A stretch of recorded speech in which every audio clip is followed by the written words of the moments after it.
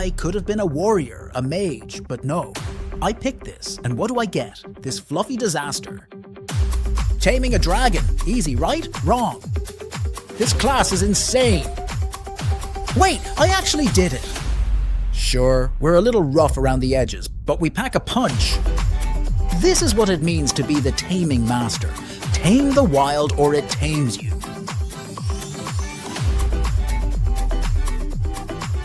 Well, mostly. We may not be perfect, but we're unstoppable. Welcome to my world. Ready for round 2? Howdy. Please like and subscribe and leave your valuable feedback. The story begins with a battle scene.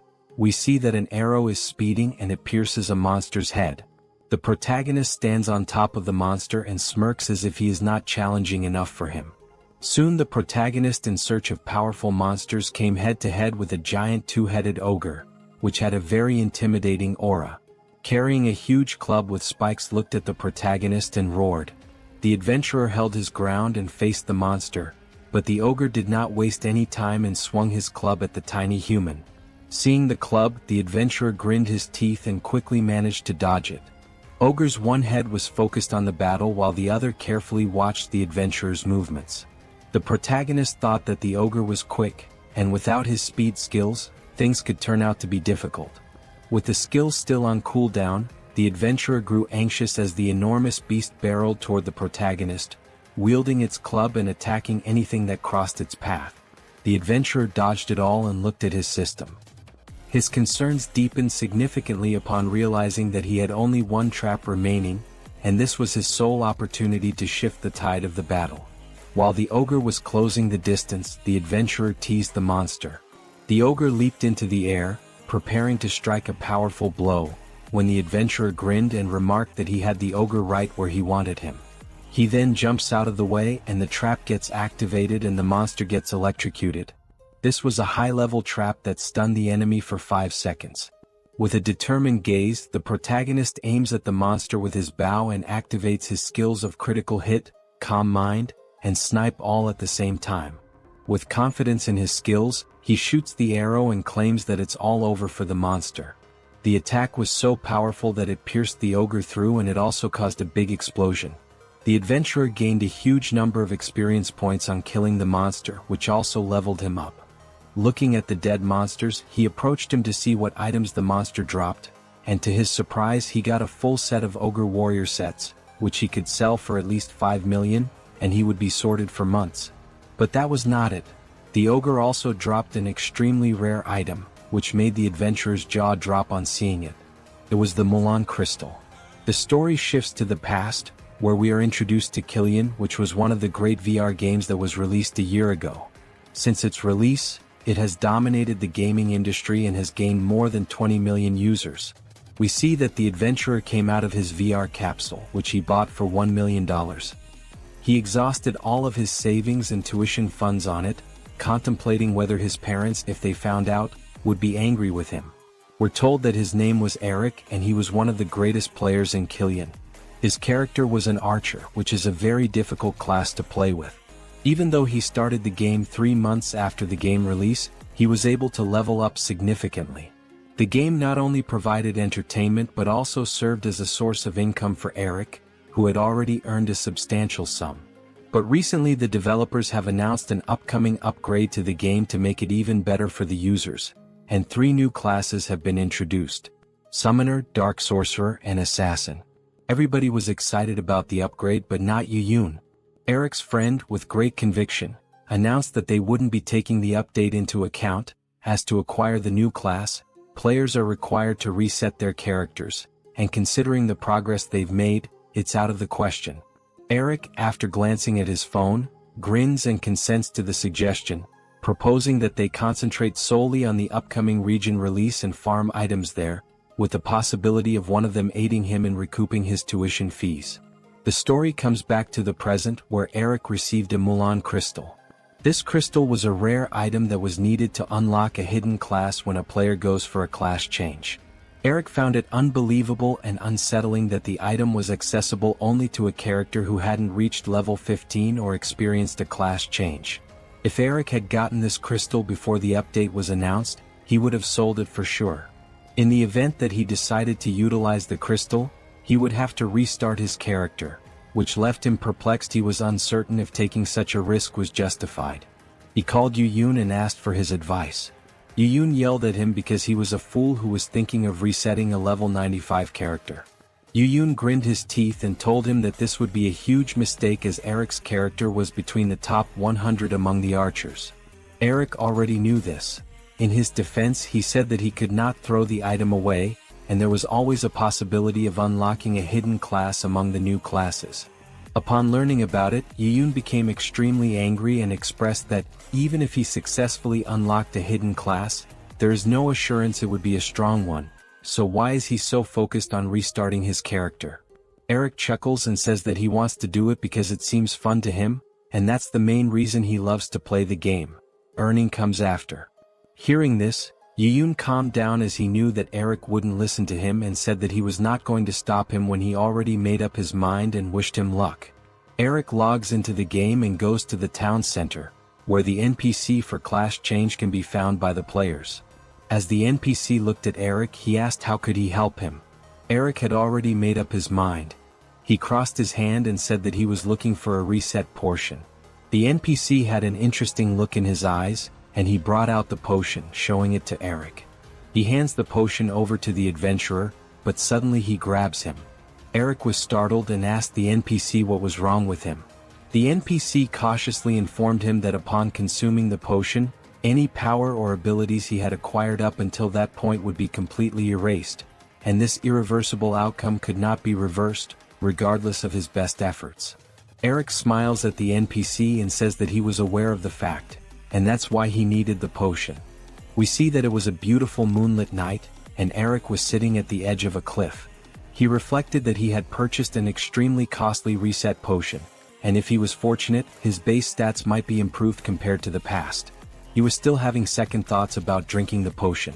He carefully examined the potion's description, which revealed that it was created using ancient alchemy techniques and had the ability to restore the characters to their original state, erasing all levels and stats.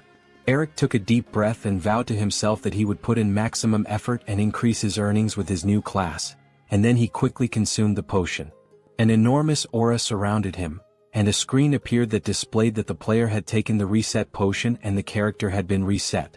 We were then redirected to the town center, where players were training to increase their base stats. It was an ideal way to get good base stats before choosing a class for every player.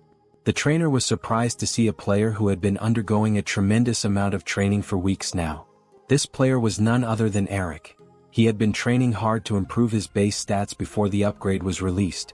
He strikes the dummy with the sword again and again all day, which increases his agility by 1, and for surpassing his limits, his vitality is increased by 1. The other trainees at the facility were taken aback by Eric's tenacity, since he has been consistently subjecting himself to rigorous training and barely takes any breaks. Some claimed that he aimed to be the most powerful player based on base stats. Eric focused on training as this would be the last day because the upgrade was going to be released very soon. The next day he logged into the VR game and spawned at the town center. It was more crowded than usual, maybe because of the new update released that day. He watches all the people and, with an excited look, thinks of going straight to the Summoner Guild first, for class change which would be now available for players after the update. He soon reaches the guild hall and enters the building. Upon entering, he noticed that the guild was empty and no one was there but the guild master. The guild master, on seeing him, inquired why he wanted to be a summoner and why taming beasts could be very dangerous. He replied that he liked challenges and summoner is a difficult class and he is intrigued by it. The guild master was impressed and asked Eric for the last time if he truly wanted to change his class. Eric nodded affirmatively, and from his pocket dimension, he took out the Mulan crystal and handed it over to the guild master. The guild master was shocked at seeing the crystal and could not believe that Eric managed to get his hands on this extremely rare item. He further added that Eric would be a really skilled player than he thought. Eric was hoping for this reaction and right away knew that he was on the right path. Eric, thrilled, could not hold back his happiness and asked the guild master that since he had handed over the crystal to him, now could he have the hidden subclass among the summoners? The guild master agrees to it, but before he does that he asks for a favor from the player, to which Eric happily agrees. The head of the guild informed Eric that an unusual wolf with blue eyes had been sighted in the thickly wooded expanses, and his son, who had recently taken up the role of a summoner, had expressed his desire to summon the beast. In order to get the hidden class, Eric needs to capture the beast and bring it to him. On hearing that, Eric was perplexed and irritated. It occurred to him that the creature was unusual and a level 40 monster, and he wondered why a beginner class transitioning from level 10 would require such a challenging quest. The guild master further added that he was busy at the guild and could not make time to capture the beast. He also hands over 5 magic binding scrolls and instructs him that in order to capture the beast, he needs to first wear down the monster and then use this scroll. After the guild master finished making his request, a screen appeared in front of Eric, asking whether he would accept the quest or not. In its description, it was also mentioned that on completing the quest, the player would be rewarded with Monster Tamer as the hidden class. Upon discovering the hidden class, Eric couldn't contain his excitement and boldly assured the guild master that he would accomplish his task no matter what. The master of the guild wishes the player good luck and advises that, should the player find themselves unable to complete the quest, they can seek the guild's help upon their return. Eric thought that it was good news for him because even if he failed to capture the monster, the quest wouldn't disappear. With a clear mind and a plan, Eric left the guild hall and went to the plains. As Eric traveled through the open fields, he reflected on the guild master's words about the young wolf's potential strength, hoping it wouldn't be overly formidable. He was confident even though he was only a level 10 player, but because of the intense training he went through before the update, it has boosted his stats significantly. With his stats, he could give a level 30 monster a run for his money. He then opens the system and checks for the wolf's location. After some time he found it, and in the system, it showed that the monster was level 20. Eric was surprised on the monster's level as it was not a big deal for him, but for other players who just started or who were at level 10, it seemed impossible to clear the quest of this magnitude. He wondered if all hidden class quests were this difficult. He then took out his bow and aimed at the wolf. He shot the arrow in bullseye and it was a clear hit. The wolf became enraged and charged Eric. Just as the player was readying himself for another shot with the arrow, he suddenly had the thought that doing so might result in the wolf's death. As the wolf was charging him with menacing eyes, the player calmly pondered what should be his next plan, as he was sure that the wolf would not be able to hurt him. He could not think of anything, and at last an awesome idea struck him. He punched the wolf hard in the face. The wolf teared up and looked sad with a swollen face. He was wary of Eric, who was coming his way, cracking his fists to give him a good beating until his HP was down and could not resist capturing him. It was necessary because a monster's health must be reduced to a certain level before it can be captured, like in Pokemon. The player battered the poor canine till its HP dropped. After thrashing the wolf, Eric brings out the scroll and starts to bind the creature, but it fails. He is convinced that if he keeps on beating the creature beyond this point, it will be fatal for it, and he deeply reflects on how to deal with this issue. Out of nowhere he got an idea. He first fed the creature, which increased his health, and then he smacked him again, till the poor soul cried and his HP came to a certain level. This guy is just pure evil. Once it was achieved, the player used the scroll again, and this time he was successful in binding the creature. After completing the challenging task, he inhales deeply, ready to claim the well-deserved reward he has earned through his struggles. He was convinced that the process of capturing the wolf was lengthy and that many players would have already changed their class and progressed further than him. He quickly goes back to the Summoners Guild, and on seeing the player, the guild master says that he knew that the request was not an easy one, was it? Eric agreed and added that the wolf was stubborn as a mule, but he managed to capture it, and here it is. The guild master rose from his seat in shock and asked if he really heard him right, and Eric managed to capture the wolf. Eric nodded in agreement and, in a confusing tone, asked if there was any problem. The guild master was amazed and still could not believe it, as the first quest for the hidden class was meant to fail, but this player managed to clear the quest.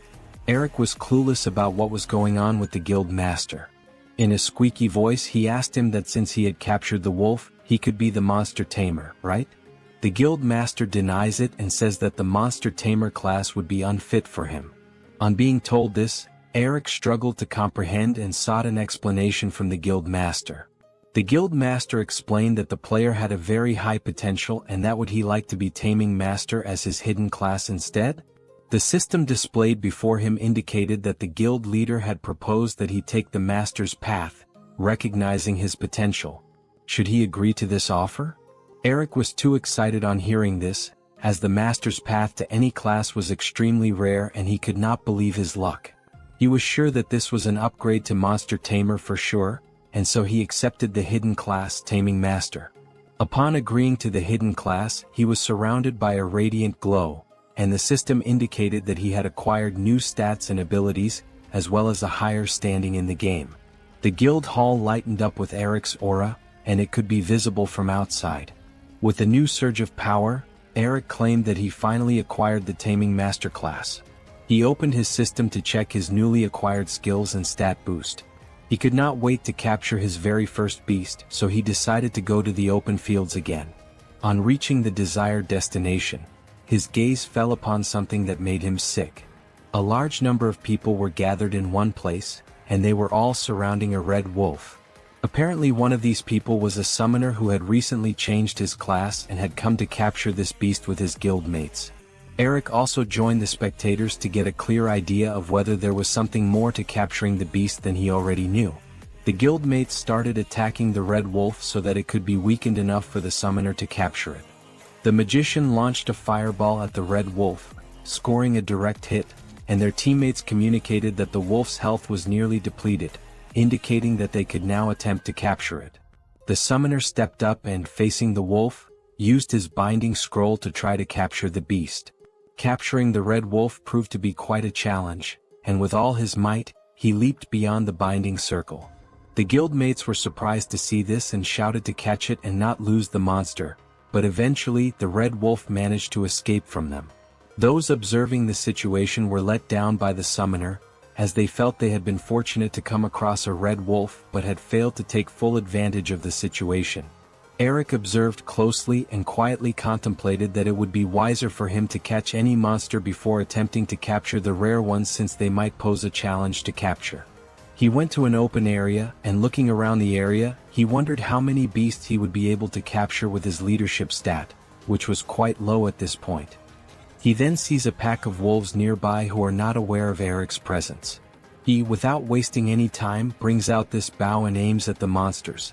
He attacks the wolf, and after some time he successfully captures the monster.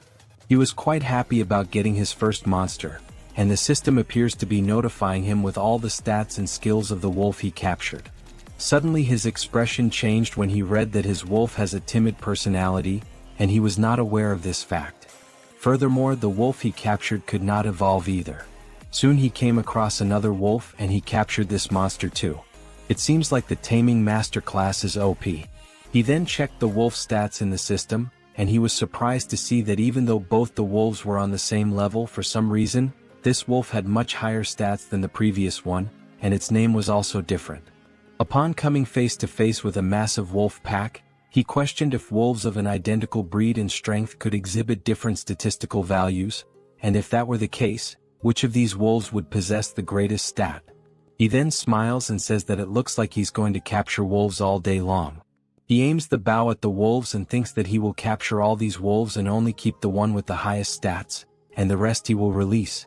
He kept on capturing the wolves, and at one point the system notified him that his affinity had increased by 1 after his repeated successful captures. Eric started to feel tired from capturing so many monsters and to rotate his hand to relax his muscles. A system message was displayed that since he has captured a large number of wolves, he has gained the title of Wolf Specialist, and now he'll be able to see the monster's level and stats using the analysis skill. Yes, definitely OP. He was happy to read it and open the system to check the skill description. He later thought, would it be able to analyze other monsters as well? After checking the description, he lifts his hand and uses the skill on the wolves nearby. The skill performs seamlessly, enabling Eric to observe the wolves' level and stats remotely, eliminating the need for repeated close encounters. Finally, he sees the wolf that he was hoping for, as its stats were quite high and its level was displayed in a golden color. He approached the wolf and looked at him. The wolf also noticed him and, with a roar, charged at him. Eric smiles to himself and says the wolf has no idea what's going to happen to him. He brought out his bow and, with an excited look on his face, faced the wolf. The battle was over within a minute, and the wolf got beaten up quite badly. Eric took out the binding scroll and captured the beast. After catching the monster, the system appeared and showed all the details of the wolf that he just captured. Eric, on seeing the details, could not contain his happiness, as this wolf had higher stats than a level 14 wolf even when he was just at level 11. Furthermore, the best part about this wolf was that, unlike any other wolves he captured, this one could evolve. He takes a deep breath and then releases all the other wolves he captured and decides to train this one. He summons the wolf and sits near him. The wolf looked carefully at his new master, and Eric decided to call him Leo. The wolf nods, and the system appears to be notifying him that Leo seems to like the name given by Eric. It further says that Eric's affinity with Leo has increased and Leo's loyalty has increased by 5 points. Eric was amazed to know that there was a loyalty stat too, which he did not know before. He then looked at the wolf and said it was time to hunt Leo, and they started running towards their next destination to grind now and level up. The story shifts to a huge, tall building, which is the headquarters of the Lotus Guild. We see that Yuyun was there, and he said that because Eric resetting his character, their guild has become quite weak now. He also questioned Eric's decision to go for the summoner class and wondered if the summoners were any good at fighting at all. He decided to check the internet for the class and see what all the other people were thinking about it. He saw that all the people were posting negative reviews about the summoner class, and nothing looked promising. Yuyun was quite embarrassed to watch this, and he clicked on one of the posts. The post was from a player who recently changed his class to a summoner, and he said that the summoner class was fun but it had big drawbacks. Firstly, the summoner class is not good at combat, and most importantly, gaining experience was a headache. Since the summoner gains a much smaller share of the experience compared to the summoners experience a slower rate of leveling up, which is a letdown. Yuyun could not read anymore and, in a disappointing tone, said that the reviews for the summoner class were not good and why Eric had to change his class for this garbage. He also mentioned that, given the slow rate of leveling up for this class, it could take Eric a considerable amount of time to reach level 20 and rejoin the guild after his class change, since the required level to become a member of any guild is 20. Meanwhile, in Killian, Eric was having a great time hunting with Leo. We could see that he was aiming at a monster, and on killing it, a system message appeared that he had now become a level 20 player. Eric and Leo were in the middle of a battle with a fox. Eric attacked the fox with his arrow, and Leo roared loudly and then bit the fox with his sharp teeth. The fox's health went down significantly. Leo then swung the fox to the ground and looked at it with fury in his eyes. As soon as the fox stands back up, Leo charges at him. Upon witnessing the event, Eric was content knowing that Leo's stats and level were not as high as the fox's, but Leo charged at it fearlessly, causing Eric to ponder whether this was an aspect of Leo's personality. He praises Leo, and in order to support his summons, he aims at the fox and shoots another arrow. Leo pounced at the fox, pinning the monster down, and Eric's arrow hit the fox, killing it. Both Eric and Leo looked at the dead monster, and the system notified them that both Leo and Eric had gained experience, and their experience had been split 50-50. Following his reading of the system notification, Eric displayed concern, realizing that it would be an uphill battle for both of them to promptly raise their levels if the experience was split evenly, and he had to raise Leo's level to 15 right away. He then activated his skill beginner's training, which was a special skill for the Taming Master class. When the skill is used, the summon understands its master's order better for 15 minutes. Eric has no regrets about not enjoying himself with his summon, and after an intense hunting session he teaches the wolf to shake hands and also plays fetch like a regular pet. To level up the monster, Eric has 2 ways, either through experience or by training, so he makes the most of both of them.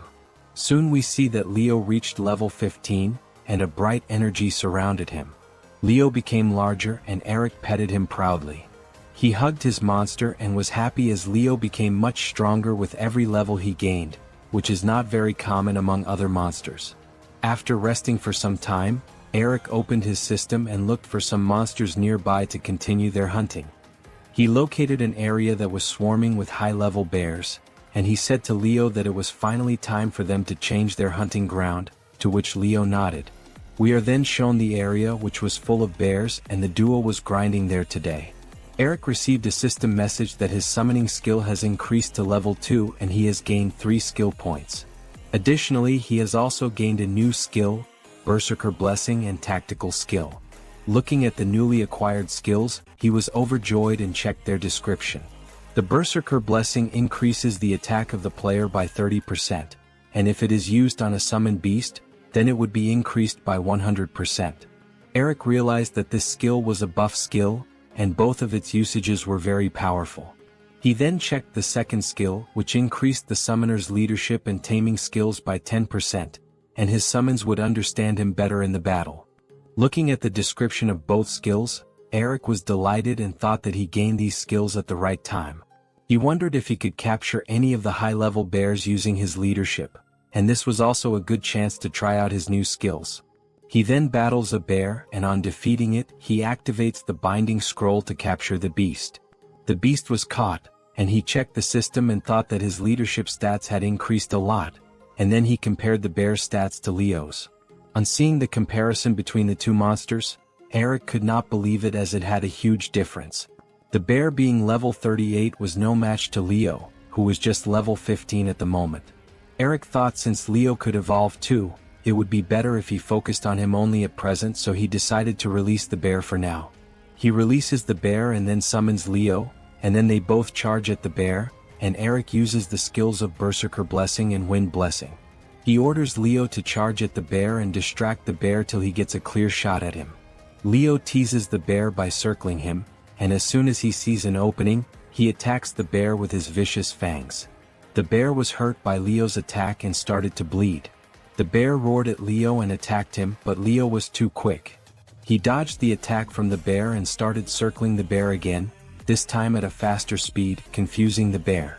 The monster became agitated and started running behind Leo, who was going straight in Eric's direction. Eric stood poised with his bow pointed at the bear, convinced that his newly gained skills were adequate, and Leo readily picked up on his meaning. He then shoots the arrow at the bear, which is a direct hit, and Leo finishes the bear with this final Fang attack. As they both were looking at the big bear's body disappear, a system message notified Eric that Leo had leveled up to level 19.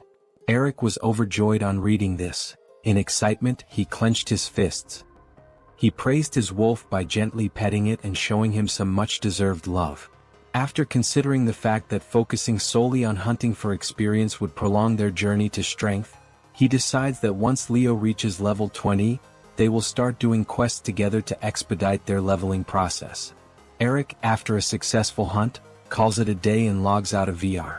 He takes a quick, invigorating shower with cold water and then goes online to see what people are saying about the summoner class, believing that there will be a number of complaints about its shortcomings.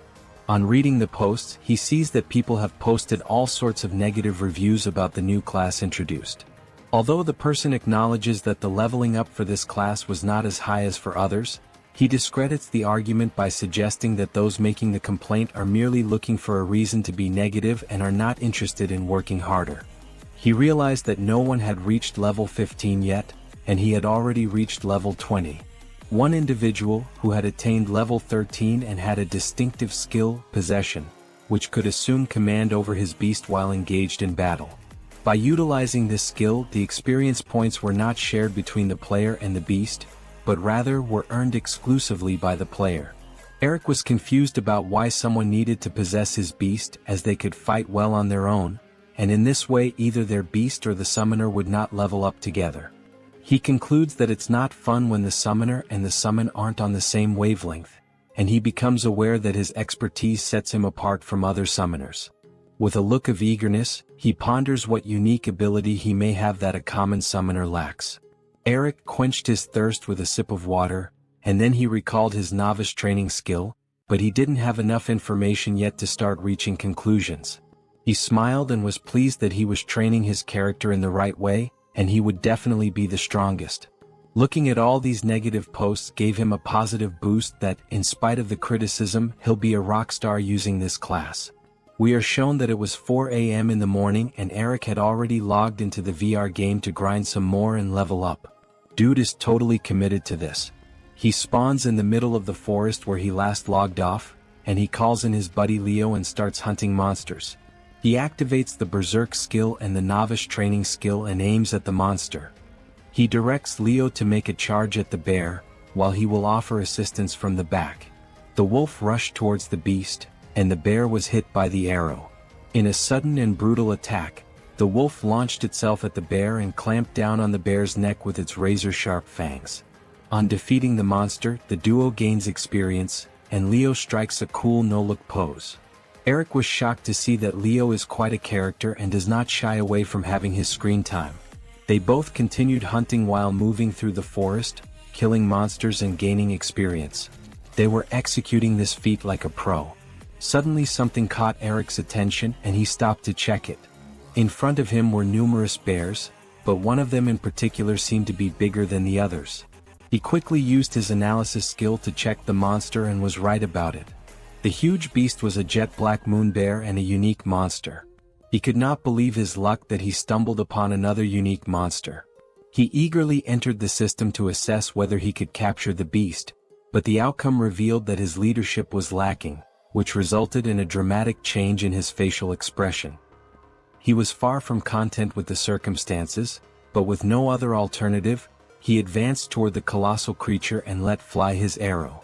The arrow hit him directly at the center, which made the bear furious and he roared loudly.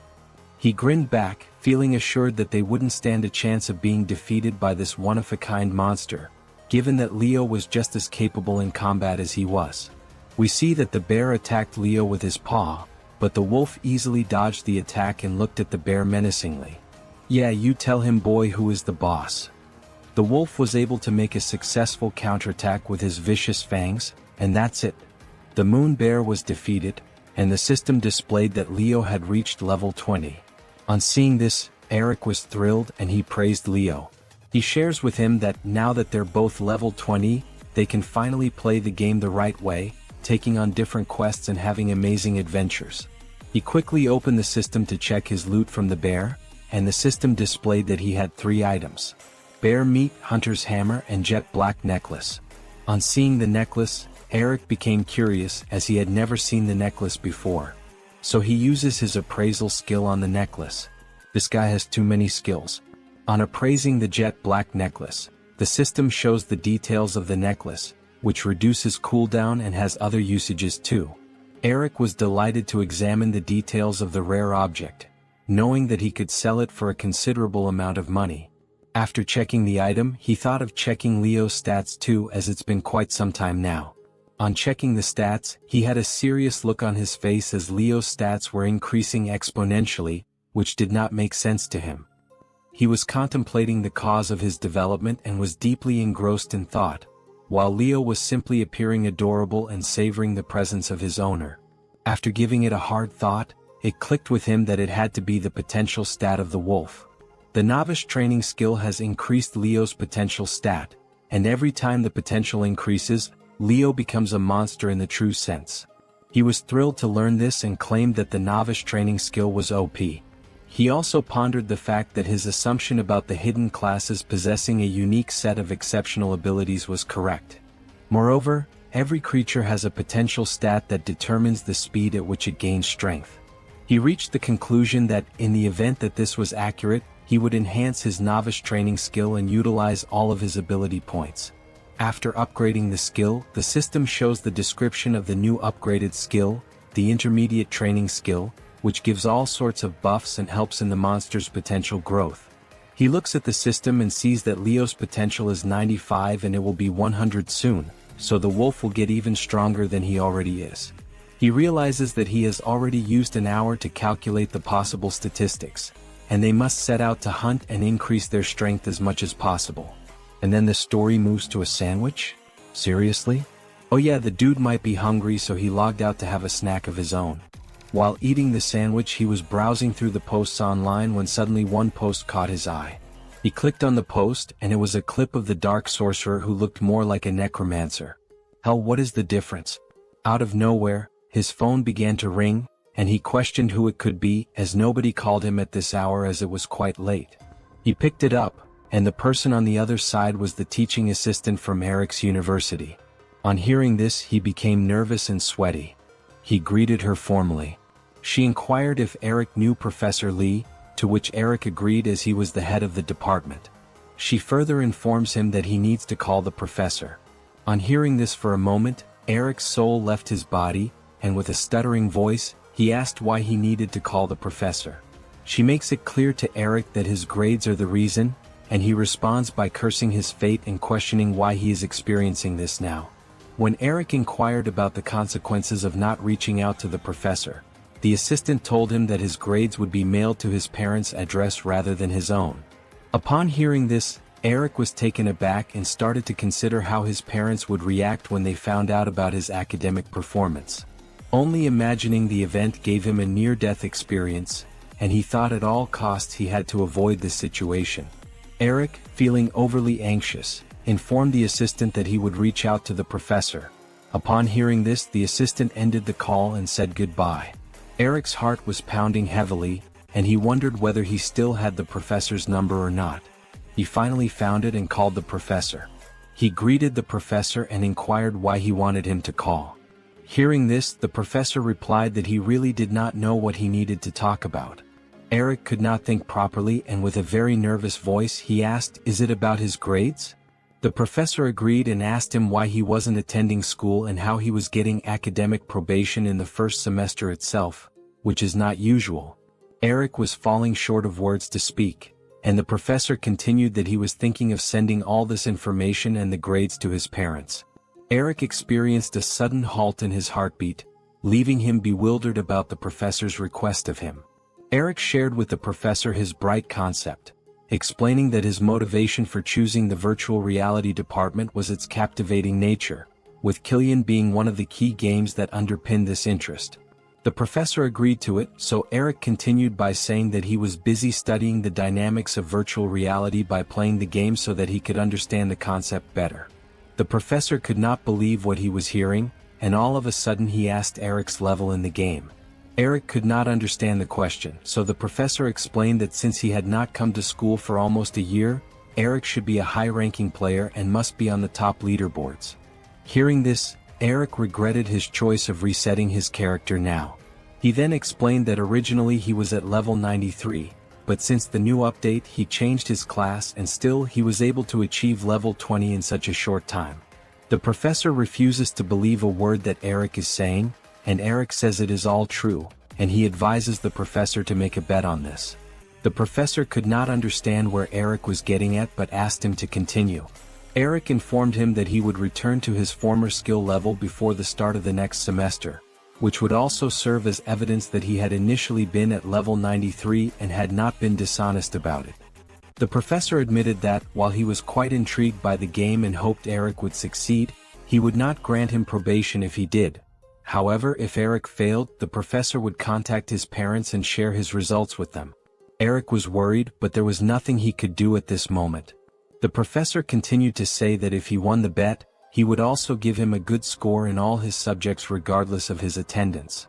After listening to the statement, Eric's excitement grew, and he questioned the professor if he truly intended it, and the professor nodded in agreement. "Wow, the professor we all need." He thanked the professor for giving him this chance and promised that he wouldn't disappoint. Dude just got a free pass to play games. He recently discovered a new source of motivation, so he logged into the game, brought forth Leo, and informed him that they would be pushing themselves to train even harder than before, and the wolf responded by gently nodding.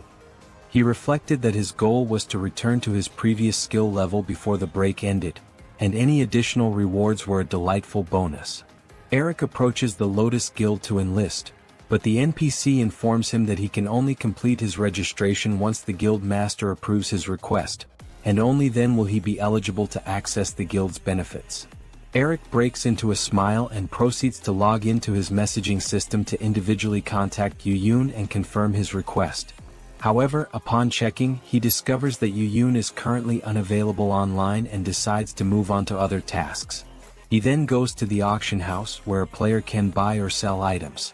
Eric planned to get a total makeover and change all his gear, which would be well suited to his stats. Eric positioned himself in front of an array of weapons, arms folded, contemplating the ideal weapon type for a summoner. given that summoners typically struggle in close-quarters combat. He casually browses through the other weapons and wonders if any of them would boost his stats or give him a buff. While he was thinking, this item caught his eye, and the system displayed its description. It was a headband that could be used when a player was level 25 and gave a significant buff to all the summoned creatures. This item was perfect for Eric and his companions, and without wasting any time he purchased the item. After buying the item, he looked at it and was glad that finally, some items exclusive to the summoner class were coming to the market.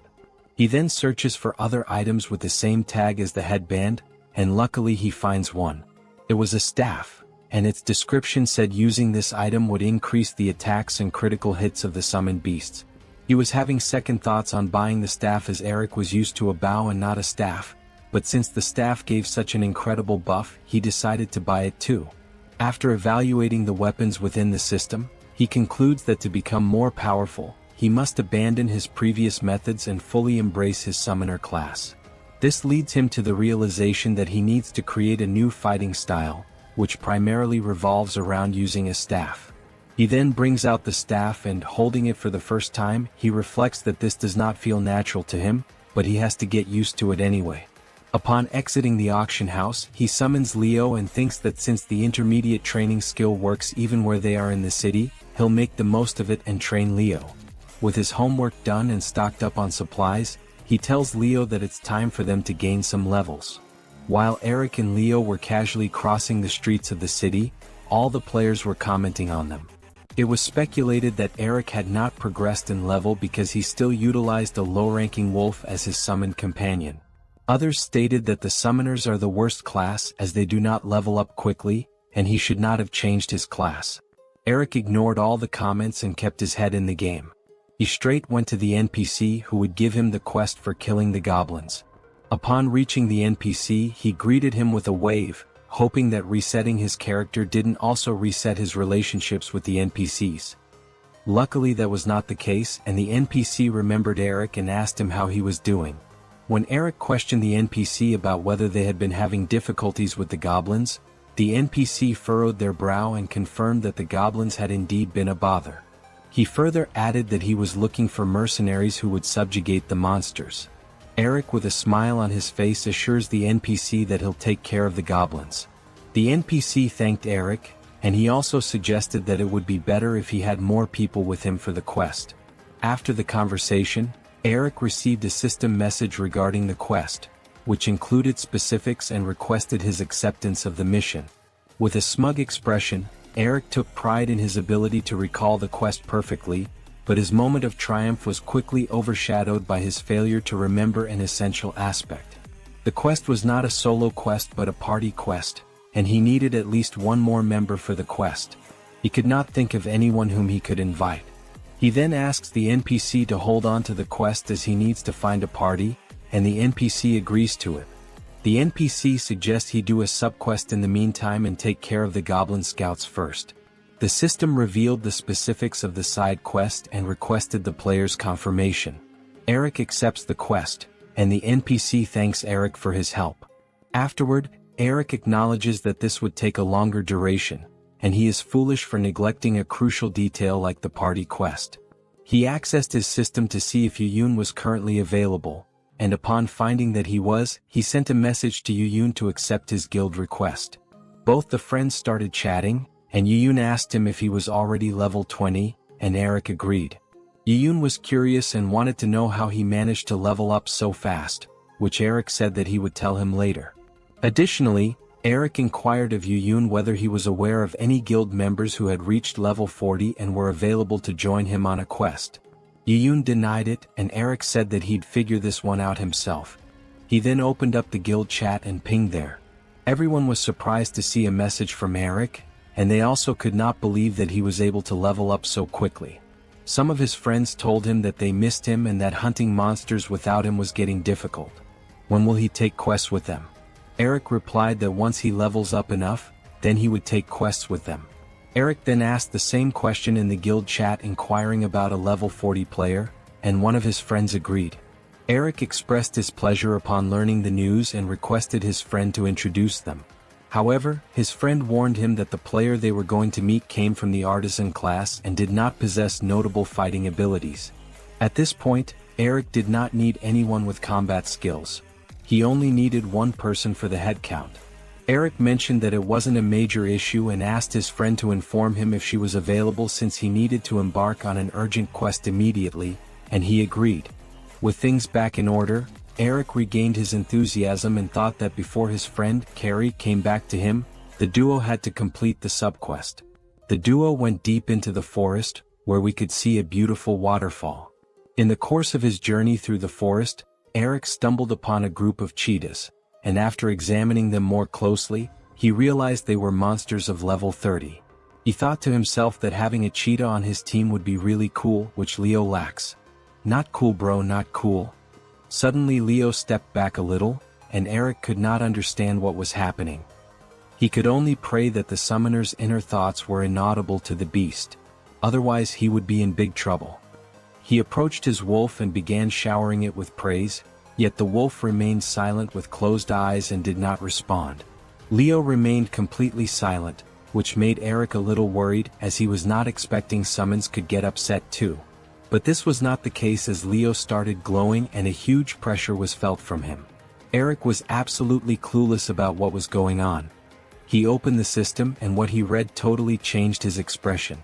Leo started emitting a blue and red aura, and his eyes were fiery red. The system informed Eric that his wolf was evolving. Eric was excited and thought it was about time, and finally he was evolving. But he wondered why he was evolving now and what triggered this evolution. He examined Leo's potential and discovered that it had reached 100, and he anticipated that Leo would undergo a significant transformation and become much more menacing once his evolution was complete. He wished that Leo would also become bigger so that he could ride him as well. Dude was just thinking that our boy was not cool. A huge energy was visible from a distance, releasing tremendous pressure, and finally, our boy evolved. Leo now had a red mane and grew larger in size just as Eric had hoped.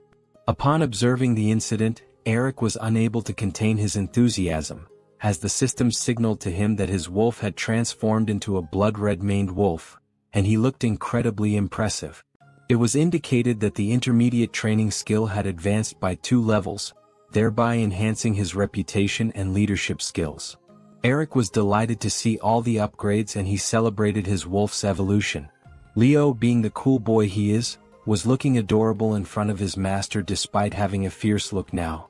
Eric expressed his fondness for his beast and reaffirmed his love for him, stating that he valued Leo above all else and would never exchange him for anything. The system displayed the information on Leo after his evolution, which increased his stats, and he was also now in possession of unique abilities. Eric was overjoyed to discover the new information, especially the part about his ordinary beast transforming into a rare one, allowing him the opportunity to evolve it even more. Eric mounted Leo, and they went straight to the valley to complete their subquest. The valley was huge with fog all over. Upon their arrival in the valley, the two of them took a brief break, and Eric shared his thoughts that the game had become too authentic after the recent update, leaving him with an unsettling impression of this specific valley. He gets off Leo and tells him to let's finish the quest quickly so that they can head for the main one.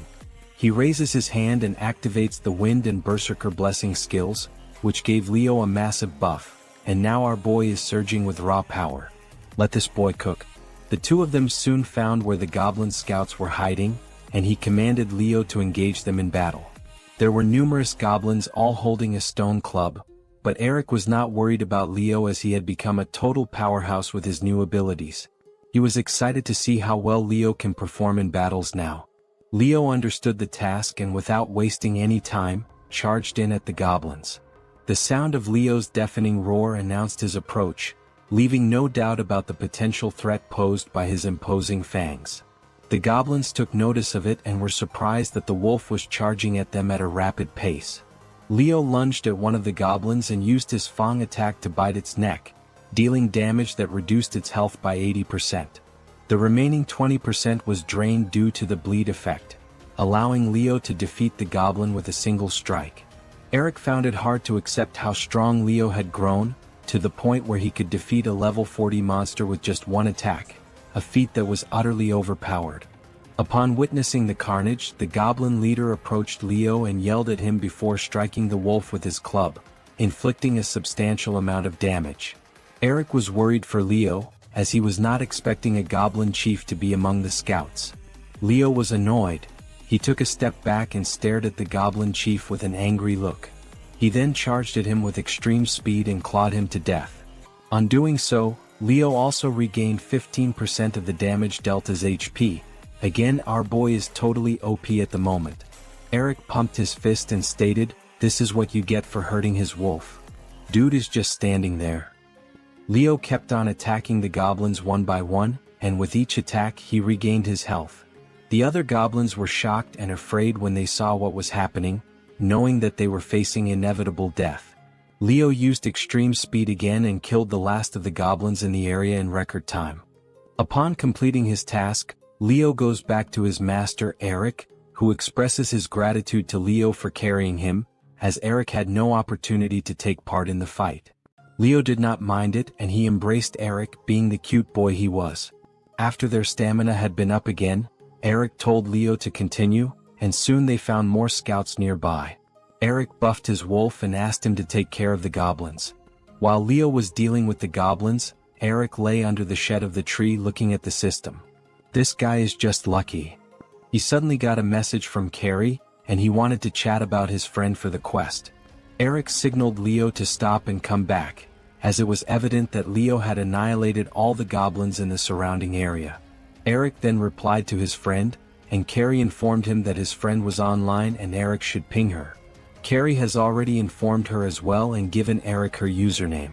Eric was absolutely delighted as they had just completed the subquest and finally they could head on to take the real deal. Carrie reminded him that his friend did not have any experience in combat, and is it not concerning for Eric?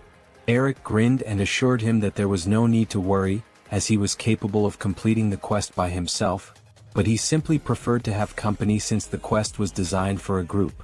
Hearing this news, Carrie became more calm and asked Eric how long it would take before they could set out on a hunting expedition together. Eric stated that he'll catch up to them within 2 months. His goal was to advance to level 50 within the upcoming 2 weeks, then progress to level 80 in the following 2 weeks, and finally reach level 100 within an additional month. He had to achieve this impossible feat as much was at stake here for the player. He then opens the system and searches for Helen, Carrie's friend. On finding her profile, he pinged her and asked her where she was. She replied that she was in the town center at the blacksmith and was getting her equipment repaired. Eric told Helen that he would arrive in 15 minutes and suggested they meet by the blacksmith's shop, and she agreed to this plan. Eric, after completing the quest, collected his reward and went to the blacksmith's shop. On reaching there, he was looking for Helen and after some time managed to find her. He had a huge smile on her face and he called out to her and introduced himself. Helen faced Eric and introduced herself to him, mentioning that she had heard many positive comments about him from her friends. Way to make a first impression, sweet. Eric asked if she was friends with Carrie, and she replied that she was like an older sister to him. Following a brief discussion, Helen shared with Eric that she had finished all her tasks and was now prepared for the journey. Eric was ready too and they both decided to go for it. Just as he was about to set out on the quest, Eric reminded himself of Carrie's statement that she did not have combat capabilities due to her artisan class background. So he asked her that. Carrie informed her that she could not engage in combat. Could he know the reason and about her abilities as they might come in handy in the battle? She nodded in agreement, and she said that the reason she could not engage in close combat was because her class was a chef and she liked to cook. Our guy was left speechless by this information, and he began to wonder if the chef class is available in Killian, or if it was all just a figment of his imagination. Eric was momentarily thrown off when Hayron mentioned her class was artisan. Then he remembered, oh yeah, she's an artisan, but wait, she's a chef? Hayron, with a playful grin, clarified that she's also majoring in culinary arts in real life. This revelation hit Eric like a perfectly baked soufflé, light, fluffy, and unexpectedly delightful. He tried to play it cool but the surprise was evident. Artisan classes are tough, Eric said, trying to sound knowledgeable. I mean delicacy and all that. Hayron, eyes sparkling, confessed that she absolutely loved cooking and had been doing it for years. Eric couldn't help but wonder, does real-life culinary skill translate to game-winning recipes? The idea of gaming with gourmet perks was almost too good to be true. As they strolled towards their destination, chatting about the ins and outs of artisan life, Eric couldn't resist smiling. He casually mentioned he'd love to try her cooking. Heron, flashing a smile that could melt even the iciest of hearts, agreed. Eric mentally patted himself on the back. Smooth move, Eric, smooth move. Arriving at the NPC for their quest, the atmosphere shifted. The NPC eyed Eric's lone party member and raised an eyebrow, saying it was going to be a tough quest but was confident in Eric's abilities. A system message pinged with details of the goblin quest, and Eric's excitement dimmed a bit. The quest had changed slightly because they were late, but hey, the rewards were still intact, so no biggie, right? Did you get the quest too? Eric asked Heron, and she nodded. With a wave, he urged her to get ready, summoning Leo, his giant wolf familiar. Heron, eyes wide, yelped in surprise. Suddenly there was a massive, intimidating wolf in the middle of the city. Eric quickly reassured her, "It's cool, he's mine." Heron calmed down, but now she was left wondering how on earth a summoner, a class that was practically fresh out of the box, was going to handle a goblin quest. A task known to make seasoned players cry for their mothers. Eric chuckled at her concern. "Don't worry about it. My wolf is seriously OP. He's already level 25, so we're golden." Heron looked skeptical. I'm level 45 and I'm still nervous. Also, I can't fight, so..." But Eric, ever the optimist, continued with a grin, explaining that Leo was the only one of his kind on the server and loaded with strong skills. Heron's skepticism turned into excitement. Leo wasn't just strong, he was practically a celebrity. She approached the wolf, her previous fear gone, and even offered him a delicious homemade treat. Lucky wolf, Eric thought with a twinge of jealousy. The scene then switched to the valley where the advance unit had already set up shop, prepping for a showdown with the goblins. When Eric and Heron arrived, the captain welcomed them warmly, but something felt off. The other players looked like they'd had a rough day, probably the goblins' doing, but Eric shrugged it off. Together with Heron, he moved to another part of the battlefield, ready to get in on the action. The captain rallied the troops with an epic speech before commanding his army to charge at the goblins. War cries filled the air as both sides collided in a chaotic frenzy. Heron, understandably nervous, was reassured by Eric, who reminded her that she'd be in a support role while he and Leo handled the heavy lifting. He then had a brainwave, why not use Heron as a tank since she had a shield? This way he and Leo could focus on smashing goblins and racking up those sweet experience points. Heron agreed to the plan, trusting in Leo's OP might. After all, he had been so well fed by her. Just then a goblin lunged at them, but Heron was quick to activate her shield, startling the goblins with her reflexes. As the battle raged on, Eric checked in with Heron about her mana levels. She confidently reported she could hold out for another 10 minutes. Eric, now even more impressed, realized Heron was better than he'd anticipated. This chef could handle a battle. Meanwhile, Leo was tearing through the goblins like a hot knife through butter, with Eric's level shooting up rapidly thanks to his efforts. Before long, Eric had climbed to level 27. Eric couldn't help but be amused by how well things were going. Between Heron's unexpected resilience, Leo's unstoppable strength, and his own quick thinking, they were turning out to be an unbeatable team. It seemed like this quest was going to be as smooth as Heron's cooking. Well, almost. As the war between Eric's party and the goblins raged on in the valley, a group of players on the sidelines couldn't help but notice Eric's impressive performance. One player, eyes narrowed with suspicion, watched Eric and Leo slicing through goblins with ease. "What's the deal with that guy?" he muttered to himself before calling over his friends. "Check this out," he said, pointing to Eric. "Looks like he's a summoner, but what level do you think he is to be holding his own here?" One of his friends squinted, evaluating Eric's combat prowess. "If he's hunting in this area, he's gotta be at least level 40. Maybe even 60, the way he's handling those goblins." But the first player wasn't convinced. "No way. The summoner class just dropped.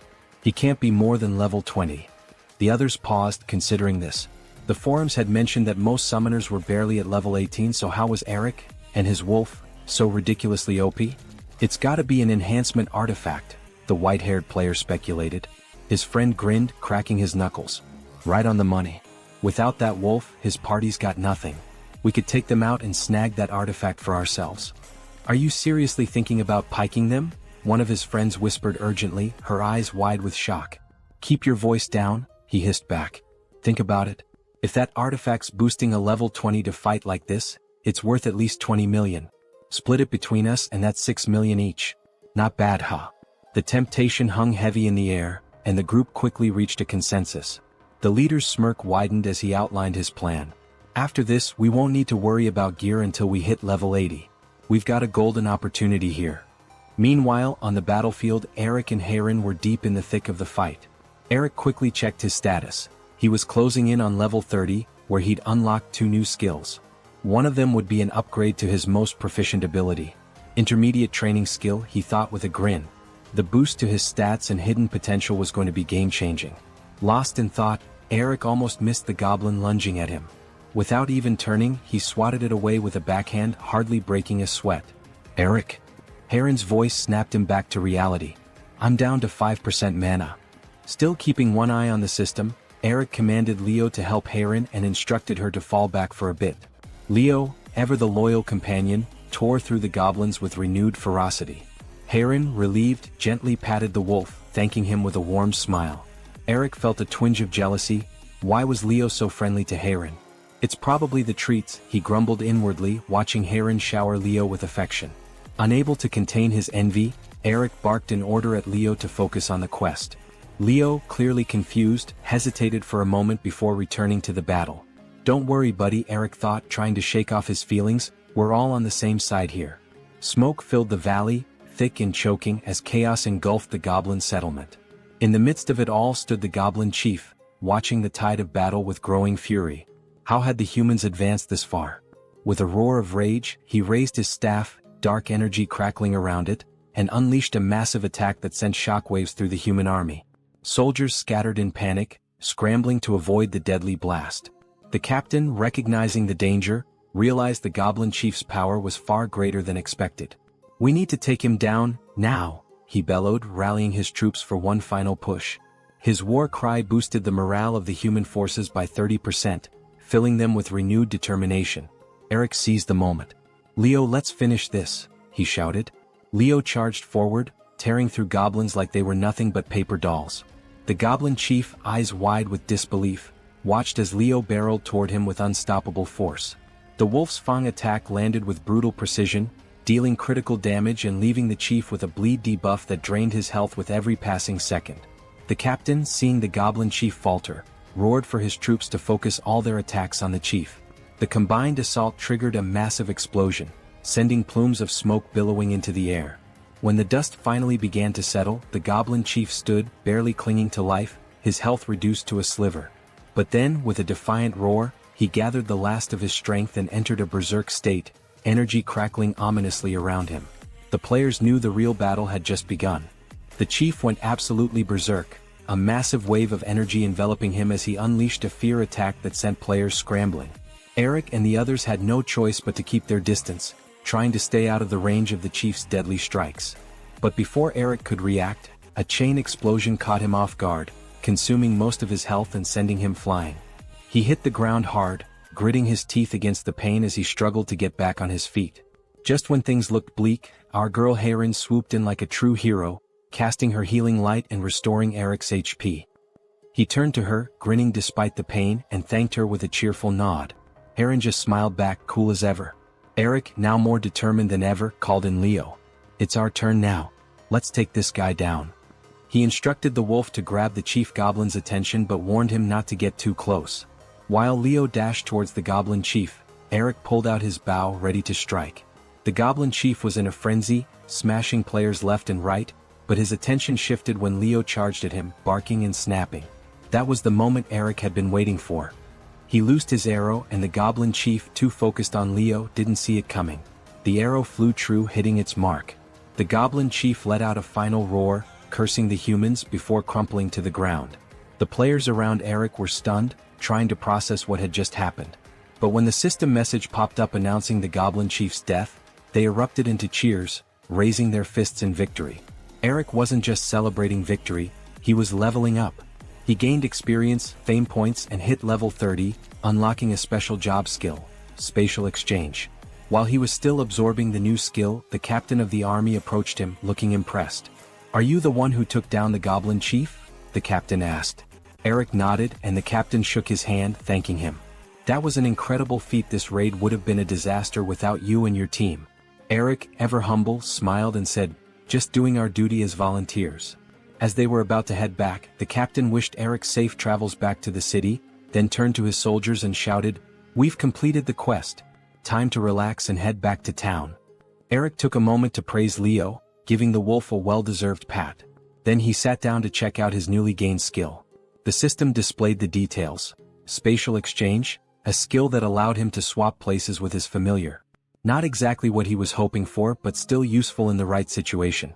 As he thought about how to use his new skills, Heron approached, her eyes bright with gratitude. Thank you for your leadership, Eric. We couldn't have done it without you. Eric beamed, grateful for her words. The same goes for you, Heron. Your healing kept us all in the fight. But the real MVP here is Leo, he added, looking at his wolf companion. He did most of the heavy lifting. Heron nodded in agreement, petting Leo gently. He's amazing. I've never seen a familiar as strong and skilled as him. Just as they were enjoying the moment, a group of players approached. The same guys who had been plotting against them earlier. Eric's good mood soured. What are these guys doing here? He wondered. The leader, a yellow-haired guy named Rookin, introduced himself and extended his hand. Hey, I'm Rookin. That was some impressive work back there. How about joining us for another quest? Eric raised an eyebrow, skeptical. Another quest? What's the catch? Rookin explained that they had discovered a hidden quest in the tunnels behind the barracks, where a goblin priest awaited.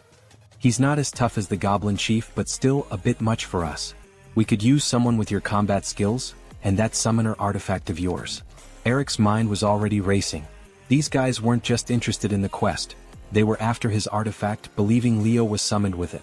And they were willing to do whatever it took to get their hands on it. Playing it cool, Eric agreed to join them. But inside, he was already forming a plan of his own. If they thought they could outsmart him, they were in for a surprise. This wasn't just another quest, it was about to become a game of wits, and Eric had no intention of losing. Eric quickly pinged Heron on a personal chat. She glanced at him, confused, since he was standing right next to her. Why are you pinging me when I'm right here? She asked, raising an eyebrow. Just give me a second, Eric whispered before turning to Rookin with a polite smile. Thanks for the quest offer, but I need to discuss it with my party first. Rookin, wearing a sly smile, nodded. Sure, take your time. Eric turned back to Heron and asked her opinion on joining Rookin's party for the quest. At the same time, he sent her a private message. I think these guys are planning to PK us. Heron's eyes widened. PK? Are you sure? Eric nodded, typing quickly. I'm pretty sure they're planning to ambush us during the High Priest quest. Play along for now, but be ready. Heron hesitated but then replied to Rookin. The offer sounds pretty tempting, and it's not every day you get a chance at a rare hidden quest. We're in. Rookin's smile widened, thinking they were just clueless newbies. Heron gave Eric a side glance, pinging him again. What's the plan? Don't worry, Eric replied. I've got a way to teach these guys a lesson they'll never forget. The scene shifts to a player sitting on the edge of a cliff, enjoying the virtual sunset. He praised the game for its stunning realism and took a bite out of a roll he pulled from his bag. His wolf sat beside him, munching on a treat. This player was none other than Eric's professor. As he enjoyed the view, he mused aloud, I bet Eric's grinding away right now, trying to level up before our deadline. I wonder what class he chose. I'll have to ask him next time. Back in the game, Eric, Heron, and Rookin's party ventured deeper into the tunnel, cutting through goblins with impressive coordination. Rookin watched Eric, a smirk forming on his lips. The quest is going smoothly, he thought. Soon the boss will appear and then we'll make our move. With Eric and Heron busy fighting, we'll take them out and grab that artifact for ourselves.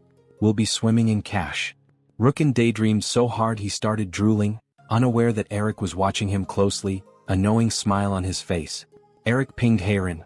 The boss is coming up. Ahead is a prison cell. When someone steps inside, the boss spawns and the gates slam shut within 5 seconds. Here's the plan. We go in with them, then jump out at the last second, leaving them locked in with the boss.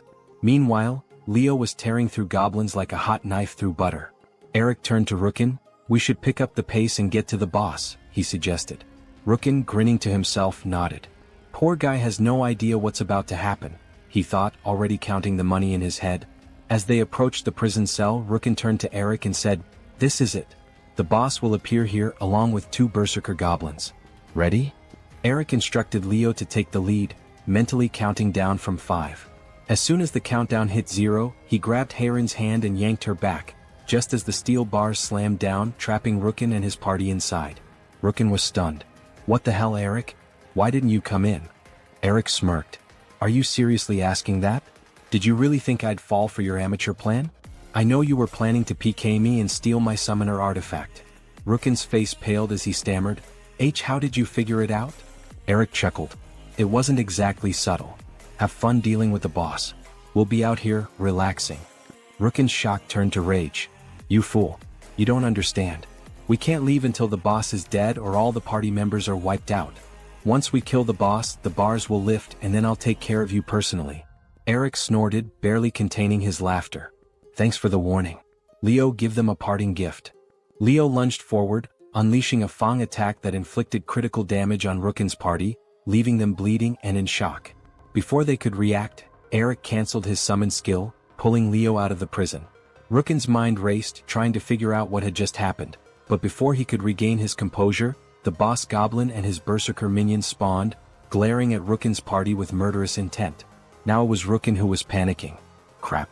We're screwed," he muttered as the boss goblin charged, leaving Rookin and his party to face the consequences of their greed. Rookin yelled at Eric, his face twisted with rage. "You're a dead man, Eric. You think this little trick will stop us? We're strong enough to take down this boss, even with the debuff. And once we're done, you and your pathetic party are next." Eric just shrugged with a lazy grin, completely unfazed. "Good luck with that," he said, then casually sat down. "But here's the thing, Rookin. I don't think you're going to clear the quest at all." Rookin's fury was almost palpable, but before he could retort, the boss and his goblin minions started advancing. "Focus on the boss." Rookin barked at his party. "Take him down first and then we'll deal with Eric and his crew." His party members nodded grimly, but their resolve was already starting to crack under the pressure. Meanwhile, Eric was sitting back, thoroughly enjoying the spectacle. He even had the nerve to boo Rookin's party, which only added fuel to Rookin's anger. The guy was seething, his focus splitting between the boss fight and his vow to teach Eric a lesson.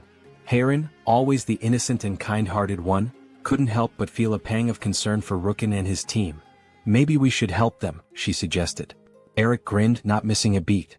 "By all means, if you're that worried, go ahead." The battle kicked off, and Rookin charged at one of the berserker goblins, their weapons clashing with a loud clang. Rookin blocked the goblin's savage blow with his shield and countered with a sword slash, dealing significant damage. For a moment, victory seemed within reach. But just as Rookin's confidence swelled, the goblin priest raised his staff and healed the berserker, undoing Rookin's hard work. "Take down that priest." Rookin roared, his voice laced with desperation. One of his party members quickly hurled a spear at the priest, landing a direct hit. Rookin allowed himself a brief smile, until it was wiped off his face as the goblin priest cast a buff, boosting the goblin's attack power by 35%. "What the hell?" Rookin shouted, panic rising in his chest. He looked around frantically and then froze. Heron was standing there, calmly buffing the monsters with every skill she had, making them more dangerous with each passing second. "Is this enough help?" Heron asked innocently, glancing at Eric. Eric chuckled. "You could heal the goblins a little too, just to be sure." "Aye aye, Captain." Heron replied, activating her recovery skill to heal the goblins. Rookin and his party were beside themselves. "Stop. What are you doing? We're going to die if this keeps up." Rookin screamed, but it was no use. The tide had turned and the outcome was inevitable. The battle ended as quickly as it had begun, with Rookin's party falling one by one until they were all wiped out. The system message flashed, "Quest failed." The scene shifts to the town where Eric and Heron were making their way back, both in high spirits. Eric checked his system, grinning as he reviewed the loot they'd collected from Rookin's party. "Looks like we did pretty well," he said, flashing a mischievous smile at Heron. "We should head to the auction house and sell these items. Might as well cash in on our hard work." Heron nodded, still riding the high from their victory. "Thanks for your quick thinking, Eric. We not only completed the quest but also ended up with some valuable items." Eric laughed. "It wasn't just me. It was a team effort. Everyone played their part perfectly." He pulled out a necklace from his inventory. "And look at this," the goblin priest dropped this high priest necklace. "It's worth a fortune, though we'll have to split it." As they made their way to the auction house, Eric couldn't help but notice how much Heron had enjoyed herself during the quest. "You know," he teased, You seem to be having a bit too much fun back there. Didn't know you had it in you.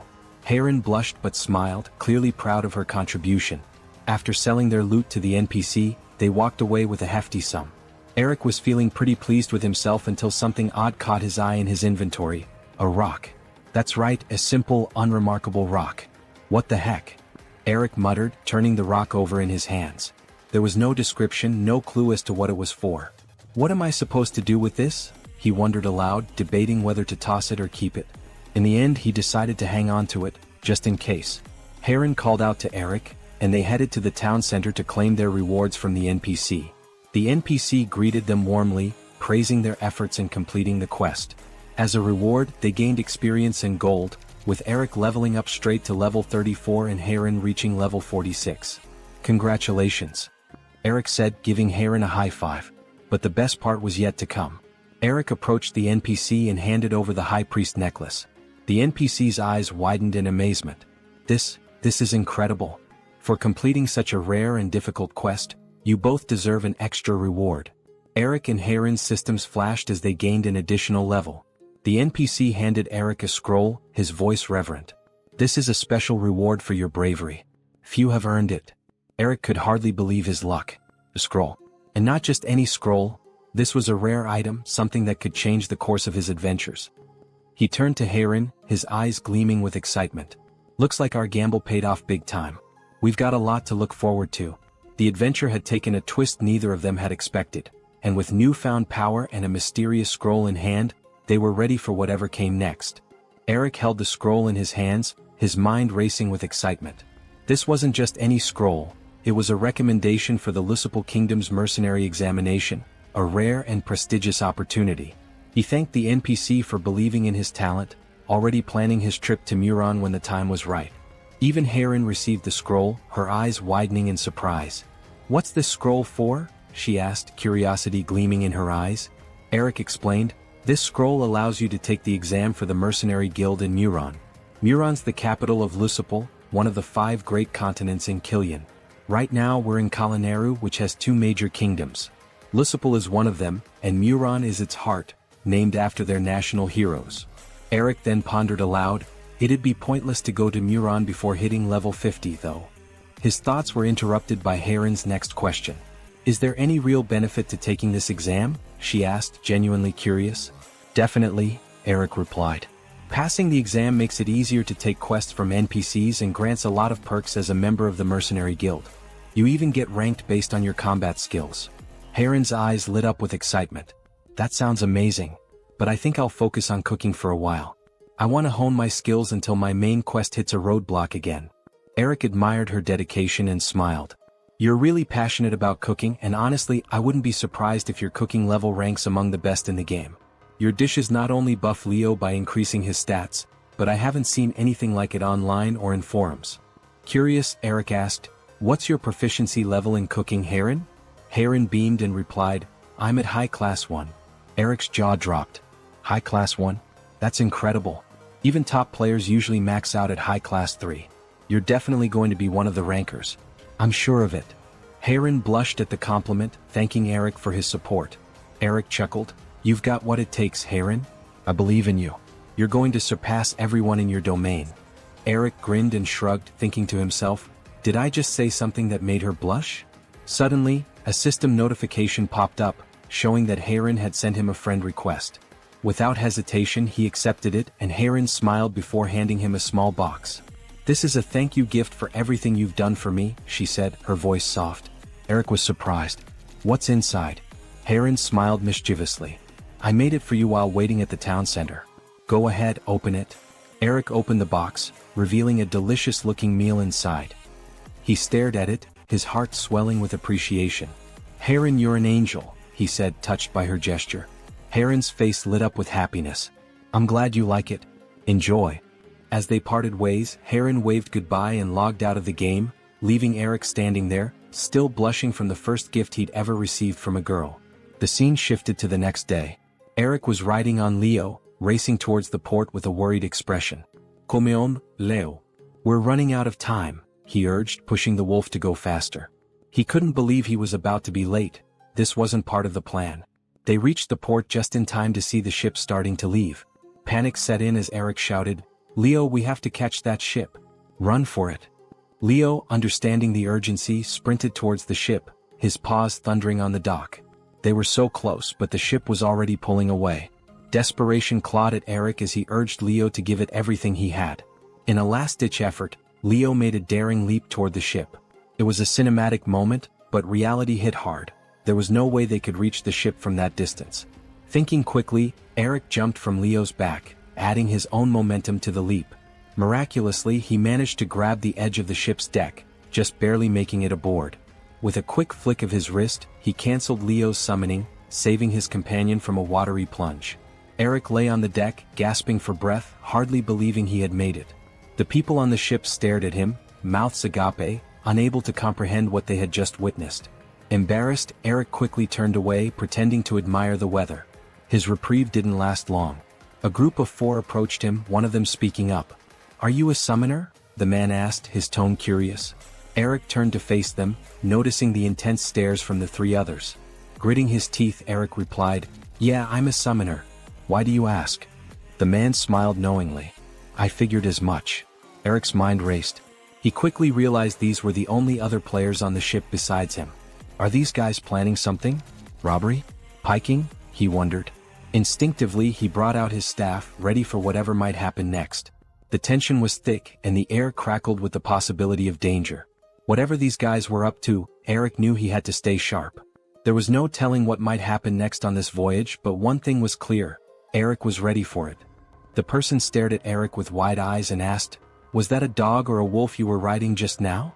Eric's expression quickly softened. These guys weren't what he thought. They weren't enemies, they were huge fans of the summoner class. Relief washed over him as they all eagerly pleaded for him to summon Leo so they could admire and play with him.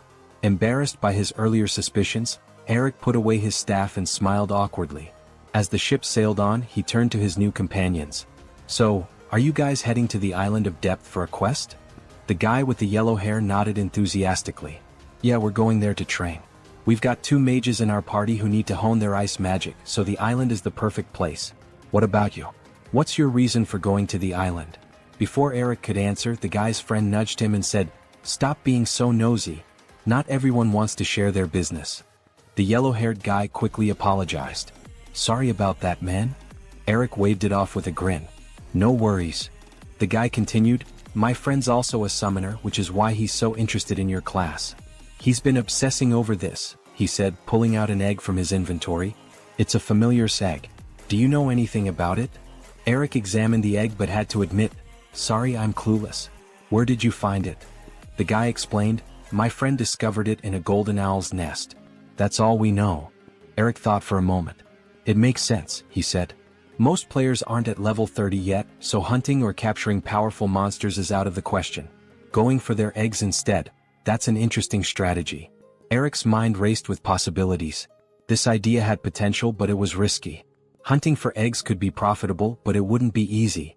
Soon, the ship docked at the island of Depth, an expanse of ice and snow stretching as far as the eye could see. The adventurers disembarked, shivering in the biting cold. Eric stood tall, pretending the chill didn't bother him, but eventually even he had to admit, "Damn, it's freezing out here." Leo, standing beside him, shivered in agreement. Eric regretted not packing more clothes. "Guess we should have come better prepared," he muttered. After bidding farewell to his new friends, Eric turned to Leo and said, "Let's get moving, buddy." He looked out over the icy landscape, spotting a group of ice golems near the cliff's edge. This looks like a good hunting ground. But before diving into battle, Eric decided they needed to rest and refuel. He pulled a meatball from his inventory, tossing it to Leo, who jumped with excitement, his eyes practically popping out of his head. As Leo devoured the meatball, a system notification appeared. Leo has consumed the meatball. For the next 40 minutes, his health and dexterity have increased. Eric grinned, delighted by the notification. Not only did the duration double, but Leo got a major dexterity boost too. Curious, Eric considered trying a meatball himself but recoiled as the foul smell hit his nose. Heron's words echoed in his mind. "This is for Leo, not for you." Now he understood why. Instead, Eric opened the gift Heron had prepared for him and began eating the meal. It was so delicious that he couldn't remember the last time he'd eaten anything so good. As he ate, another system notification popped up. You have been buffed for 1 hour. Additionally, all your stats have permanently increased by 3 as a result of consuming a high-class meal for the first time. Eric's eyes widened in disbelief. He immediately opened his status screen, confirming that all his stats, even his leadership, had increased by 3 points. This is incredible, he marveled. It's like gaining 3 levels all at once. He smiled, thinking of Heron. I definitely need to thank her, and ask her to cook for me more often. With their buffs active and their spirits high, Eric and Leo set out to hunt the ice monsters.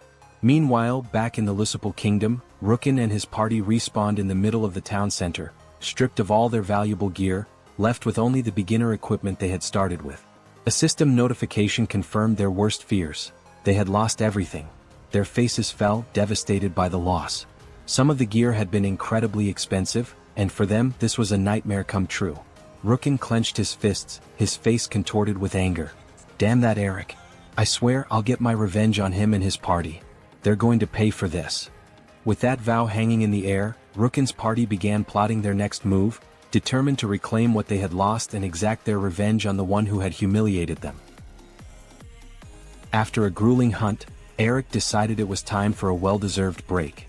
With all the ice monsters defeated and the area cleared, he plopped down on an icy rock, feeling the chill seep through his armor. Leo, his loyal companion, padded over and sat beside him, panting happily. Eric smiled and pulled out a treat for Leo. A meatball just like always. Leo's eyes lit up, unable to contain his excitement. Eric tossed the meatball and Leo caught it midair, chomping down on it with glee. The duo, satisfied after their successful hunt and a good meal, shared a moment of quiet contentment. Eric then pulled out another meatball, grinning as he asked, "Want another, boy?" Leo, drooling with anticipation, paused. He looked at the meatball, then gently placed his paw on Eric's fist, closing it. Eric blinked, confused. What's wrong, Leo? You don't want it? Leo shook his head as if to say no. Realization dawned on Eric. Leo wanted him to have it. Touched by his familiar's thoughtfulness, Eric ruffled Leo's fur affectionately. You're too good to me, buddy, he said, showering Leo with the love he deserved. Feeling recharged, Eric opened his system window to check on the status of the ice golems he had captured. Both were at level 37, but neither could evolve. Damn, Eric muttered, a bit disappointed. He pondered out loud, if I could get another familiar like you, Leo, one that can evolve, it would be a total game changer. Leo barked in agreement, ready for the next challenge. We're not done yet, Eric said, determination in his eyes. Even if we only catch one more monster, it's got to be the best one on this island. Soon they spotted a group of ice golems clustered together, and Eric's keen eyes noticed something special, a golem with a golden tag. A rare monster, he whispered, excitement bubbling up inside him. Leo, let's get it. Leo growled in agreement, ready to charge, but just as they were about to make their move, something else caught Eric's eye. A small turtle sitting quietly nearby. Intrigued, Eric used his analysis skill, and the system revealed something shocking. Level 30. Unique rank monster. Unique rank. Eric muttered, astonished. Not even rare but unique? He stared at the turtle, which looked completely harmless and even a little cute. You look useless, but there's no way I'm passing up on a unique rank monster. As Eric approached, the turtle seemed oblivious, and he worried that it might be too fragile. It looks like this little guy might die with just one hit, Eric thought, deciding to test it with a gentle tap on its shell. The turtle, startled, retreated into its shell and became angry, shaking slightly. Eric, puzzled by the reaction, decided to capture it right away. He activated his capture skill, confident that it would work as it always did, but to his surprise, the skill failed. What? No way. Eric gasped. I've never failed to capture a monster before. Realizing that he might need to weaken the turtle first, Eric struck it with his staff. The result? Only 1 point of damage. What kind of defense is this? Eric thought, baffled. He then turned to Leo. Alright buddy, give it a bite. Leo bit down on the turtle's shell, but just like before, only 1 point of damage registered. Eric was running out of ideas. This thing's defense is off the charts, he muttered, frustration creeping in. Then a brilliant idea struck him. Eric pulled out the last meatball from his pocket, holding it up where the turtle could see it. The moment the turtle caught a whiff of the meatball, it peeked out of its shell, eyes wide with desire. Eric grinned. You want this, don't you? He teased, dangling the meatball just out of reach.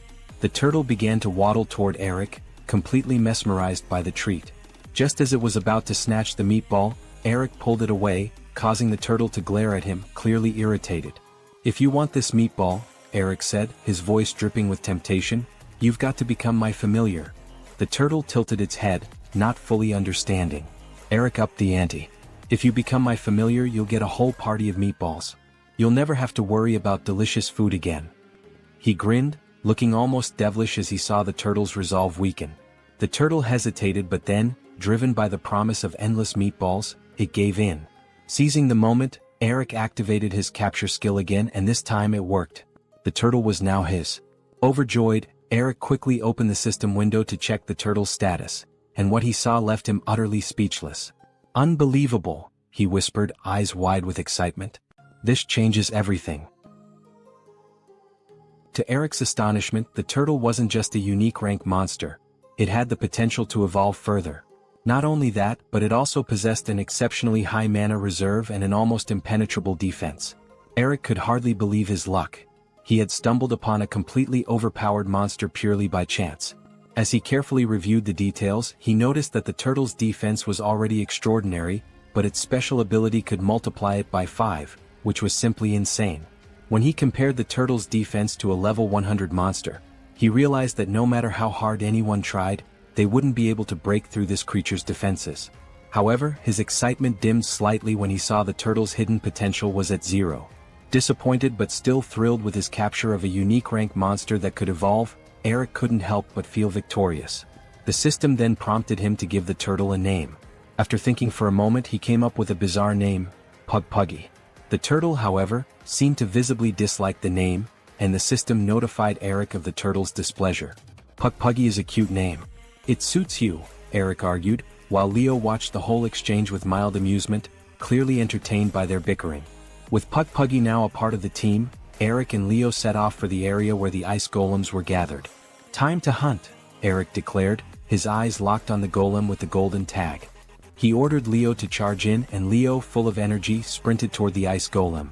The golem responded by trying to land a powerful punch on Leo, but Leo was too quick, dodging the attack with a swift leap. With a roar, Leo countered with his Fang attack, biting into the golem's icy exterior. The golem didn't take kindly to the assault and tried to retaliate, but Leo, agile as ever, dodged again. "Keep at it, Leo," Eric shouted, urging his familiar to continue weakening the monster. The golem's fury grew, its eyes glowing with anger as it prepared to unleash a powerful stomp, a skill Eric recognized instantly. "That's an ice wave. Get out of there, Leo," Eric warned. The golem stomped the ground, causing a massive explosion of ice to erupt around it. Both Eric and Leo leaped back to avoid the deadly attack. Eric grinned, realizing that the golem had just used one of its strongest skills. "Perfect, now it's on cooldown," he thought. "This is our chance." Eric lunged at the golem, his staff glowing as he channeled his energy into a powerful strike. The critical hit landed squarely on the golem's face, dealing a significant amount of damage. The golem staggered, clearly weakened. Eric and Leo stood ready, observing the golem's every move. With a menacing glint in his eye, Eric gave the order. "Leo, finish it." Leo roared and unleashed another powerful attack, causing a second explosion that further depleted the golem's health. Seizing the moment, Eric activated his capture skill, and with a flash of light, the golem was captured. Eric let out a sigh of relief, wiping the sweat from his brow. "That was a close one," he muttered to himself. "Why am I always drawn to the toughest monsters?"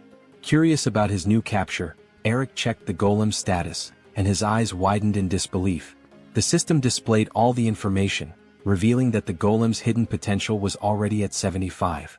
All that hard work paid off, he thought, feeling a rush of satisfaction. As he reviewed the stats, Eric suddenly realized something was off. Puggy was missing. Panicked, he quickly searched the area, only to find the turtle happily munching on a fish. Eric couldn't help but chuckle at the sight. After all the effort it took to catch the golem, here was his turtle, simply enjoying a snack. Eric shook his head, refocusing on his goal. "Alright, we've had our fun. Now it's time to level up," he said, deciding to head toward Cropia Snow Mountain. Meanwhile, in the Cropia Duke's castle, Heron was busy doing what she loved most, cooking. She beamed with pride as she finally mastered the recipe for lobster cream soup. Holding the dish in her hands, she mused, "With a bit more effort, I could sell this for over 10 grand. That would be amazing." After taking a short break, Heron wondered what Eric was up to. Just then her system pinged, indicating a message from him. Eric asked what she was doing and where she was. Heron explained her whereabouts and Eric responded with a request for a favor.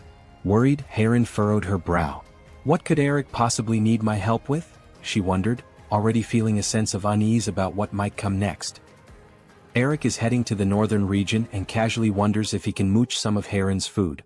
Heron, thrilled beyond belief, isn't exactly pining for him. It's just that her leftovers are getting dangerously close to staging a revolt. Meanwhile, in the real world, Eric is deep diving into the Kalen forums when he stumbles upon some groundbreaking news. Summoner's minions can now evolve. And to top it off, some random dude has just been crowned the first summoner to bind a unique rank monster. This news sends Eric into a full-on meltdown because, surprise, he was actually the first. But hey, details, right? Eric decides it's time to catch up with Pugpuggy in the game. When he finally meets up with Heron, he's completely blindsided by the colossal heap of food she's brought. Feeling a tad guilty for only covering the cost of the ingredients, Eric listens as Heron lays down her conditions.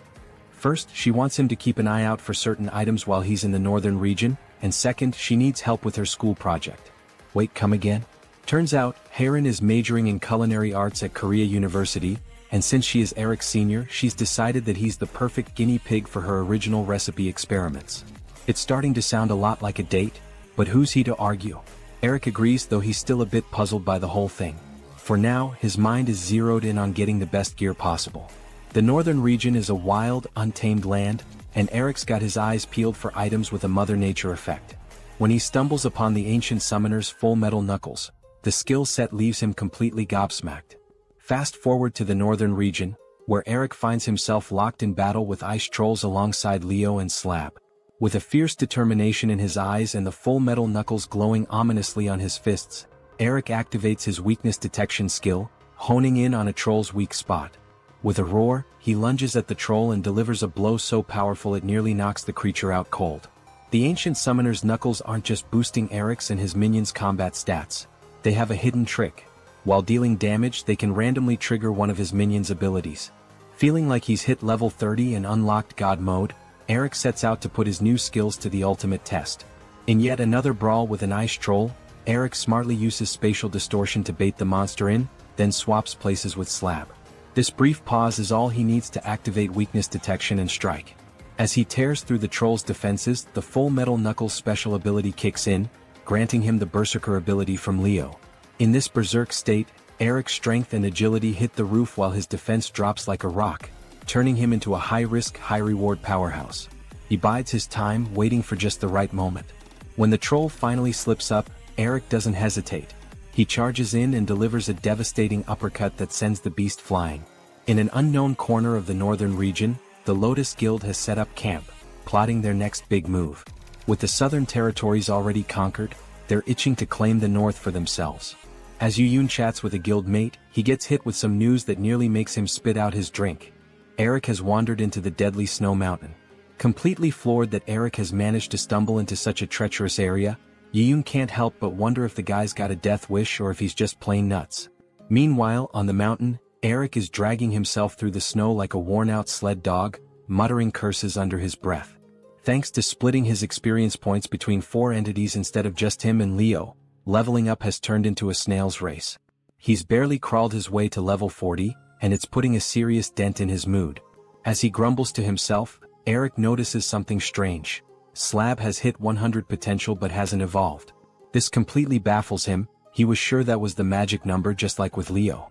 But hey, he's got bigger fish to fry. Just as he gears up to start training, he realizes something's amiss. Pugpuggy, his trusty sidekick, is nowhere to be found. After a frantic search, Eric spots Pugpuggy lounging like a king on a mandrake, a rare magic herb known to boost all stats by 5 when eaten. Of course, Pugpuggy has wolfed down the entire thing and is now grinning like he's just won the lottery. Eric, trying not to lose it, sternly tells Pugpuggy to bring any herbs like that to him next time, promising a meatball as a reward. But Pugpuggy, like a toddler with a new toy, is already waddling off to something further up the path. Curiosity piqued, Eric follows and his face lights up like a Christmas tree. A system pop-up announces he's the first to discover this dungeon. Another pop-up declares his drop rates have doubled for 5 days. A third asks if he wants to register the dungeon.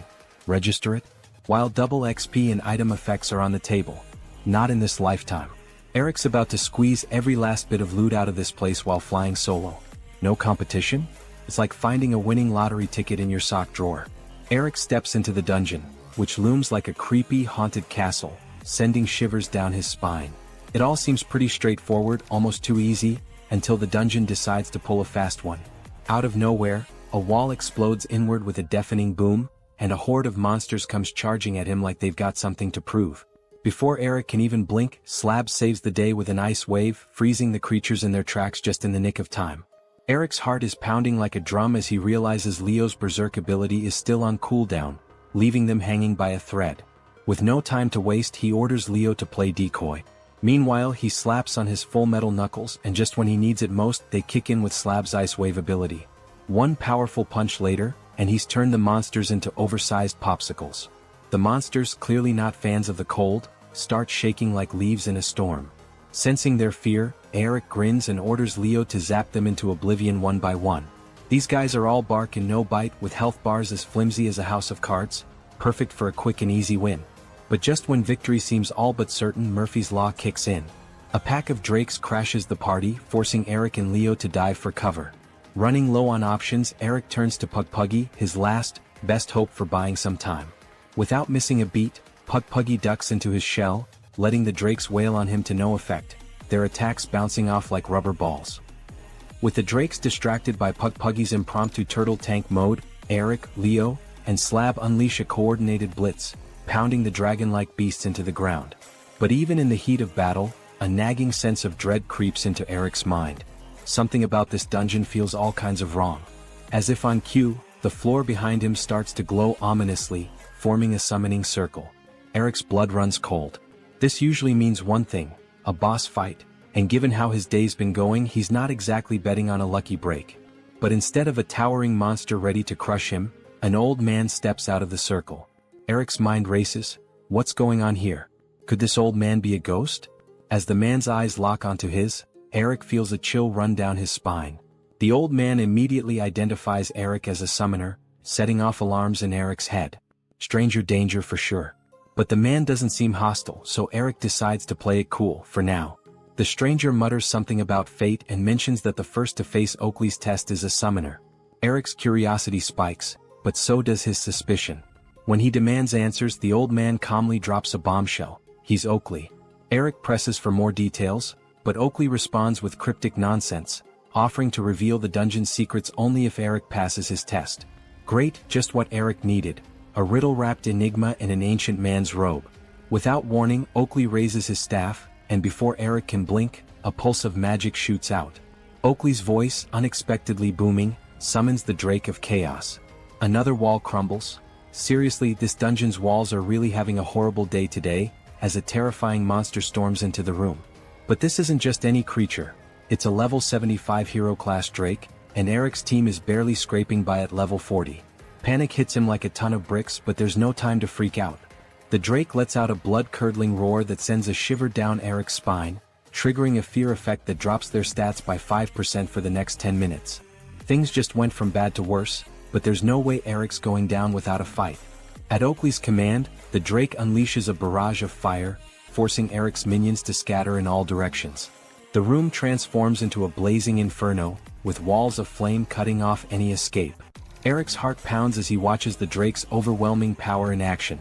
Even Pugpuggy's health bar takes a nosedive, losing a third of its points. Eric's mind races. If this Drake is anything like the others, it's probably a glass cannon, huge attack power but flimsy defense. But before he can capitalize on that, the Drake strikes again. One vicious swipe of its tail sends Slab crashing to the ground, forcing Eric to unsummon him before things get any worse. Next up, Leo steps into the fray, landing critical hits using his weakness detection skill. For a moment it seems like they might stand a chance, but the Drake quickly catches on. With a bone-crunching twist of its massive body, the Drake hurls Leo into a wall, leaving him battered and vulnerable.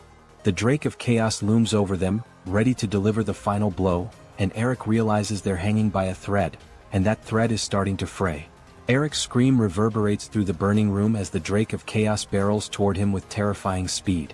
In a last-ditch effort, he activates spatial distortion, swapping places with Puggy just in the nick of time. Grabbing the little creature, Eric uses its sturdy shell as a makeshift shield. The impact is bone-jarring, knocking off a solid 100 HP, but considering the alternative was getting turned into a pancake, he's counting it as a win. Shaking off the shock, Eric orders Leo to launch another attack.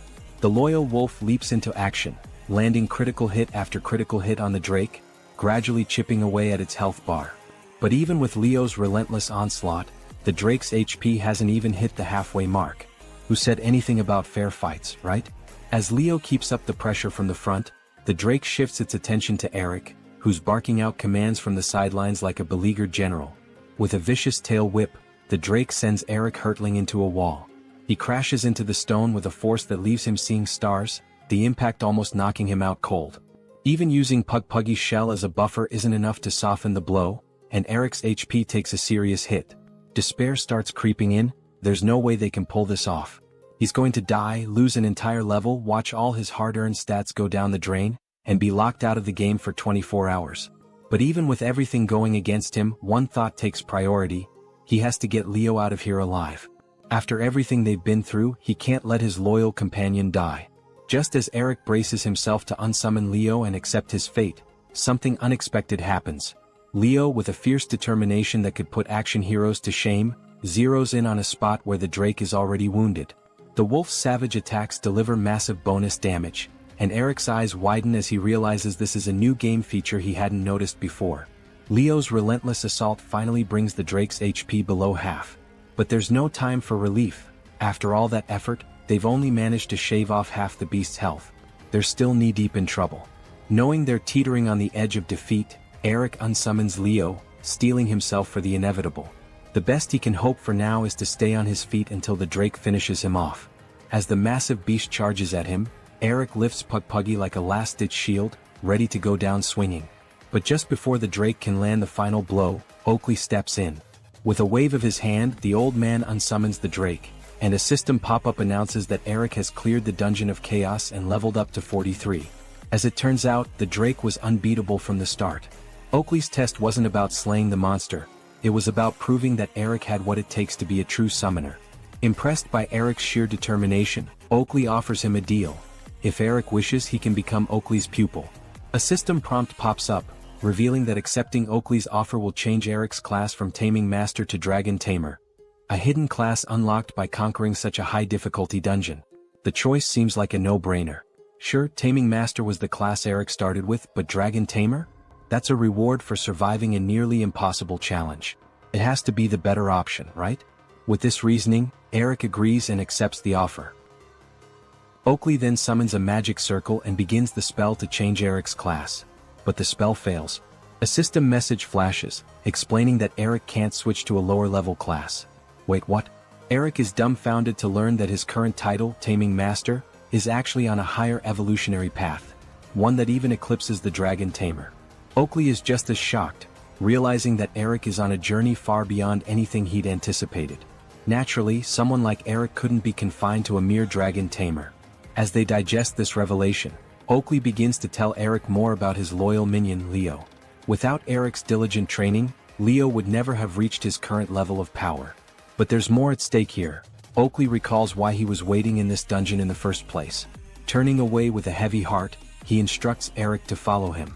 Meanwhile, back at the base, Yoon and the others have upgraded their humble outpost to a full-blown village, now proudly known as Lotus Village, with Yoon appointed as its chief.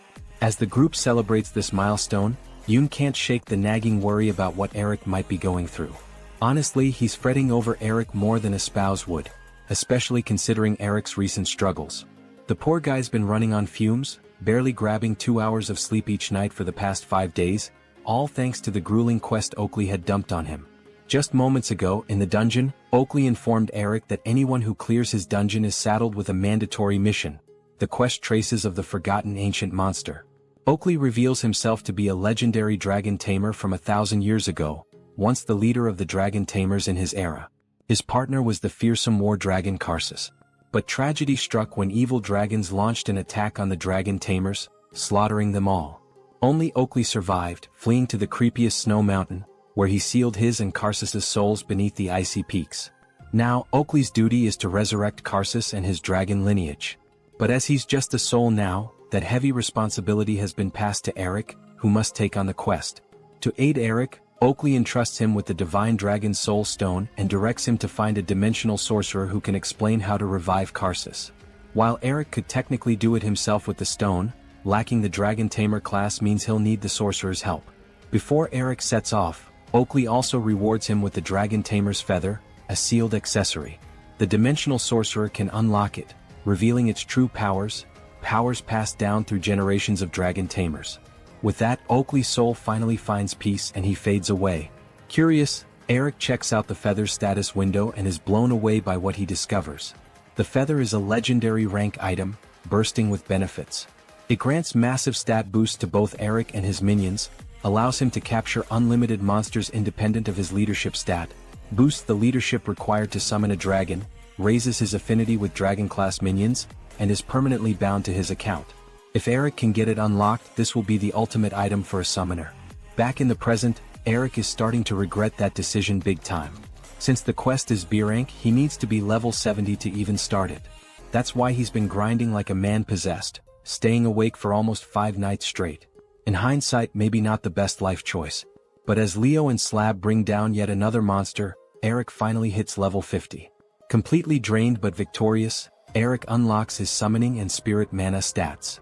He's too exhausted to dive into the details, ready to crash hard, but his plans for sweet sleep are abruptly interrupted by a deluge of pop-ups.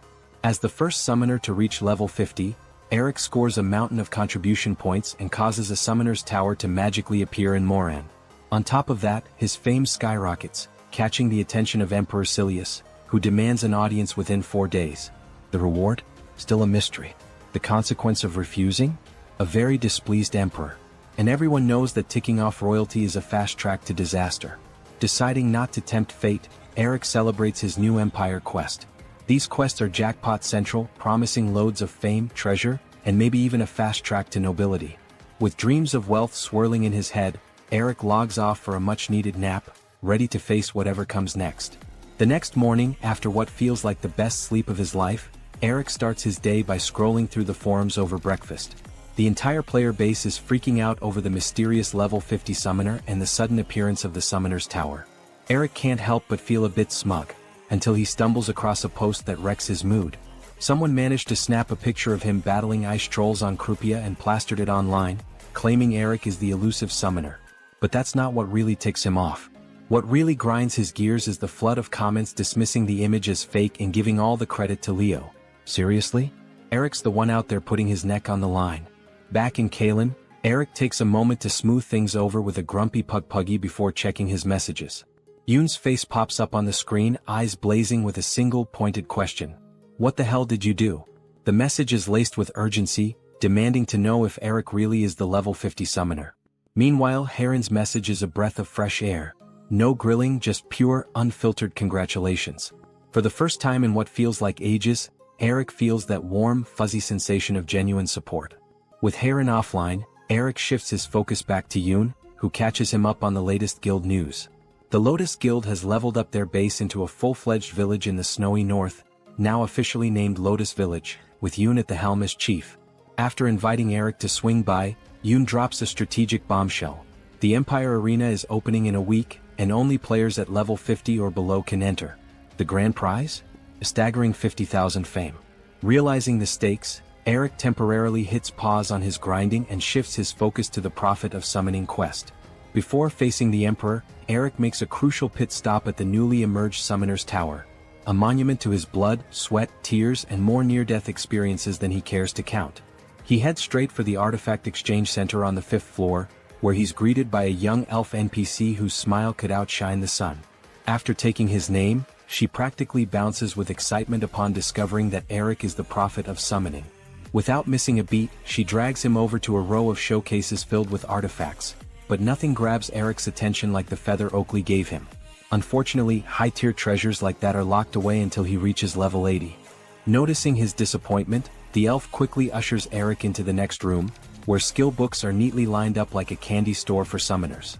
She's confident he'll find something that'll catch his eye here. As they step inside, she flashes a smirk so eerie that even Eric, who's faced horrors that could make a ghost wet itself, feels a chill run down his spine. Meanwhile, high above Krupia Mountain, a shadowy assassin takes on a troll with nothing but fists and a dagger.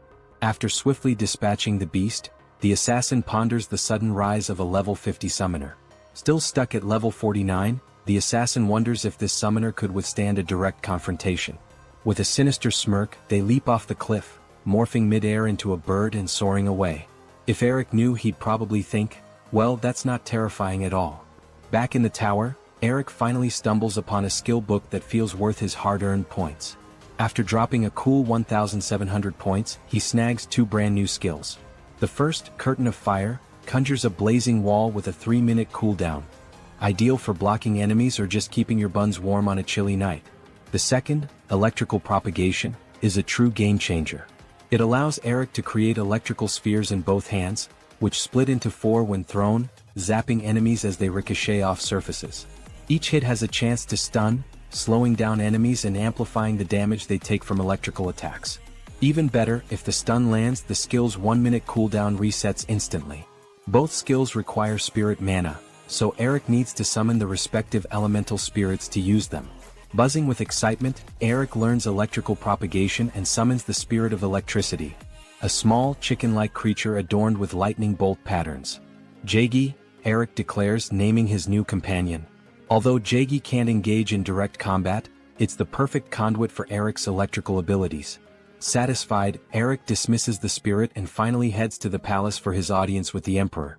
Upon arriving, Eric flashes his credentials as the Prophet of Summoning, prompting the Royal Guard Captain Malin to personally escort him inside.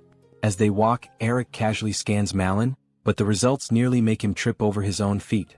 Malin is level 115. Suddenly, this meeting with the Emperor feels a whole lot more intimidating. Even the regular guards around Eric are all over level 100. No wonder no guilds dare to mess with the Empire, it's like trying to prank a dragon. Lotus Guild made the smart move by heading north instead of setting up shop here. As Eric steps into the Emperor's grand meeting room, he's greeted by Emperor Silius himself and his personal guard, Helene. Introducing himself wraps up the Prophet quest and earns Eric a cool 1,250 fame. Eric feels a wave of relief at how smoothly it went, but the real challenge is just about to start. Turns out, Emperor Silius has a special request. He wants a griffin. 6 months ago they managed to snag a griffin egg from the sacred desert, and Silius is eager to hatch it. The problem? The egg refuses to hatch. Enter Eric, the unsuspecting new griffin babysitter. A system window pops up with the quest details, and Eric's eyes nearly pop out of his head. Rejecting the quest will seriously sour the Emperor's mood, but the reward, a coveted skill book from the Imperial Library, is too good to pass up. But seriously, how is he supposed to hatch a griffin egg? With Oakley's quest and now this griffin fiasco looming over him, Eric decides to shift his focus to preparing for the arena. He locates a nearby ant tunnel dungeon, perfect for grinding out skill proficiencies without accidentally leveling up. What could possibly go wrong? On his way to the dungeon, Eric gets a message from Hayren. After some casual banter, she invites him to dinner.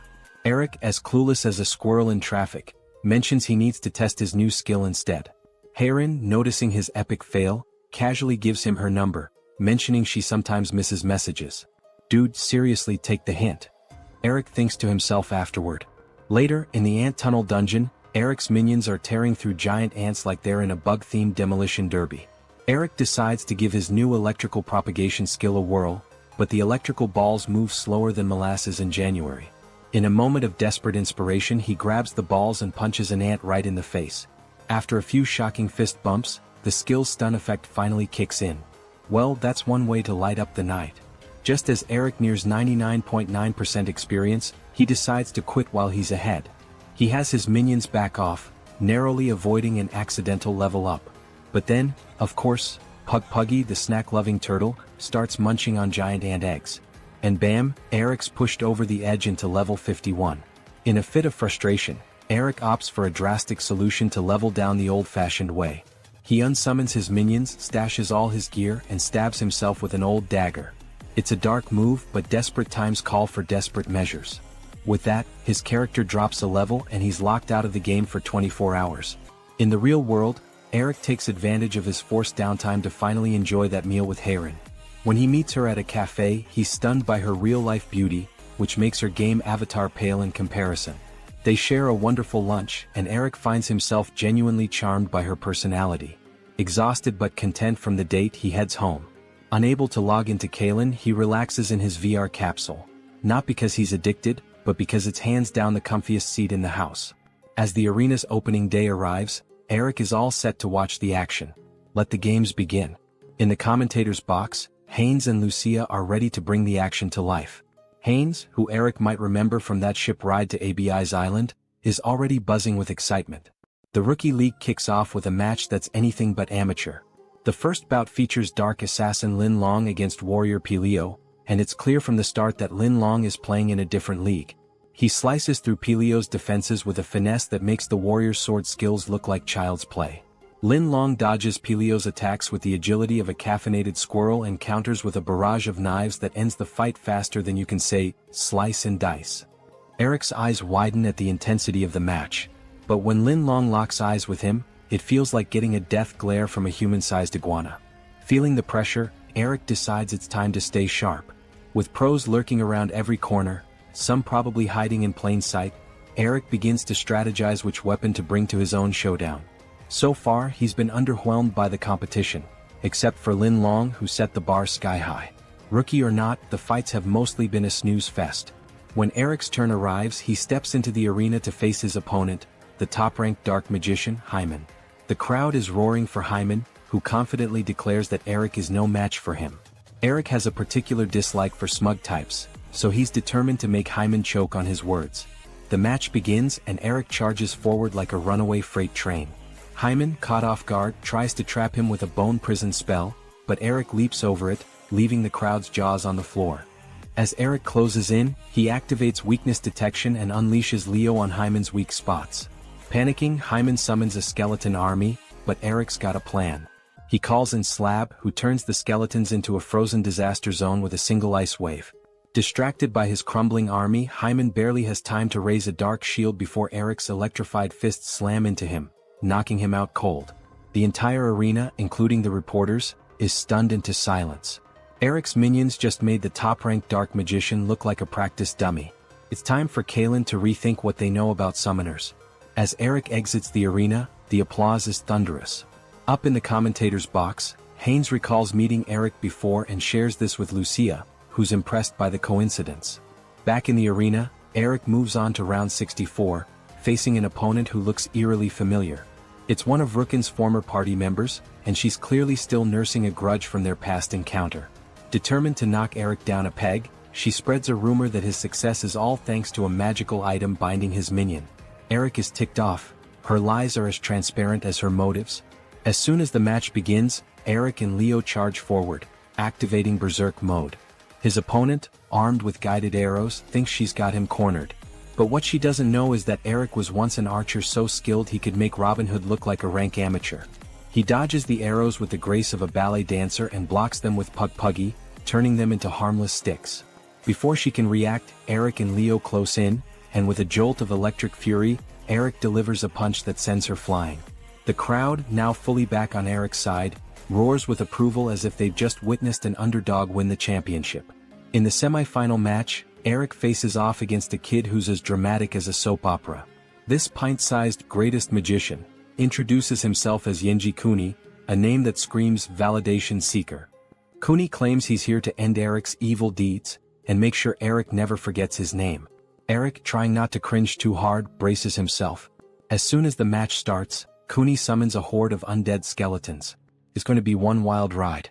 The match starts, and Kuni summons a horde of unique skeletons and casts Pit of Darkness, reducing Eric's speed. With his usual blitzkrieg tactics rendered useless, Eric decides to flank Kuni. He orders Slab to suppress Kuni from the side while launching an ice wave and combining it with electrical propagation. The combo move stuns the skeletons and slows them down by 30%. It's a well-orchestrated attack, but Kuni's smug smile never wavers. Kuni, despite the pressure, raises a finger and fires Judgment of Darkness. Eric dodges, but the spell tears through his clothing. Kuni's flaunting basic magic while Eric's been working with more complex combos. With Kuni's ego as his biggest enemy, Eric uses the ice and electricity to keep the skeletons stunned. Kuni's dramatic speech about his greatness continues, but Eric sees an opportunity. Eric orders Golem to swing forward with a straight punch, catching Kuni off guard. The punch stops just short of the skeletons, leaving everyone, including Kuni, momentarily confused. Kuni's smugness falters as he tries to figure out what's happening, but that brief hesitation is exactly what Eric was counting on. The punch from Golem was just a distraction, giving Leo the perfect opening. At Eric's command, Leo shoots out from behind Golem and leaps into the fray, tearing through the skeleton forces with a blitz of slashes. Kuni, finally showing something other than smug arrogance, lets out a panicked cry as his skeletons crumble to the ground. Immediately, though, Kuni tries to regain his composure, arrogantly claiming he had predicted something like this all along. "No, you didn't," Eric mutters to himself. With the skeletons down, Leo lunges at Kuni, ready to deliver the finishing blow. As Leo strikes, Kuni activates a spell called Revenge of the Dead. Though it seems to fail at first, the spell's effects soon become painfully clear. Leo deals a critical hit to Kuni, taking away over 2000 HP, but this is immediately followed by Leo crying out in agony. The spell was a counter, and all the damage Leo just dealt to Kuni is almost tripled and sent back to him. Eric's celebration is abruptly cut short as he sees Leo's health plummet. With Leo's HP dangerously low, just a few more hits could take him out permanently. Panicking, Eric quickly unsummons Leo, refusing to risk his companion's life over this battle. Eric isn't used to fighting without Leo, but he knows Kuni's HP must be low as well. If he plays his cards right, he still has a chance to win. As the tide of battle shifts back in Kuni's favor, the Dark Magician starts boasting about his power and Eric's supposed weaknesses. "God, I swear this kid never shuts up," Eric thinks as Kuni drones on. In the midst of his monologue, Kuni activates yet another spell, Soul Absorption. By absorbing the fallen skeletons, Kuni restores his HP to full. Eric's eyes widen in disbelief. The fight just got a whole lot tougher. Seeing all his options slipping away, Eric starts to seriously question how he's going to turn this fight around. To everyone's surprise, Eric unsummons Golem as well, leaving himself alone in the arena against Huni. The crowd watches in bewilderment. Just what is the young summoner planning? Seeing Eric unsummon his beasts, Huni starts bragging, assuming Eric has realized he's outmatched. But Eric, unfazed, tells him to behave or he'll get a spanking, further infuriating Huni. Furious at being treated like a child, Huni starts losing his cool, exactly what Eric was aiming for. An angry kid is a predictable one after all. For the next step in his plan, Eric brings out the one beast he hasn't unsummoned yet, Pugpuggy the ABI's turtle. Huni, confused and irritated, watches as Pugpuggy waddles out and takes a defensive stance in front of Eric. Huni fires off a shot of Dark Judgment, but it fails to penetrate Pugpuggy's barrier. Frustrated and immature as ever, Huni summons more skeletons and orders them to charge, not at Pugpuggy but directly at Eric, who now appears defenseless and alone. But as the skeletons close in, Eric skillfully dodges their attacks with surprising agility, which only makes Huni mock him for not being able to do anything else. That's when Eric reveals his real plan. In a split second, Eric activates Spatial Distortion, swapping places with Pugpuggy, who has quietly moved behind Huni, now in the perfect blind spot. With no skeletons nearby to protect him, Huni is left completely exposed. With Kuni now in the open, Eric delivers a powerful push that sends him stumbling to the edge of the arena. Kuni, throwing a tantrum, insists he's not out yet. Eric walks over and flicks him on the forehead, sending him flying out of the arena. According to the tournament rules, that's a disqualification. The crowd erupts in cheers, celebrating Eric's victory. As the arena clears, one thing is crystal clear. Eric has turned the tables, proving that even the most dramatic kids can't outshine pure skill. Meanwhile, Eric faces off against the tearful Yenji Kuni, who is sobbing like he just lost his favorite toy. With a mix of exasperation and empathy, Eric offers some sage advice. "Hey kid, this is just part of growing up. Sometimes you lose and you've just got to deal with it." But Kuni isn't having it. He demands a rematch, wailing like a toddler denied candy. Classic case of not taking your lumps like a pro. Later, Eric steps into the arena for the final showdown of the tournament. His opponent? The infamously deadly assassin Lin Long has made it this far using basic skills, while Eric has already revealed most of his arsenal. Not exactly an ideal situation for Eric, but he's never been one to shy away from a challenge. The crowd is going wild as Eric and Lin Long meet in the center of the arena for a handshake. As the countdown begins, Eric starts formulating his game plan.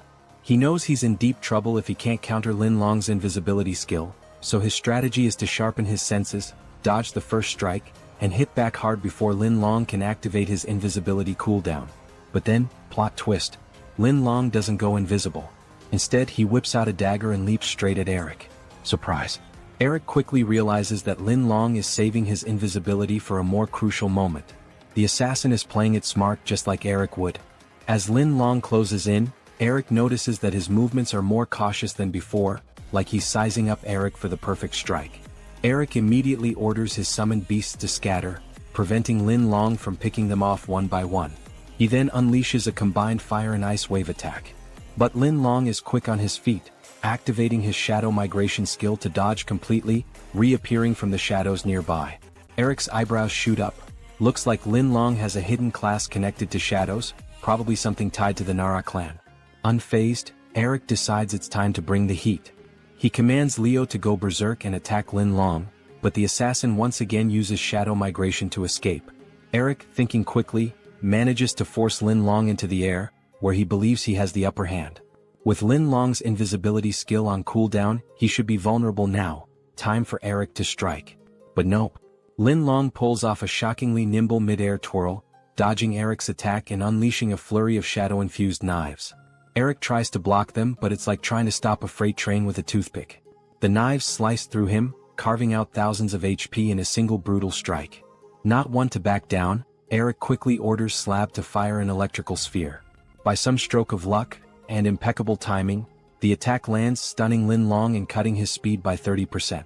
The crowd gasps as the tide of the battle shifts dramatically. Who knew a jolt of electricity could make such a huge difference? Despite Lin Long's smug grin, Eric's got him on the ropes. With the assassin's speed reduced and his own stamina holding up, Eric is ready to prove that sometimes, the best strategy is just to shock the competition. Eric dives into action with a full-throttle frontal assault, making himself the prime target while Leo prepares for a powerful strike. Lin Long, ever the slippery eel, dodges the attack using shadow migration. But Eric's got a trick up his sleeve.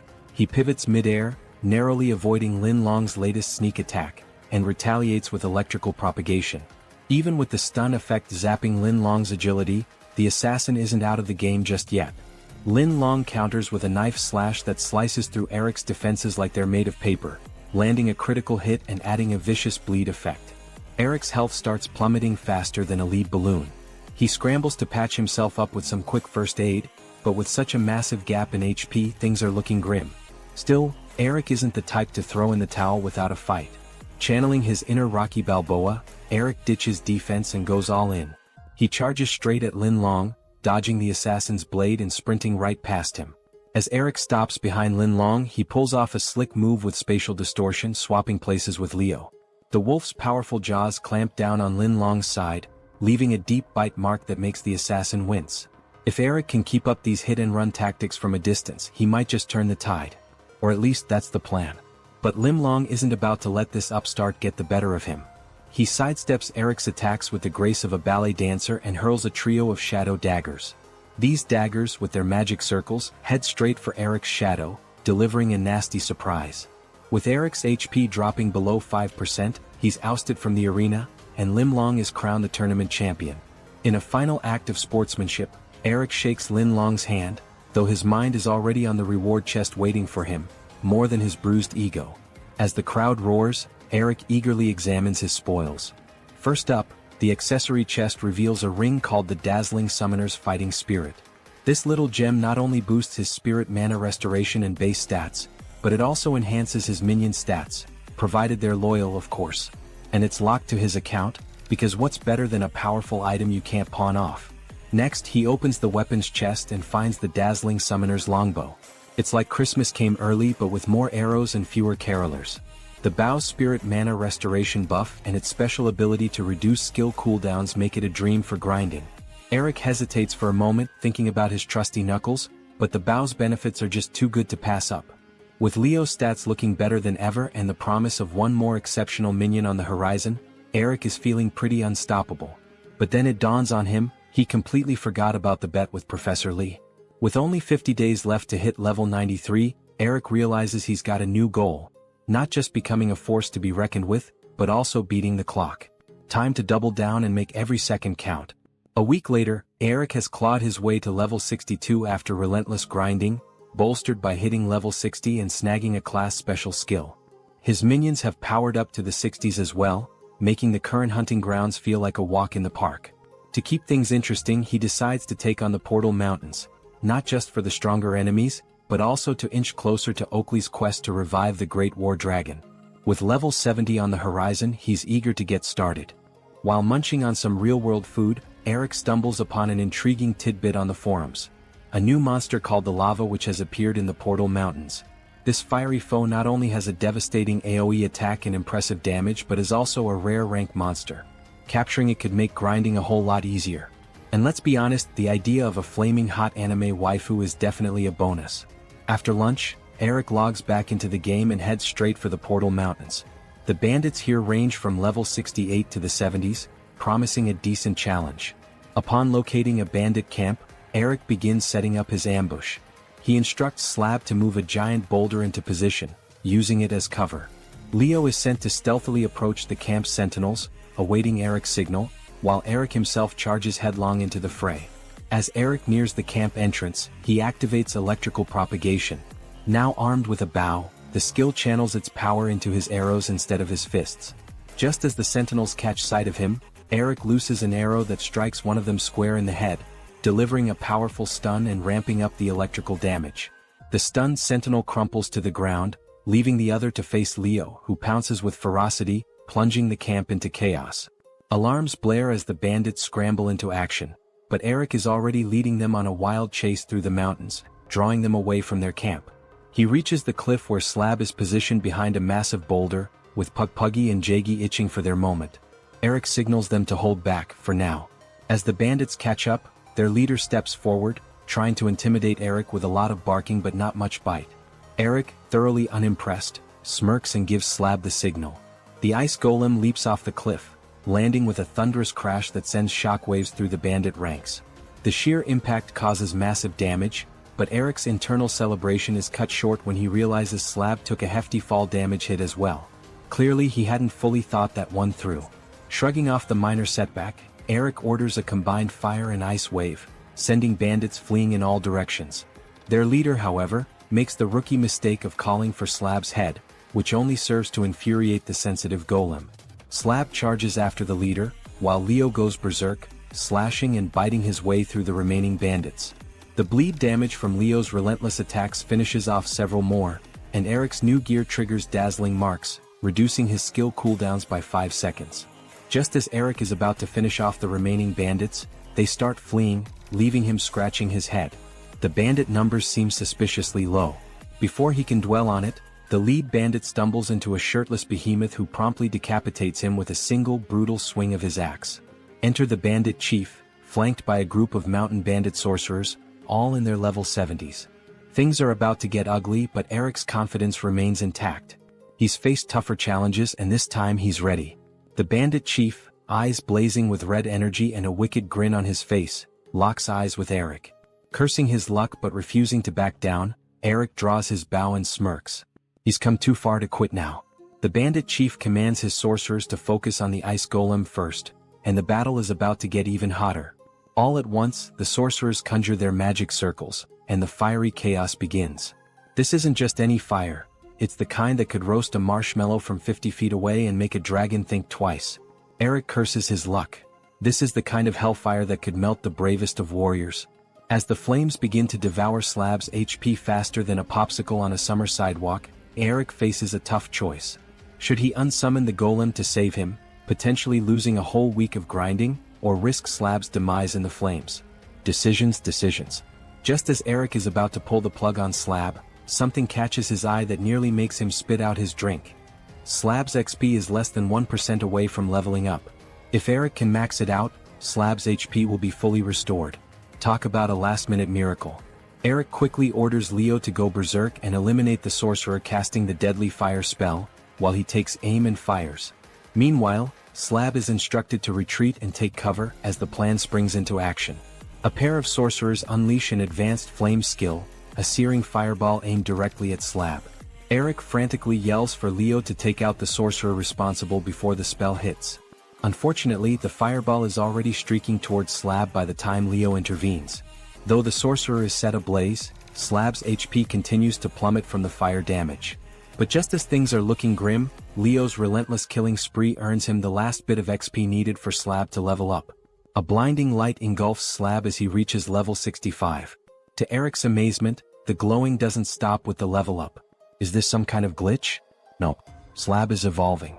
As the evolution completes, a shockwave erupts from Slab, sending bandits flying like ragdolls. When the dust clears, Slab has transformed into an abyss golem. Eric's eyes widen. Slab's evolution has made him an abyss rank monster. Apparently, monsters from Abyss Island gain the abyss title upon reaching a unique rank. It suddenly clicks. Puggy is also an abyss turtle. Who knew turtles could carry such a prestigious title? As Eric marvels at the new abyss title, another notification pops up, adding to his joy. His intermediate training skill has upgraded to advanced training, thanks to Slab's evolution. This means he can now train his minions even faster. But before Eric can fully bask in his newfound glory, the bandit chief decides to crash the party. He commands his sorcerers to attack, forcing Eric to shift his focus back to the battle at hand. Slab, however, isn't finished showing off. With a powerful swing, he unleashes a shockwave that sends the sorcerers flying, slamming them into nearby walls. But Slab doesn't stop there. He summons a swirling ball of orange and purple energy that zips forward like a guided missile, striking the sorcerers with pinpoint accuracy. With his newly unlocked abilities, Slab wipes out the bandits like they're nothing more than yesterday's leftovers. As the dust settles, Eric takes a moment to reflect on the evolution process. Slab's transformation was triggered at level 65, whereas Leo evolved at level 20. It's clear that evolution requirements vary by minion, and Slab's unique evolution skipped the rare rank entirely, jumping straight to unique. Eric is thrilled with his new abilities, Abyssal Howl for offense and Protection of the Abyss for defense. The latter is especially impressive, boosting Slab's defensive power with each hit and providing a shield when his HP drops below 10%. Armed with these new skills and enhanced stats, Eric gears up to clear out the mountain bandits' den. With his newly evolved Abyss Golem leading the charge, Eric tears through more groups of bandits, each encounter reinforcing just how powerful Slab has become. After a series of victorious skirmishes, Eric decides it's time for a break. He needs to heal and check for something specific anyway. While resting, Eric can't resist teasing Puggy about being nearly out of Heron's meatballs. As he relaxes, he receives a message from Yoon, but he dismisses it with a quick, busy leveling up reply. Puggy, ever the practical one, tries to call him out for wasting time, but Eric's attention is suddenly diverted. He's finally spotted what he's been searching for. With a precise shot from his bow, Eric pins a Clofia, a clever bird-type beast, to a nearby tree. As the bird struggles to break free, Eric smirks, feeling satisfied that even Puggy's nagging can't overshadow this moment of success.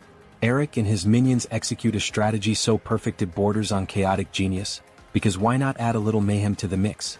After checking Clofia's stat window, Eric is thrilled to find it possesses a top-tier speed buff skill. With this, he'll be zipping around the battlefield like a caffeinated squirrel. Before binding Clofia, Eric adjusts his equipment to maximize his leadership stat, ensuring he has the capacity to manage his growing team. With Clofia now secured, the crew heads to their final destination for the day, the heart of Portal Mountain. Upon arrival, they're greeted by a literal army of bandits, all ready to defend their base. Too bad for them, they're about to face an overpowered team of beasts.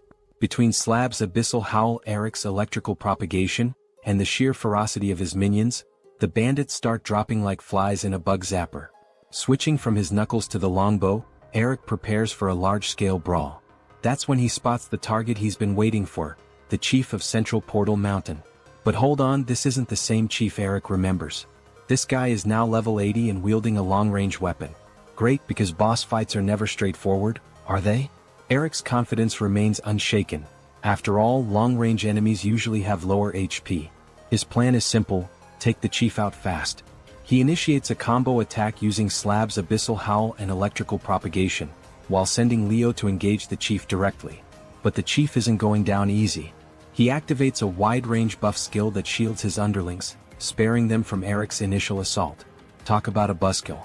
Running low on options, Eric activates weakness detection on the chief and casts explosive potential to supercharge Leo's combat abilities. Leo's about to become the most jacked wolf in the game.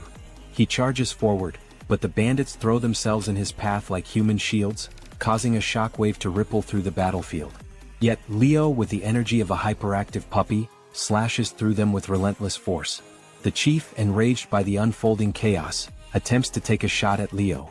But just as he's about to fire, Eric's arrow grazes his arm, forcing him to pause in pain.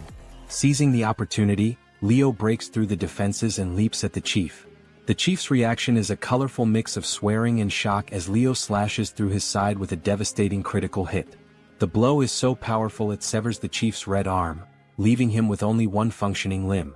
To top it off, he's bleeding profusely and his HP plummets below half. It's safe to say the chief is having one seriously bad day. Eric, feeling pretty smug, thinks he's got this in the bag. But then, with his one remaining arm, the chief bashes Leo with his long-range weapon, sending the wolf flying and yelping in pain. Eric is stunned by the sheer force of that hit. It's like the chief's been taking some serious steroids. Overpowered much? Quickly realizing he needs a new strategy, Eric orders Leo to retreat and instructs Slab to launch him straight at the chief. Slab, ever the loyal golem, obeys and hurls Eric like a human cannonball. As Eric soars through the air, he draws his bow and takes aim. The chief fires back, but Eric dodges with the grace of a circus acrobat, landing a solid hit on his target. Success. Well, except for the part where Eric takes a bit of fall damage upon landing. Undeterred, Eric switches back to his full metal knuckles and activates the respawn ability, copying Slab's abyssal howl. He hurls the ball of darkness at the chief with all the finesse of a pro wrestler. Not missing a beat, Leo dives back into the fray, and together, Eric and Leo give the chief a street thug level beatdown. The once mighty chief is now getting thoroughly wrecked. The day is theirs, and the chief's defeat is a testament to their unrelenting power. With the chief finally defeated, Eric rakes in a hefty pile of XP and a shiny reward chest. But before he can bask in his victory, he's reminded of a pressing issue. The other bandits are still around, and they're not exactly thrilled about their chief's demise. Crap baskets. With his HP in the dumps and exhaustion setting in, Eric's only viable option is a strategic retreat. He uses Clofia's agility skills to dash and bounce out of the base like a pro. He's out of there, but wait, he completely forgot to unsummon Leo and Slab. Classic move, right? Later, as the sun rises in Kalen, Eric reflects on his loot from the latest grind. Even though he didn't hit level 70, he's pretty chuffed with his haul. First on his agenda? Finding Heron and grabbing some fresh food. Back in Murin, Eric soon locates Heron and, to his surprise, Carwin, the guildmate who first introduced him to her. Instead of catching up with Carwin, Eric and Heron quickly dive into their own world, sharing stories and sparks. Seriously, it's like they're starring in their own romantic comedy. Feeling like the odd man out, Carwin watches Eric and Heron with a mix of amusement and exasperation.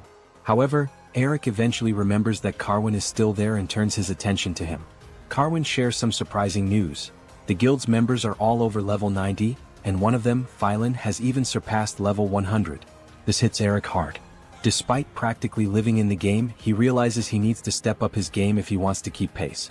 Heron and Carwin express concern over Eric's relentless gameplay, wondering if he's getting enough rest. Eric waves off their worries with a grin. After all, it's not like he's sacrificing a whole semester's worth of grades just to level up, right? Then Heron suddenly remembers a question she's been meaning to ask. She's curious about Eric's new minion who's developed a serious love for her meatballs. Eric instantly knows who she's talking about and summons Pugpuggy for an introduction. Unfortunately, Pugpuggy isn't exactly rolling out the welcome mat. The little turtle's snobby attitude doesn't improve until Heron produces a meatball. The moment Pugpuggy catches a whiff of that savory treat, he's all buddy-buddy with her, a true food-obsessed diva.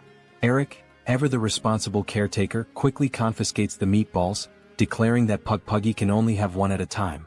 This stirs up the turtle's anger, but Eric spins a tale about how Pugpuggy lost popularity due to his expanding waistline from too many meatballs. The prideful little creature begrudgingly agrees to take it easy on the treats, sulking a bit but ultimately conceding. A bit later, Eric reaches the edge of Portal Mountains, ready to dive into the scorching plateau and hunt down that elusive lava witch. After battling through waves of generic scorpion monsters, Eric and his minions finally reach the plateau's underground dungeon. They're immediately met with a horde of lava spawns and something called a lava watcher, a ridiculous name though. Eric has a straightforward plan. Get to the dungeon's heart as quickly as possible and capture the lava witch. To make this happen, he decides on a simple strategy. Slab will hang back to avoid drawing the monster's attention, while Eric uses his bow to mark the priority targets. Leo will then move in to take them down.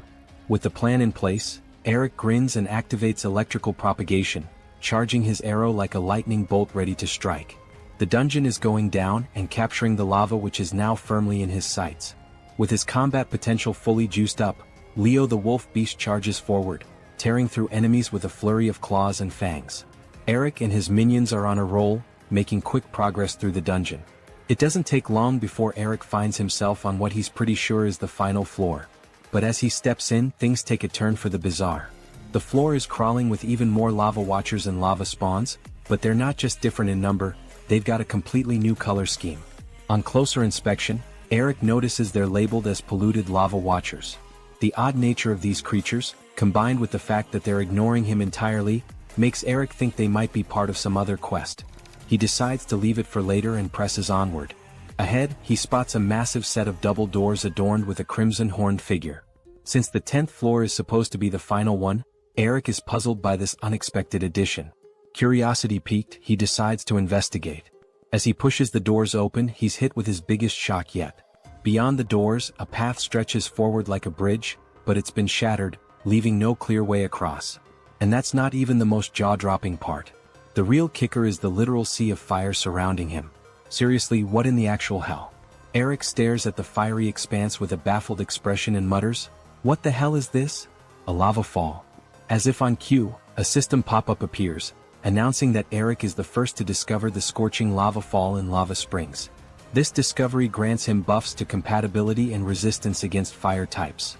Not bad for a random exploration. Before Eric can fully process this new development, something even more absurd emerges from the lava. A colossal monster with the head of a ram and the body of an Olympian bodybuilder. The beast looms over Eric and declares, "The one qualified to enter this place has finally arrived." Putting two and two together, Eric realizes that this must be part of a hidden quest accessible only to summoners, which explains why he's the first to uncover it. The creature introduces itself as Hellion, the guardian of the lava springs. And just like that, Eric's world expands with a new challenge, one that's as fiery and intense as it sounds. After introducing himself, Hellion quickly dives into the specifics of Eric's new quest. It's a big one. Eric needs to purify the tainted springs by capturing 20 lava warches and bringing them back to Hellion. A system pop-up confirms the task and sweetens the deal. Each captured warch will earn Eric a jaw-dropping 42,500 XP, equivalent to taking down 12 warches during a regular hunt. With his motivation skyrocketing, Eric snatches the binding stone from Hellion and sets off on his mission. He's on a tight deadline with just 3 hours to complete the quest.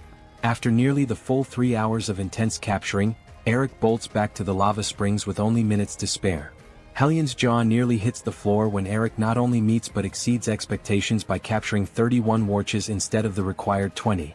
Hellion is stunned, admitting he thought Eric would fail.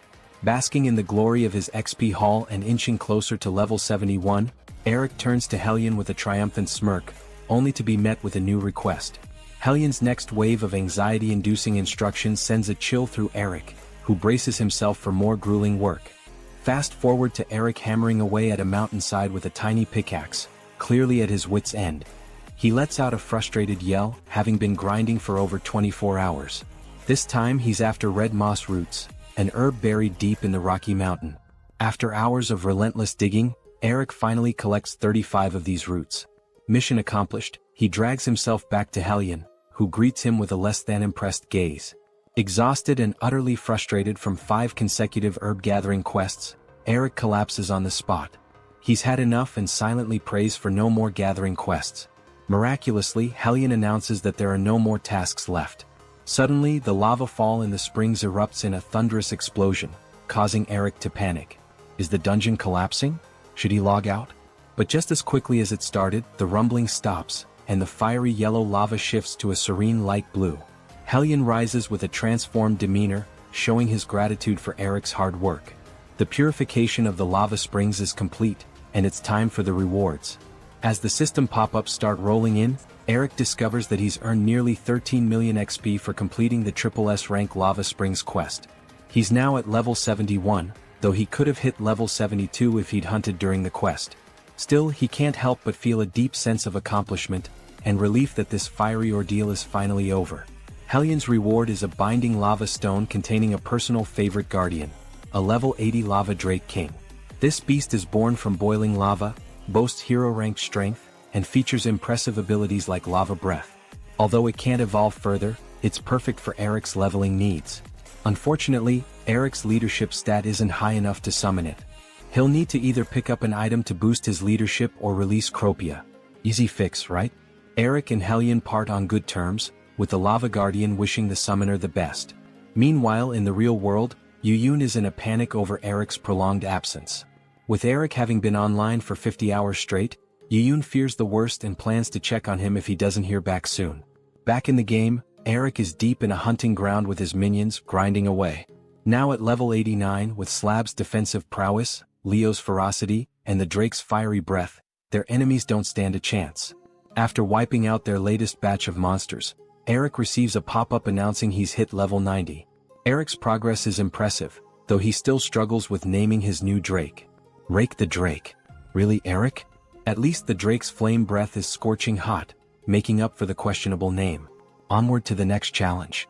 With this milestone, Eric finally unlocks a special class skill, and he's desperately hoping it's something that will help him level up faster. After all, with the bet against Professor Lee hanging over his head, he only has 10 days to reach level 93. No time for shortcuts here. He's even counting Professor Lee's first class as the deadline instead of the semester start.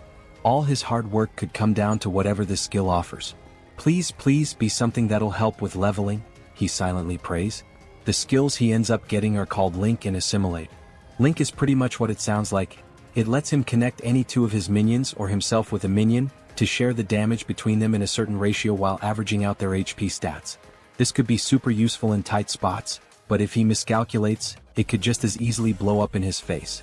Assimilate, on the other hand, is a bit more interesting. It lets Eric average out all his combat stats with one of his minions and even adds 20 points to the minion's highest stat.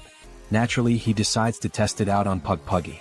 As expected, his defense skyrockets, thanks to Pugpuggy's tank-like build, but the rest of his stats plummet, making it clear this skill is also pretty situational. To make matters worse, the skill makes his avatar look like Pugpuggy.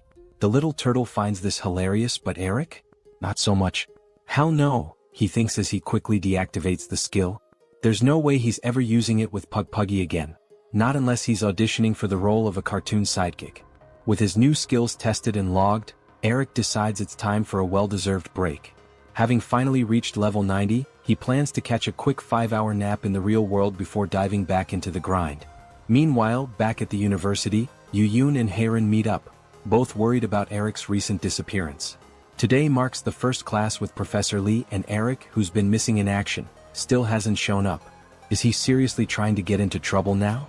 Unlike previous classes, attendance actually counts this time. At the front of the class, Professor Lee is just as perplexed as everyone else. As he calls roll, he reaches Eric's name and hearing no response, sighs in disappointment. Looks like I'll have to mark him absent, he mutters. But just as the words leave his mouth, the door flies open with a bang. In comes Eric, panting and drenched in sweat from sprinting to class, but here nonetheless. Move over, All Might, there's a new dramatic entrance in town. Professor Lee just shakes his head, telling Eric to take his seat and not make a scene. Eric spots Yuyun and immediately heads over to sit next to his longtime friend. Yuyun, understandably annoyed, lets Eric know just how worried he's been, especially since Eric's been ghosting his calls and texts. Eric, too tired to argue, just says he had his reasons, releasing a breath so heavy you'd think his soul might float away with it. Deciding it's time to stop keeping his friend in suspense, Eric hands over his phone, a screenshot already pulled up. On the screen is his Kalen character, now sitting pretty at level 93. Yuyun's eyes practically pop out of his head as he shouts in amazement, "Bro, what? Reaching level 93 this fast is already insane, but doing it as a summoner? That's next level dedication." Suddenly, all those brain-melting grind sessions make a lot more sense. With a mischievous grin, Eric sends the screenshot of his level 93 character to none other than Professor Lee. Yuyun, shocked and bewildered, can only stare at him in muted, confused anger, asking, "Why the hell would you do that?" Eric just smirks and says, "It's a secret," while watching the professor notice the message. Moments later, Eric receives a reply and opens it. The professor wants to see him in his office after class, and oh yeah, he missed the deadline. Well, that's a bummer. Fast forward to after class, and Eric sits nervously in Professor Lee's office, sweating bullets. Professor Lee, not one to mince words, asks Eric to explain the screenshot. After confirming it's really Eric's character at level 93, the professor brings up the terms of their bet. The deadline was set to the start of the semester, wasn't it? With no other option, Eric decides to go with his gut and wing it. He spins a tale about how he reached level 93 before the semester started but collapsed from sheer exhaustion due to his intense grind. He's been recovering ever since, which is why he missed classes until now, but hey, he still cleared the bet, right? Eric braces for skepticism, half expecting the professor to call off the bet since it was only a verbal agreement. But Professor Lee, ever the curveball pitcher, doesn't do that. Instead, he simply asks if Eric is free this Sunday. Caught off guard, Eric just nods, unsure of what to expect next. Later, Eric logs back into Kalen at the Scorching Plateau, reflecting on the strange meeting. Professor Lee had asked him to meet at Lovo's village in Kalen on Sunday at 2 p.m. Until then, Eric plans to fully enjoy the game without the looming pressure of hitting a level target. Finally, he can focus on the mountain of quests he's been putting off. Since he still hasn't figured out how to hatch that griffin egg, he decides to put the Emperor's quest on hold and shifts his attention to Oakley's quests instead. Time to grind quests without breaking a sweat, or his sanity. Eric's next stop is the Dimensional Magic Tower, a place he somehow managed to avoid in all his gaming adventures. With a mix of curiosity and nerves, he enters the ominous-looking tower. Inside, he's greeted by an eerie silence, save for a large, wiry magic portal humming with an otherworldly energy. Before he can even gather his thoughts, a system pop-up flashes in front of him, asking if he's ready to head to the upper floors. Not one to shy away from a challenge, Eric mentally shrugs and clicks, yes. Instantly, he's transported to a bridge of light that leads to another portal. Confused but determined, Eric takes his first steps across the glowing path when suddenly, a swarm of trolls materializes at the other end, forming a menacing blockade. It doesn't take long for Eric to realize the deal. Defeat the mobs on each floor to move upward. Well, he thinks this should be a cakewalk. With a quick command, Eric summons all his minions, sending them charging forward like a wrecking ball. With their high stats and levels, these trolls are about as threatening as a wet paper bag. The minions smash through them with ease, plowing their way through the tower's levels like they're on an express elevator. After one particularly satisfying beatdown, Eric pauses to check on Jagi, his loyal lightning spirit. The spirit's mana is at 975 out of 1000, so close to evolving, yet so frustratingly slow. That last 25 mana points might as well be climbing Everest. Annoyed but resolved, Eric presses on, determined to see what other surprises the Dimensional Magic Tower has in store. After blasting through a final portal, Eric finds himself at the top of the tower, only to be surprised by what he sees. Instead of the grandiose throne room he expected, he's standing in what looks like an oversized personal study. Imagine library meets laboratory vibes. In the center of the room, at a massive research desk, sits Griffa, the dimensional sorcerer. The two exchange pleasantries and Eric quickly dives into explaining Oakley's quest and how it led him here. But Griffa throws a wrench into his plans. She's more than willing to help, but there's a catch. Her current research has her hands tied, and she can't awaken the soul stone holding the divine dragon until it's done. And guess who's just volunteered to help her finish it? Spoiler alert, it's not optional. With a resigned sigh, Eric watches as a system pop-up hits him with a new quest. Griffa needs 6 pieces of an ancient relic to activate her magical equipment, each piece a different type. To make matters worse, Eric's on his own, no forming parties for this one. Oh, and there's a 3-day time limit. Declining isn't even an option. Just fantastic. Resigned to his fate, Eric takes the enchanted magnifying glass Griffa hands him, which will help him identify the relic pieces since they all look identical.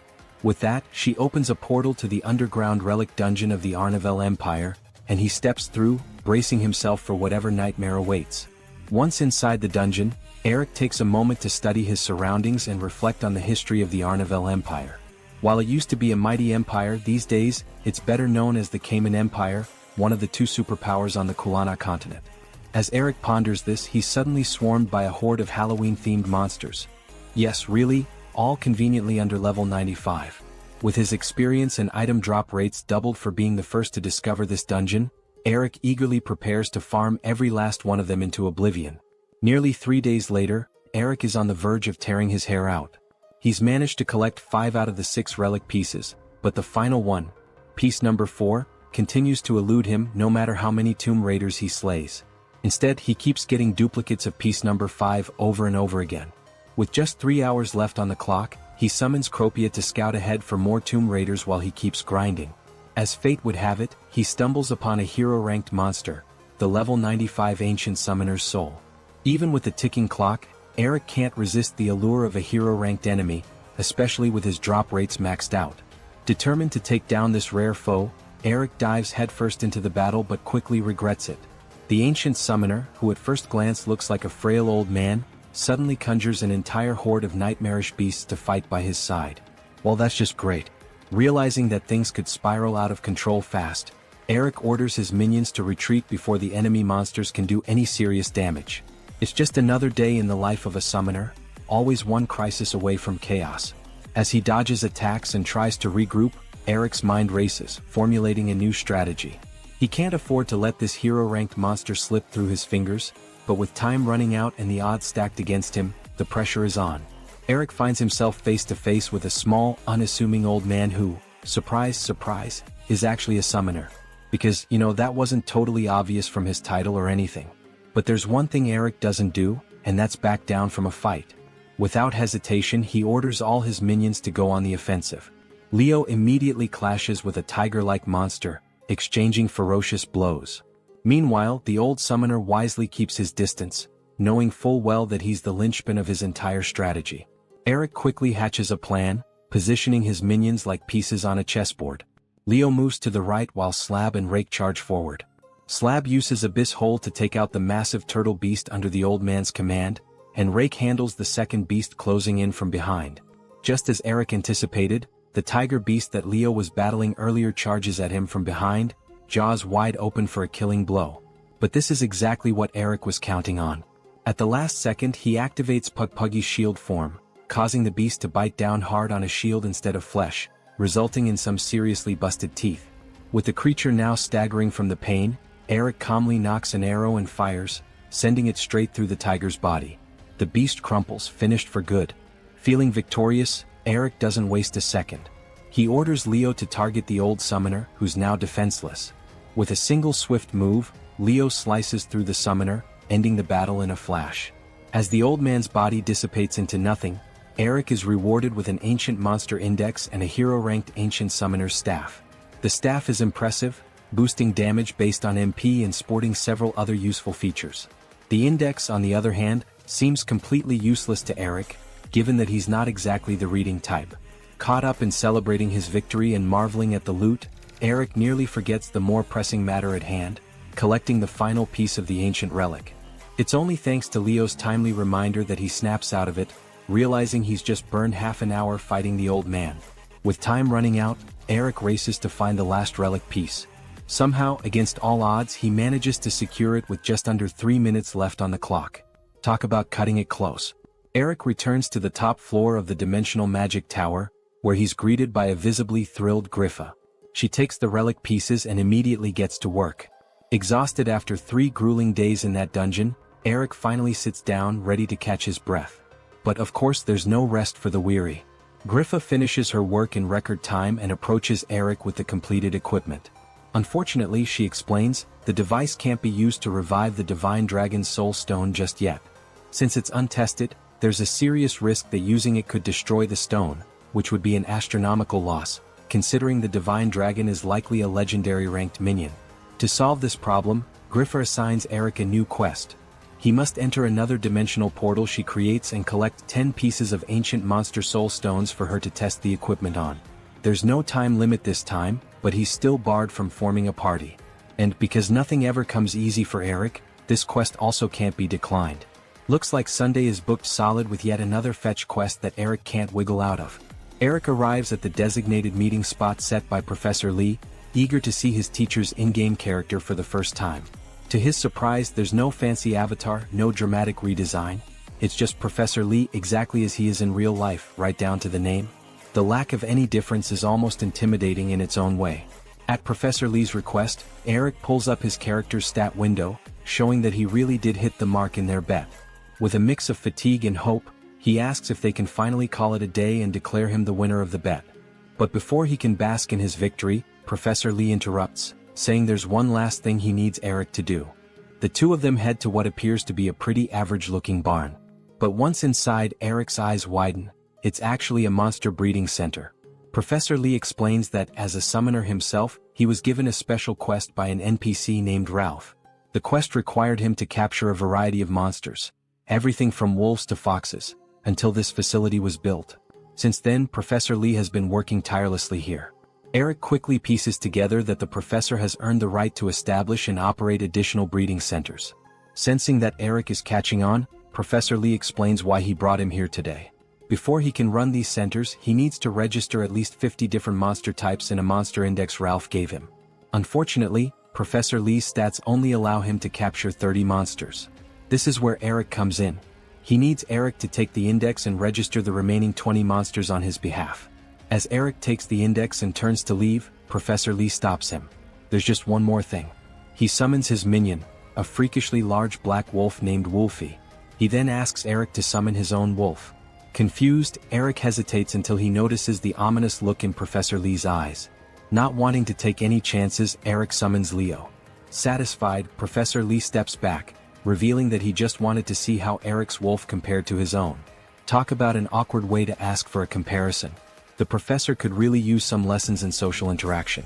Professor Lee goes on to explain how Wolfie evolved from a regular black wolf into a black claw wolf after spending just a few days in the breeding center.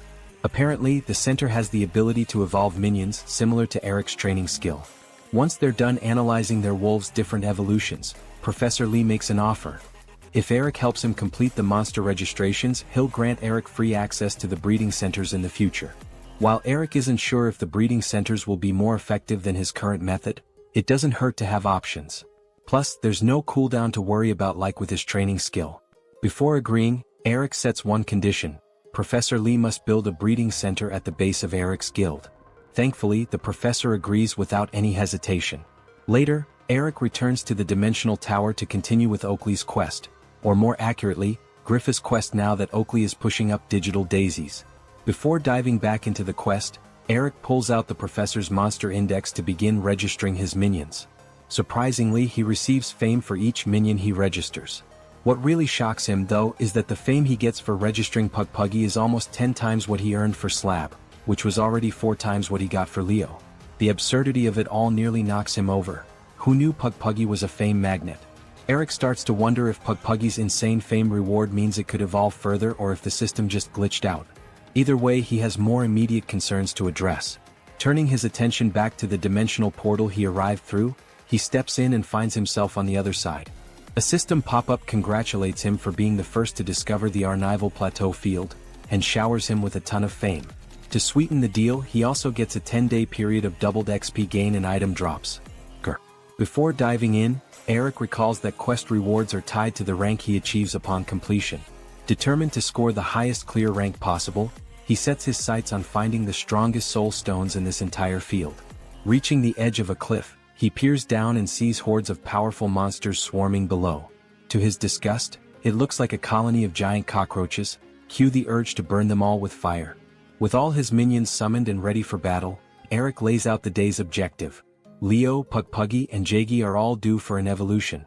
Activating Cropia's agility buff, he races down the cliff alongside his minions and begins dishing out a serious beatdown on the unfortunate bugs. He even uses his assimilate skill with Leo for a power boost. This doesn't just enhance his combat abilities, it also gives him the appearance of a werewolf, but in the cool anime way, not the awkward, sparkly one. Barking orders to Slab and Leo, he sends them charging into the fray, while Rake rains fire from above and Eric himself hurls mana spears from his shiny new staff. Unfortunately, the monsters they're up against have ridiculously high defense. Their HP bars barely budge even with all this firepower. Switching tactics, Eric unleashes a wave of electrical propagation at the horde. The reaction to this move catches him completely off guard. That last blast was the tipping point for Jaggy's evolution, and with a blinding flash, the little chicken morphs into a majestic eagle. Talk about a literal glow-up. Not only does Jaggy look amazing, but it's also gained a new ability, Recharge. Now, 10% of any damage dealt by electric attacks can be absorbed as HP, essentially giving it a vampiric healing edge. Eric is over the moon, petting the newly evolved Jaggy, who soaks up the praise, leaving Leo looking a little jealous. Good boy Jaggy. With Jagi evolved and looking fierce, Eric decides it's time to wrap things up. Later, he returns to Griffa with a ton of soul stones collected from the plateau. His efforts earn him a SSS clear rank for the quest, along with tens of millions of XP. Jackpot. With the necessary materials in hand, Griffa leads Eric to a different room. Though room is an understatement, it's more like a grand hall. At the end lies an altar, the perfect place to test Griffa's equipment designed to revive beasts from soul stones. The first beast they revive is one of the monsters Eric fought earlier, an Acrosis. Along with gaining some additional fame for the revival, the system alerts Eric that this monster will now appear on the culinary continent. Did he just add a new monster to the game's ecosystem? Sweet. Griffa and Eric continue reviving several monsters, eventually concluding with one final beast. To Eric's delight, it turns out to be the ancient hero rank monster, Halikin. As a reward for all his hard work, Griffa gives Eric Halikin's binding stone, gifting him the powerful creature. Though Halikin is only level 1, its stat window reveals an array of incredible speed-boosting abilities. Excited to see how powerful Halikin can become, Eric decides to train the Blood Tiger using his own methods, planning to skyrocket its stats. Summoning the beast, Eric watches as Halikin and Leo instantly bond, forming a strong and dynamic duo. Looks like Eric's lineup just got a major upgrade. Eric decides to name his newly acquired Blood Tiger Hallie, and the two stand side by side with matching dopey smiles on their faces. But before they can bask in the moment, Griffa, with a determined gleam in her eye, interrupts and reminds them it's time to tackle their original goal, the revival of the Divine Dragon. With renewed focus, Eric and Griffa turn their attention back to the revival altar for their final, most crucial task. Excitement surges through Eric as he pulls out the Divine Dragon's Soul Stone, which he's been holding onto for what feels like forever. As he hands it over to Griffa, he can't help but notice how unique this stone is compared to all the others they've encountered and revived. Not only is it significantly larger, but it also emits a constant, vibrant pink glow. This is no ordinary soul stone, and Eric's hopes skyrocket as he imagines the minion he's about to gain. Griffa places the stone on the altar and begins the revival process. As the ritual progresses, Eric's mind starts to wander, daydreaming about how insanely powerful this divine dragon will be. He's convinced it'll be an amazing rank, probably even a legendary one that no one has ever seen before in Kalen. But clearly, Eric's never heard the saying about counting your chickens before they've hatched. As the light from the ritual grows brighter and brighter, Eric starts to panic. Why is this taking so long? Is something wrong? And then, just as he's about to freak out completely, the process finishes. But wait, why the hell is there an egg on the altar? Where's his damn dragon? Griffa, on the other hand, doesn't seem surprised at all. It turns out she knew from the beginning that this was how things would go down. Apparently, the revival process was never about summoning a dragon on the spot, but about creating a divine dragon's egg. Once it hatches, Eric will become the first summoner in a century to have a divine dragon as a minion.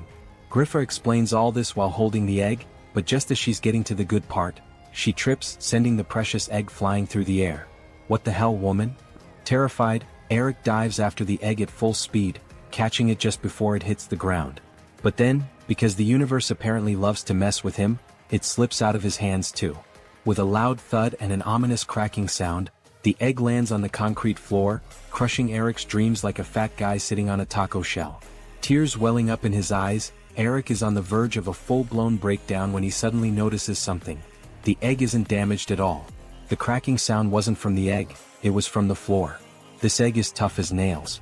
Griffa, clearly embarrassed, lets out a nervous chuckle and apologizes, admitting that was way too close for comfort. Naturally, this prompts Eric to give her the stink eye. Seriously, what the hell, lady? With the egg now safely in his possession, a system pop-up informs Eric that all the linked quests from Oakley have been completed. Instead of receiving the usual XP reward, he's granted the previously sealed abilities of the feather accessory Oakley's spirit gave him. These new abilities are nothing to scoff at. In addition to boosting his leadership and sociability stats, the accessory grants some fantastic perks. From now on, Eric can capture as many monsters as he wants, regardless of his leadership stat, though he can only summon those within his limit during combat. Still, that's a pretty damn solid upgrade. Plus, the leadership required to summon dragon-class minions is halved, and his affinity with them is increased too. All in all, things are looking pretty great for Eric. With the divine dragon egg in hand, Eric eagerly examines the egg's stat window. To his amazement, he discovers it belongs to Karsus, the divine dragon who once defended the Arnival Empire as one of the legendary 5 dragons.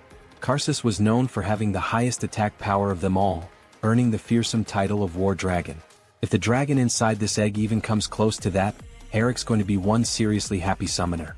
Plus, he still needs information on hatching eggs for that quest from Lusful's Emperor, so this might actually be a 2 birds 1 stone kind of deal. Turning to Griffa, Eric asks the sorceress if she knows how to hatch the egg. Her response? A mind-bogglingly unhelpful suggestion. Just have their mama sit on the eggs until they hatch. Eric can't believe his ears. How does this woman even function? Trying to keep his cool, Eric calmly points out that there aren't exactly any divine dragons around to sit on Karsus's egg. Realizing her mistake, Griffa sheepishly admits she doesn't actually know how to hatch it, but she does know someone who might. Another summoner who died in the capital of Arnival over 300 years ago. Luckily, she can open a portal to where Eric can meet this summoner's spirit. This legendary summoner's name is Ariel, the greatest in Arnival's history. If anyone can help Eric with his egg-hatching dilemma, it's her. But before sending him on his way, Griffa asks Eric for one final favor. A system pop-up reveals a new quest. She wants him to learn how to breed monsters from Ariel. By doing this, Eric will be able to breed the revived monsters and prevent them from going extinct again. Initially, Eric is annoyed by this request, but his attitude does a complete 180 when he sees the reward, a hatching skill book. That's exactly what he needs to finish both his remaining quests, including hatching the griffin egg from the Emperor and Karsus's egg. This quest is the final hurdle. With newfound determination, Eric enthusiastically agrees to help Griffa, grabbing her hands and promising to fulfill the quest. Meanwhile, in the snowy terrain of the Norman Mountains, Heron is seen gathering some plants. But her peaceful task is abruptly interrupted by a low growl from behind. Turning around, she's horrified to see a menacing beast staring her down, clearly ready to attack. The creature lunges at her and Heron, defenseless, can only cry out in terror. But just as the beast closes in, an arrow strikes its side, halting its charge. Carwin, the sharpshooter, rushes to Heron's aid. However, the tiger isn't about to give up its prey so easily. Despite the arrow lodged in its side, it charges again. This time, Heron manages to raise a magic shield, staggering the beast and giving Carwin an opening. With expert precision, Carwin fires a fully charged arrow that strikes the tiger with enough force to knock it down, leaving the creature at his mercy. Carwin charges toward the creature, seething with rage at the threat it poses to his dear friend. Without hesitation, he fires one last arrow, obliterating the monster's digital existence. As the dust settles, Heron and Carwin start talking about their trip here. Carwin reveals he's been acting as Heron's bodyguard because the monsters in this area are way above her level. Despite his concerns, Heron insisted on coming here to gather some rare herbs for a new recipe she's experimenting with. Curious, Carwin asks when she plans to cook this mystery dish, but Heron gives no answer. However, it's clear that Eric might soon find himself enjoying a delicious surprise meal. Meanwhile, back in the real world, Eric is glued to the game forums, laughing as players lose their minds over the appearance of all the new monsters Eric and Griffa have revived. A system-wide notification informed every player in Kalen about these new ancient minions, and now they're all buzzing about how powerful and incredible they look.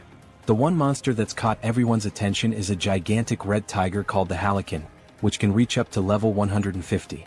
Even the formidable Titan Guild hasn't been able to capture it yet. Eric, however, can't help but grin because he already has a Halican, which he's named Hallie. Eric, on the other hand, is sitting there with his ego bigger than ever and his excitement through the roof as he daydreams about leveling up Hallie. But for now, he needs to concentrate on Griffa's latest quest, paying Ariel a visit to get the egg-hatching skill book. Within Kalen, Eric steps through Griffa's portal and enters an astonishingly vivid forest where colors burst like fireworks. The place is calm and serene, making Eric wonder if this is really where Ariel is and how he's supposed to find her. As he takes another step, a system notification pops up, informing him that he's the first player to discover the Forest of Love. His reward? A pair of forest wedding rings. These rings don't just boost the wearer's stats significantly, they also increase their affinity with all monsters by 50% and reduce the cooldown of all skills by 1 second. Talk about hitting the jackpot. However, there's a catch. The rings only work if worn as a pair by a male and female, and their effects are only active as long as both are wearing them. Considering his options, Eric thinks about who to give the female ring to, and Heron immediately comes to mind.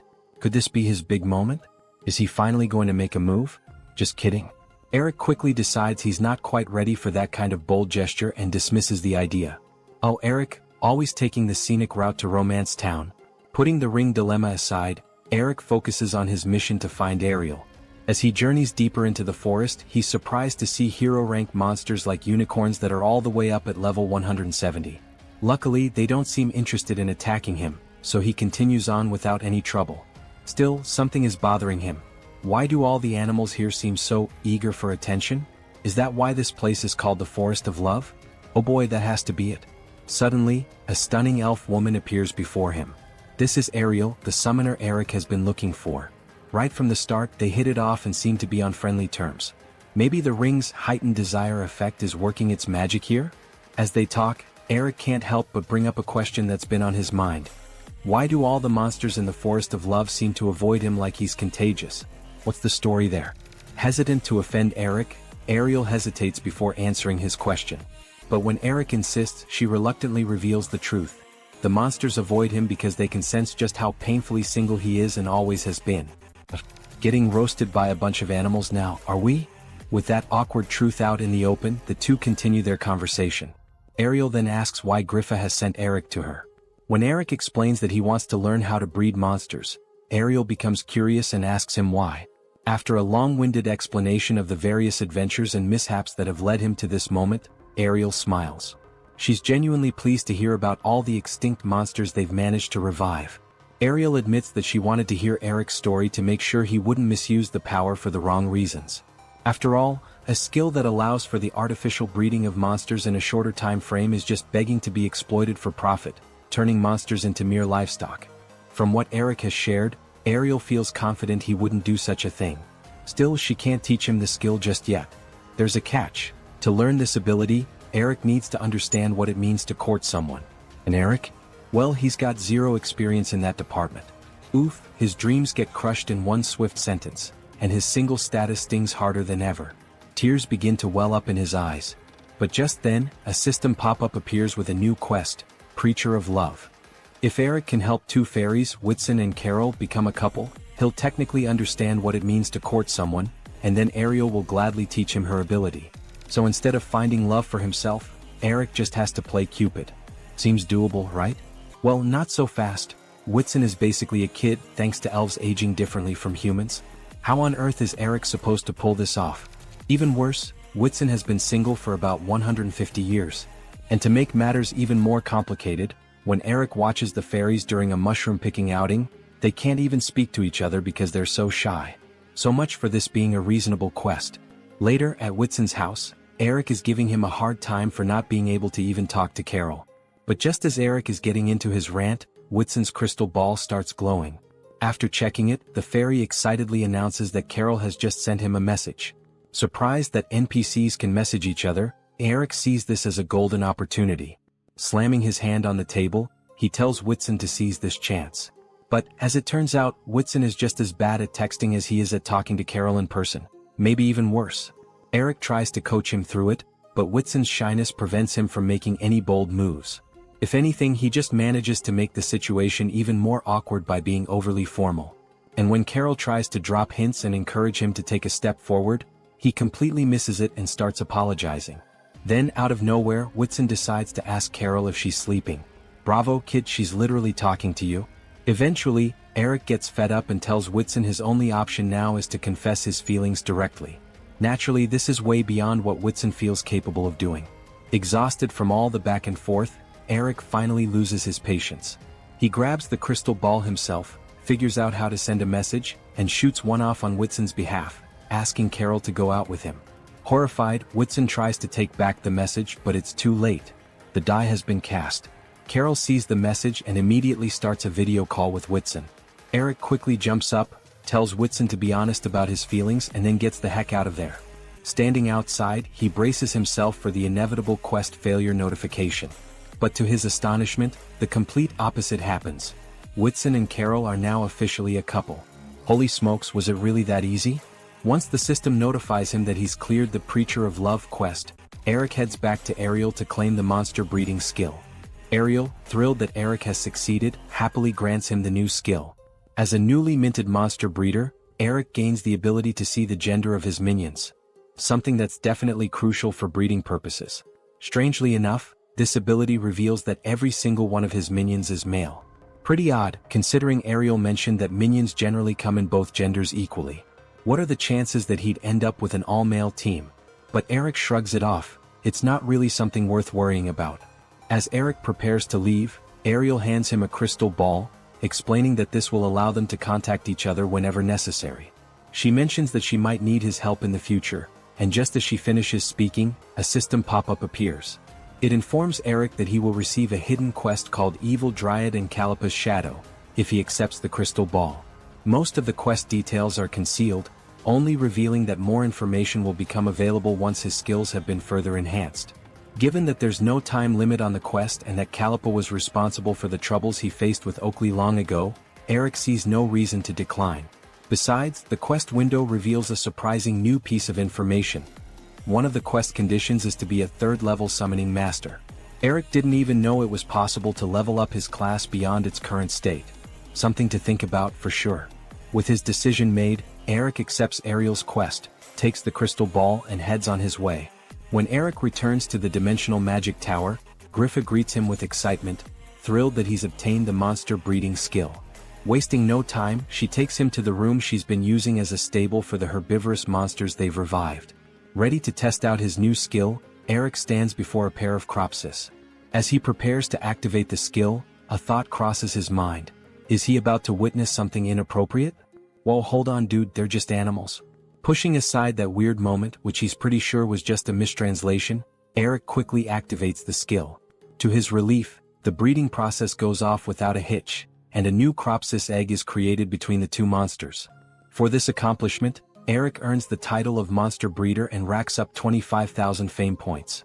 The title greatly enhances his ability to bond with and raise strong minions. Seeing all these benefits and the fact that it's a fully passive skill, Eric can't help but feel pretty darn good about his new role. A dark gleam shines in Eric's eyes as he contemplates the possibilities with his newfound power. Maybe he should just go ahead and breed all the remaining monsters while he's at it. Feeling a rush of greed, he turns to another pair of Cropsis. But as he approaches, the shell monsters shrink away in fear. Likely because they're both males and have no interest in Eric's grand plans. Seriously Eric, take a hint. But Eric's not too bothered about that. What really matters is that he finally has what he's been seeking for so long, the minion hatching skill. With this, he can finally focus on his original quest goals. Meanwhile, in the real world, Eric and Yuyun are having a chat after class at the university. To Eric's surprise, their guildmate Claudine has been trying really hard to get an empire quest. After all, they need a guild member with 40,000 fame to become a noble and turn their guild base into a domain. Too bad they don't have anyone like that yet. Yeah, because Eric definitely doesn't have over 500,000 fame already. Keep dreaming, Yoon. Eric decides he'll spend more time with the guild once his quests are done and tells Yoon to just hang tight. Later, back in Kalen, Eric stands in the newly established monster grounds outside the Dimensional Magic Tower. Here, he finally uses his hatching skill on the Divine Dragon's egg. This hatching should be legendary. Or so he thinks. Whoops, not quite. The egg doesn't hatch immediately. His skill has made it possible for the egg to hatch, but it needs to absorb the energy of battles to fully awaken because it's the egg of the war dragon Carseus. There's even a unique label next to the egg's legendary rank in the stats window. How fancy. With his hatching skill ready, Eric heads to the Emperor's castle to finally complete his quest and hatch the Griffin egg. With this, his Empire quest will finally be done. Or maybe not. Same problem here. The legendary egg is ready to hatch but needs to absorb wind energy from the windiest area in Kalen. Eric notices that unlike the dragon egg, this one doesn't have a unique tag next to its rank. When he explains this to the Emperor, his right-hand man Helam states that the windiest area would be the Heavenly Highlands. Unfortunately for Eric, that's a seriously tough area with monsters well over level 130. Going there alone would be a death sentence. As Eric tries to figure a way out of this predicament, he has a realization. He doesn't have to go alone. Wow, that's like discovering fire all over again. In the Heavenly Highlands, Eric and his minions are seen tearing through a bunch of high-level monsters. Leo even gains a new skill called Bloodlust, which boosts his attack and speed. Alongside them, a contingent of royal guards fights as well, led by Helam. At Eric's request, an expedition was launched into the highlands to hatch the Griffin. Their destination is the Great Altar, where the strongest winds blow. Thanks to the guards, Eric and his minions are leveling up at an insane rate. Even the lowest ranking guards are over level 150. This makes Eric pause for a moment. If the average guards are at such a high level and he can still see them, just how powerful is Helam? That guy's level doesn't even show up to him. Between that and Helam being their leader, could he be even higher than level 200? Just some questions to ponder later. For now, Eric's too busy soaking up all the XP to care. Getting carried is such a sweet deal. After slaying an absolute ton of monsters, Helam orders his soldiers to make camp and rest. Where they're headed next, they'll have to face level 150 mummy monks. They'll need every bit of energy for that challenge. Meanwhile, Yuyun is deep in conversation with his second-in-command, Phylon, about their guild's precarious position. With their protection period nearing its end, they're on the brink of being targeted by larger guilds looking to expand their territory. The only way to counter this threat is to upgrade their base into a domain and install some serious defensive measures. But until they can do that, they just have to bide their time and hope for the best. Silently, Yuyun wishes Eric would return soon to lend them a hand. A good while later, the expedition has pushed further into the territory and now stands near a massive temple-like structure. Looking around, Eric realizes they've reached the roof of the Heavenly Highlands. Helam suddenly fends off an attack from a monster and turns to his men, warning them that this area is extremely dangerous. Monsters as high as level 190 can appear out of nowhere from this point on, so they must stay vigilant. Eric can't help but slap his forehead in despair. He barely made it through the mummy monks, and now he has to worry about level 190 monsters too?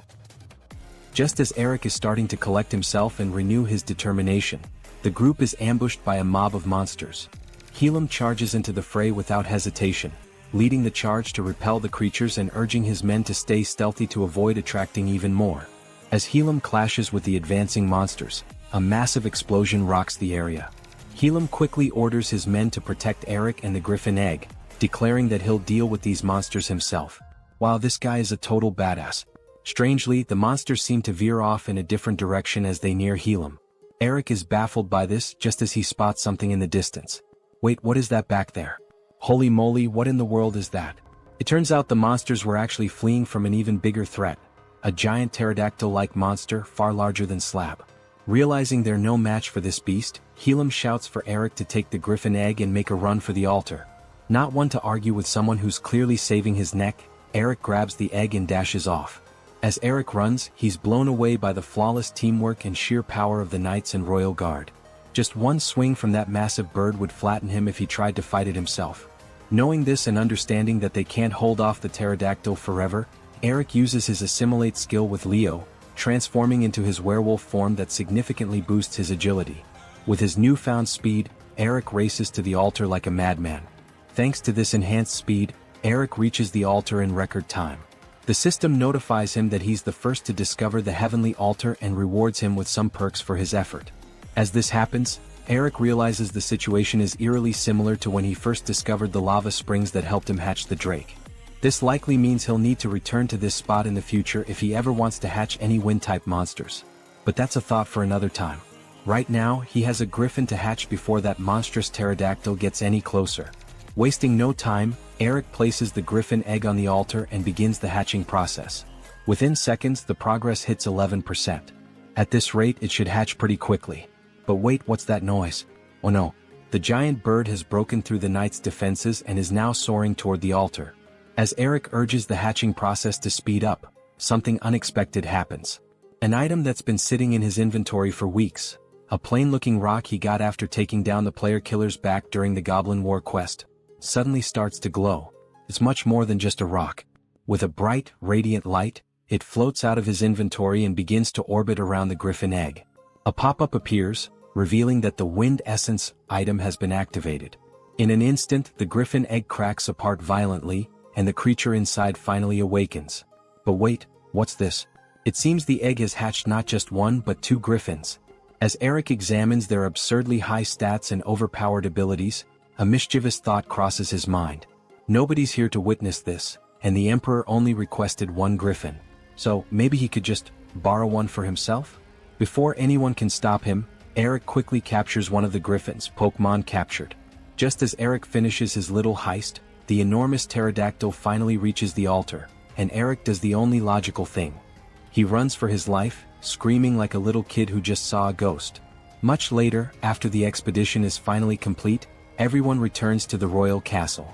After exchanging pleasantries with the emperor and completing the formalities, Eric receives his quest rewards via a system pop-up. With a nearly 20 million XP reward, he's now level 103, and his fame has increased by another 10,000 points. Empire quests are the best. With all the business done, Eric turns to leave. However, just as he's about to make his exit, the Emperor suddenly grabs his shoulder and mentions there's one last thing he needs from Eric. Oh no, does he know about the second griffin? Thankfully it's not about the griffin at all. The Emperor just wants Eric to swear loyalty to the Luceful Empire. Wait, what? Without even asking if Eric wants this, the Emperor declares he's giving Eric a special reward for elevating the Empire's status. A glowing golden spark appears over Eric's chest, and his clothing is suddenly emblazoned with the insignia of the Empire. Apparently, for completing the Empire quest with an S rank, Eric has been granted the status of Baron. He can now have 20 NPCs as servants, and he's a noble of the Luceful Empire. This also means he's automatically an enemy of the Cayman Empire, and he can't change that unless he defects or gets his title stripped. Great, just what he needed. With his new status, the system forces Eric to kneel before the Emperor and swear his loyalty. Oh well, as long as he gets to keep his griffin, he can live with it. Kind of. Back at the Lotus Guild's base, the members receive a system notification about Eric's new status, and naturally, this news excites everyone. Eric has perfect timing. Between all the preparations they've been making in Eric's newfound noble status, they can upgrade the base as soon as he arrives. And it's not just any noble status, he became a baron right off the bat. That's even higher than a baronet, the rank typically awarded first. What kind of insane accomplishments did Eric pull off for that to happen? Later, Eric decides to make his way to the guild's base up north. After all, they should be able to upgrade to a domain now that he has noble status. As he leisurely travels, Eric kicks back, riding on his new griffin. Meanwhile, Puggy perches comfortably on one of his shoulders. Finny, the griffin, nudges Eric to signal that it's hungry. Smiling at the adorable creature, Eric begins searching for some of the meatballs he packed earlier. Naturally, this catches Puggy's attention, so Eric promises the turtle it will get some as well. As his two minions feast, Eric starts thinking about all the advantages he could exploit for future hunts. As for raising more minions, he decides it's best to focus on the ones he already has for now, since his leadership stat isn't high enough to summon more in battle. The dragon egg will likely be his most powerful minion once it hatches, but for now it's still in egg form. In the meantime, Eric considers ways to increase his leadership stats so he can eventually summon the dragon too. Turning back to his little minions munching on the meatballs, Eric is amused to see that Puggy seems to have taken quite a liking to Finny. They make quite the odd pair. At Professor Lee's breeding center, Heron is busy making her usual food delivery for the monsters when she hears some surprising news. According to Professor Lee, Eric returned to the base a while ago. Upon hearing this, Heron instantly rushes off to find him. As she gets closer to the base, she starts blushing at the idea of asking Eric to explore the northern continent with her. But just as she's caught up in her thoughts, the entire base is suddenly engulfed in a blinding blue light. Heron can't help but wonder if this has something to do with Eric. Meanwhile, back at the Lotus Guild's base, Eric is catching up with Yuyun and Phylan, the Lord and Vice Lord of the Guild. After a lot of back and forth debate, they decide to build a talent training center as their first facility after upgrading their base to a domain. This new center will allow their recruits to level up in line with Eric's progress, now that he's the new guild master. Initially, Yuyun isn't sold on the idea, but after some convincing, he agrees to go with Eric's plan. He brings out the guild emblem and activates the guild upgrade. As soon as he does, their entire base is flooded with a brilliant blue light. When the light finally fades, the base has been transformed into a massive, much more developed domain. Since Eric is the only noble in the guild, he automatically becomes the domain's lord once Yuyun accepts it. With his new title, it's time for Eric to start setting some policies for his domain. But first, he wants to assign some tasks to Heron as he knows she's at the base right now. Almost as if on cue, Heron comes running toward him, excited to see him after so long. But she stops dead in her tracks when Eric suddenly pulls out a pair of rings and offers one to her. Heron's mind races. Is she being proposed to right now? Meanwhile, Eric, being the clueless nerd he is, has no idea of the implications of his actions. He simply wants to share the ring from the Forest of Love with her so he can activate its effects. As he tries to calm Heron's sudden panic, he says a few things that only make her more confused, but he's too dense to realize it. Eric is too busy marveling at the abilities the ring just unlocked. including one that lets him summon the wearer of the other ring once per day. He has to admit, though, it's kind of nice to be wearing matching rings like this. It's almost like they're actually dating. Heron, on the other hand, is pretty sure they are now. What a mess. As the two stand there, lost in their own little world, Yuyun can only watch in a mix of jealousy and pride for his best friend. Elsewhere in the Lotus Guild's base, Carwin and Yuyun bump into each other while Yuyun is handling some internal affairs. Curious, Carwin asks where Eric and Phylan are, and Yuyun tells him they've gone to the Forland Basin to hunt in the dungeons. The two then chat about their respective skills and battle scenarios. Yuyun confesses he doesn't think he's all that great at them, or at least not as good as Carwin and the others. Carwin reassures him that he's got his own special skills that are just as valuable even in battle. As the two settle into the work Yuyun's doing, they can't help but wonder how Eric and Phylan are faring down in the dungeons. Cut to Eric and Phylan, who are currently facing off against a massive ogre and its even bigger friend, an ogre troll. Looks like they're having a rough time, but hey, it's all in a day's work for the Lotus Guild. The massive ice giant towers over them, casting an intimidating shadow. It's enormous and terrifying, basically a walking nightmare. Eric and Hallie are keeping the beast distracted with a series of quick, brutal skirmish attacks while Phylan, the mage of the group, takes a step back. She needs time to prepare a powerful spell that could take this thing down. With her momentarily out of the picture, Eric shouts at Hallie to dodge the giant's incoming attack. He then fires off a burst of electrical energy, but it looks like he missed, forcing him to leap out of the way of another swing from the creature. At Eric's orders, Hallie launches a fierce barrage of slashes at the giant. Thanks to those attacks and the earlier electrical strike, the monster is momentarily stunned. But before they can take advantage of this window, the creature shakes off the stun effect and stands ready again. Apparently, its status immunity is ridiculously strong. Undeterred, Eric tells Hallie to keep up the assault to chip away at the monster's health. Meanwhile, Phylan calls out from behind, urging them to keep the giant distracted just a bit longer. Whatever spell she's preparing must be huge. Charging up another electrical blast, Eric fires it at the monster and yells for it to come his way. Good news, it worked. Bad news, it really worked. The creepy mouth on the giant's belly opens, and it looks like it's charging some kind of deadly attack. As the magical energy inside the creature's stomach builds up, Eric realizes just how devastating this attack will be.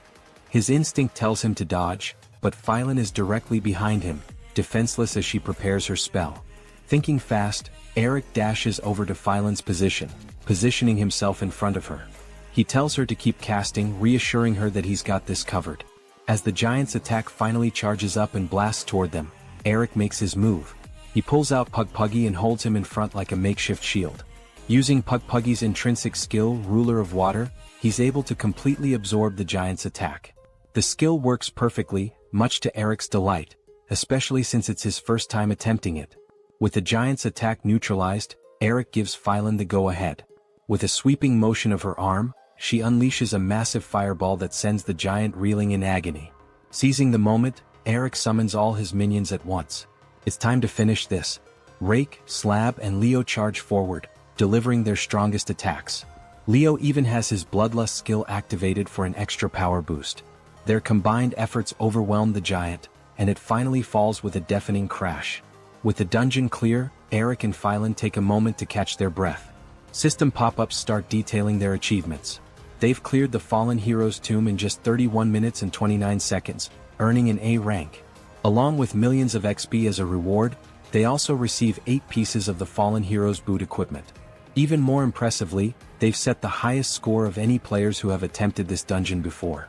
Their score and names are now etched onto the Hall of Fame, which is basically the leaderboard for dungeon scores. As the top players on the Hall of Fame, they'll now receive 1,000 fame every day they retain their rank. Passive income, here they come. Sometime later, Eric and Yuyun are chilling in Eric's apartment, enjoying some much-needed downtime. Yuyun strolls in with some munchies, and as they settle in, Eric points out that the reporters on TV are about to go over the rules for the upcoming territory wars. The reporters are none other than Lucia and Haynes, familiar faces from the arena tournament where Eric competed. Lucia and Haynes begin detailing the upcoming territory wars.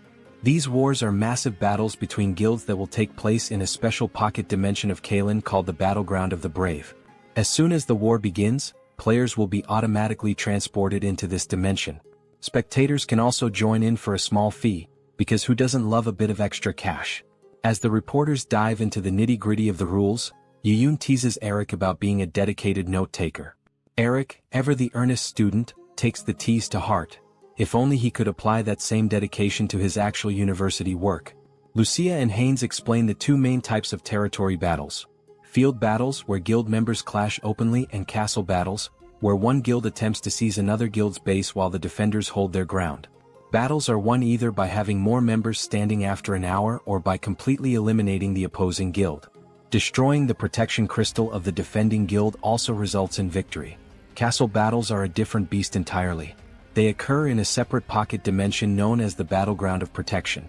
To advance to a castle battle, a guild must win 3 field battles in the battleground of the brave. If they win the castle battle, they can conquer and claim the defending guild's territory. Defenders need to successfully protect their base 3 times to keep it. These wars will happen every 24 hours, and the winners will enjoy a protected state for their domains for a week.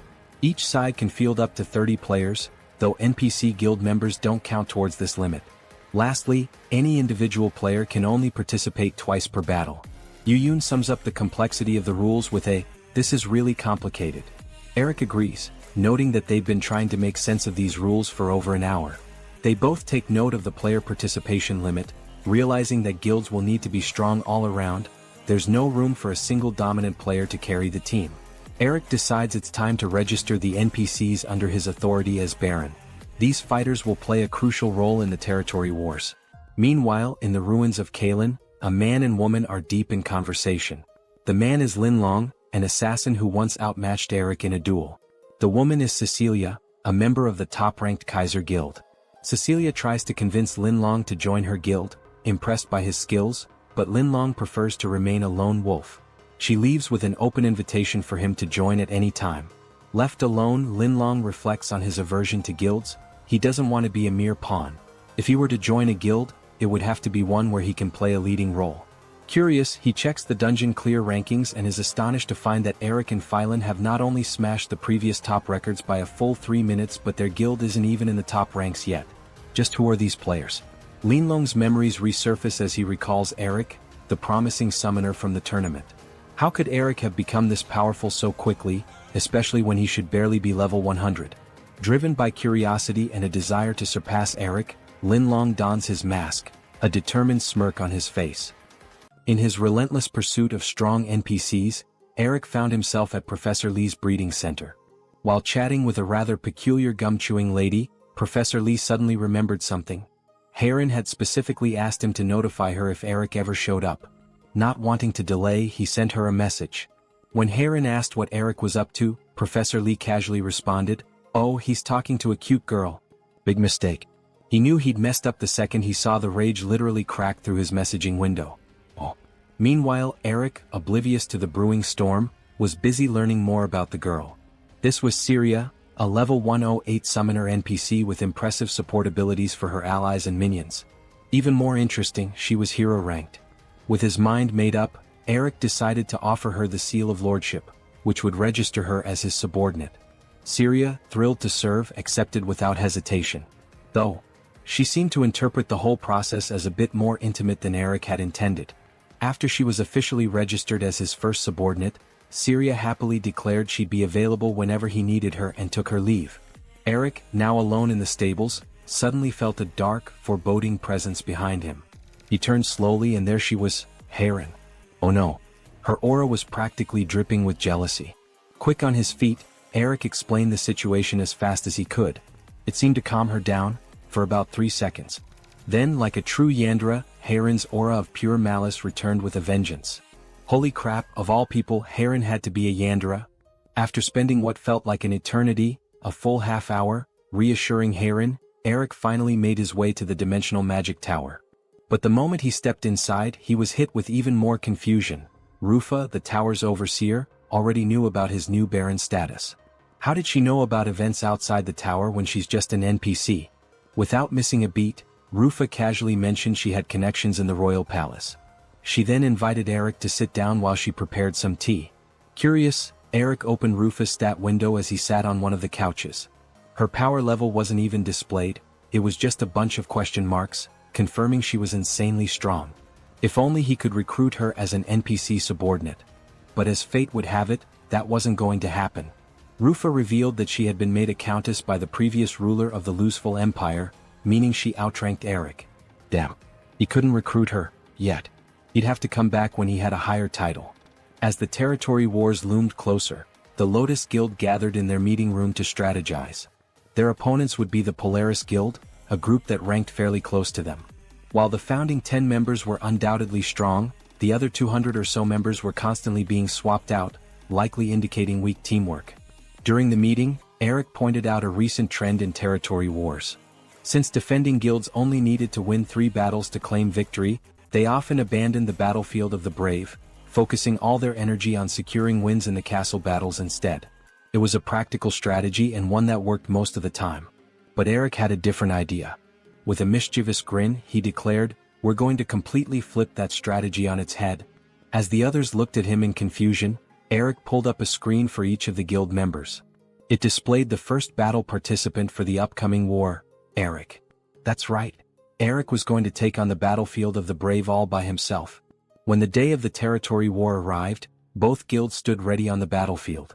Eric stepped forward confidently. But he wasn't alone. By his side were the NPCs he had successfully recruited, the strongest among them. Standing tall was Syria, now level 110, the powerful summoner.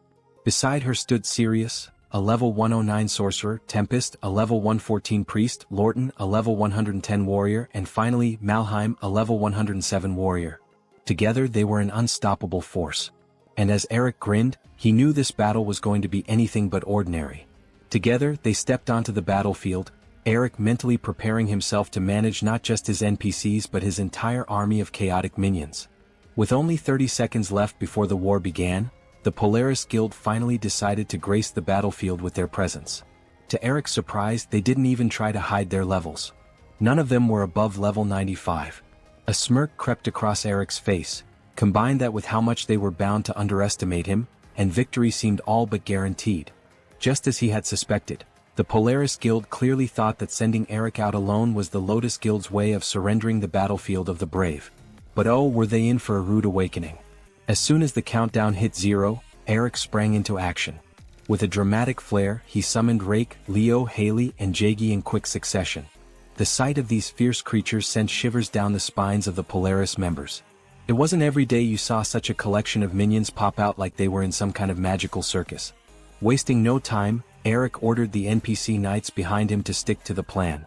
His minions rushed forward like unleashed chaos, drawing the Polaris forces out into the open. It was all part of his plan, every chaotic move carefully orchestrated. And then, with a mischievous grin, Eric pulled his next move. Summoning Slab at the very last second, he watched as Polaris stumbled right into his trap. They couldn't avoid the golem's abyss hole attack, and soon, they were hit with a status effect that slowed them to a crawl. Now they were helpless. Time to make things a little more interesting, Eric muttered to himself, unable to hide his excitement. At his command, all of his minions leaped into action, their attacks hitting Polaris hard. Eric directed Rake to unleash his flame breath across the battlefield, and the Polaris members immediately took absurd amounts of damage. But Eric wasn't done showing off just yet. Seeing a moment of opportunity, he summoned his latest and biggest minion, Finny. The young griffin, now almost as large as Leo thanks to Eric's relentless training, swooped into the battlefield with all the grace of a giant wrecking ball. Without skipping a beat, Finny used Pulverize, smashing the opposing guild members into the ground like they were nothing but a pile of dominoes. Meanwhile, Slab was busy turning the battlefield into his personal demolition site. So much so that the Polaris forces focused everything they had on taking him down. His HP was dropping fast, but Eric wasn't worried. He had planned for this after all. "Alright, let's give them something to cry about," Eric said, his grin widening. At his command, Syria used her support ability, Summoner Healing. In an instant, Slab recovered a massive 60% of his HP, effectively undoing all of Polaris's efforts. The frustration and despair on their faces were priceless. While they were busy processing their failure, Eric had already set his sights on a specific target, Rookin. Yes, the same player killer who had tried to scam him at the start of his journey. "Looks like your time's finally up, Rookin," Eric muttered. Without wasting a second, Eric pulled out his summoner's staff and fired a mana sphere straight at Rookin. Poor guy didn't even have time to react. By the time he saw the attack coming, it was already too late. With one hit, Rookin was down, his character crumpling to the ground in defeat. Eric barely resisted the urge to say, "Don't let the respawn timer hit you on the way out." Just as Eric finished taking care of Rookin, a spell hit him out of nowhere, freezing him in place. But even frozen, Eric was still 2 steps ahead. He had already given his orders. His NPCs and minions continued to rip through Polaris's forces, the battlefield turning into a comedy of chaos and destruction.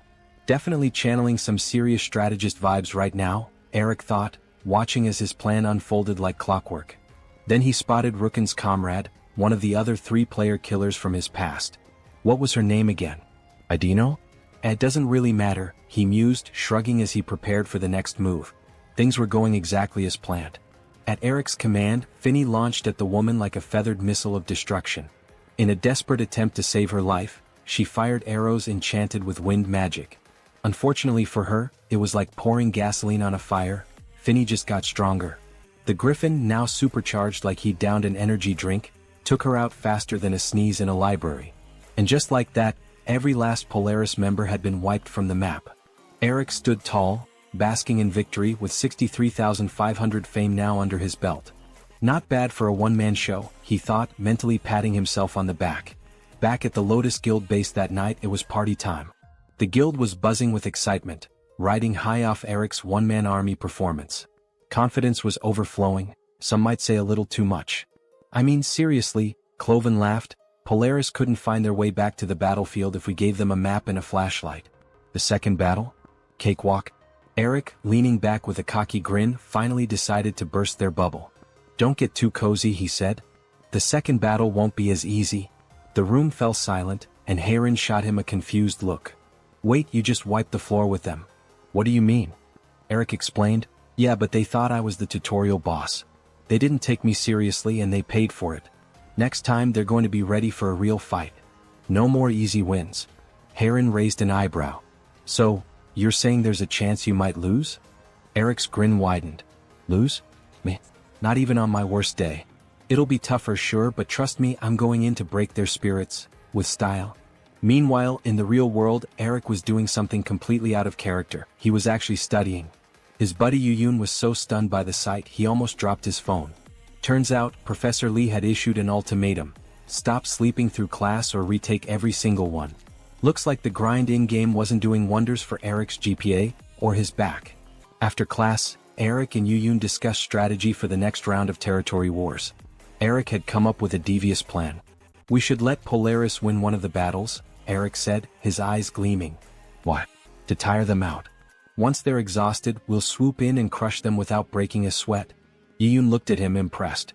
"You sound like you're planning a bank heist, not a guild war." Eric laughed. "Same principle. We'll rob them of their hope." Eric then casually mentioned something else. His battles had helped speed up the hatching of Karsus' egg. In just 2 rounds, the egg had made serious progress. "Once this war's done, I'm going to hit up some lower-tier bases to finish hatching it. Gotta multitask, right?" But then Eric shifted gears. He leaned in, lowering his voice. "Hey, I've got a different kind of question for you," he said, almost whispering. "You know Heron, right? You think she might be into me? You've got to be kidding me." This guy could out-strategize anyone in-game but was completely clueless in real life. Yuyun, not wanting to crush his spirit, just shrugged. "Honestly, man? Yeah, I think there's a chance." Meanwhile, Heron was at Professor Lee's breeding center, pulling off what could only be described as a turtle feast.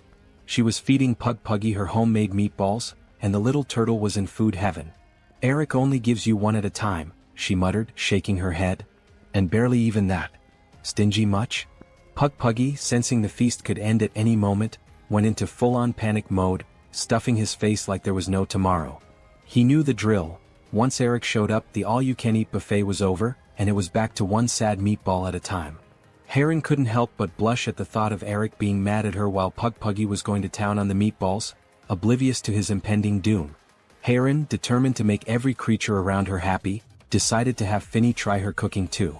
From a juicy steak to an entire roast chicken, each dish was tastier than the last.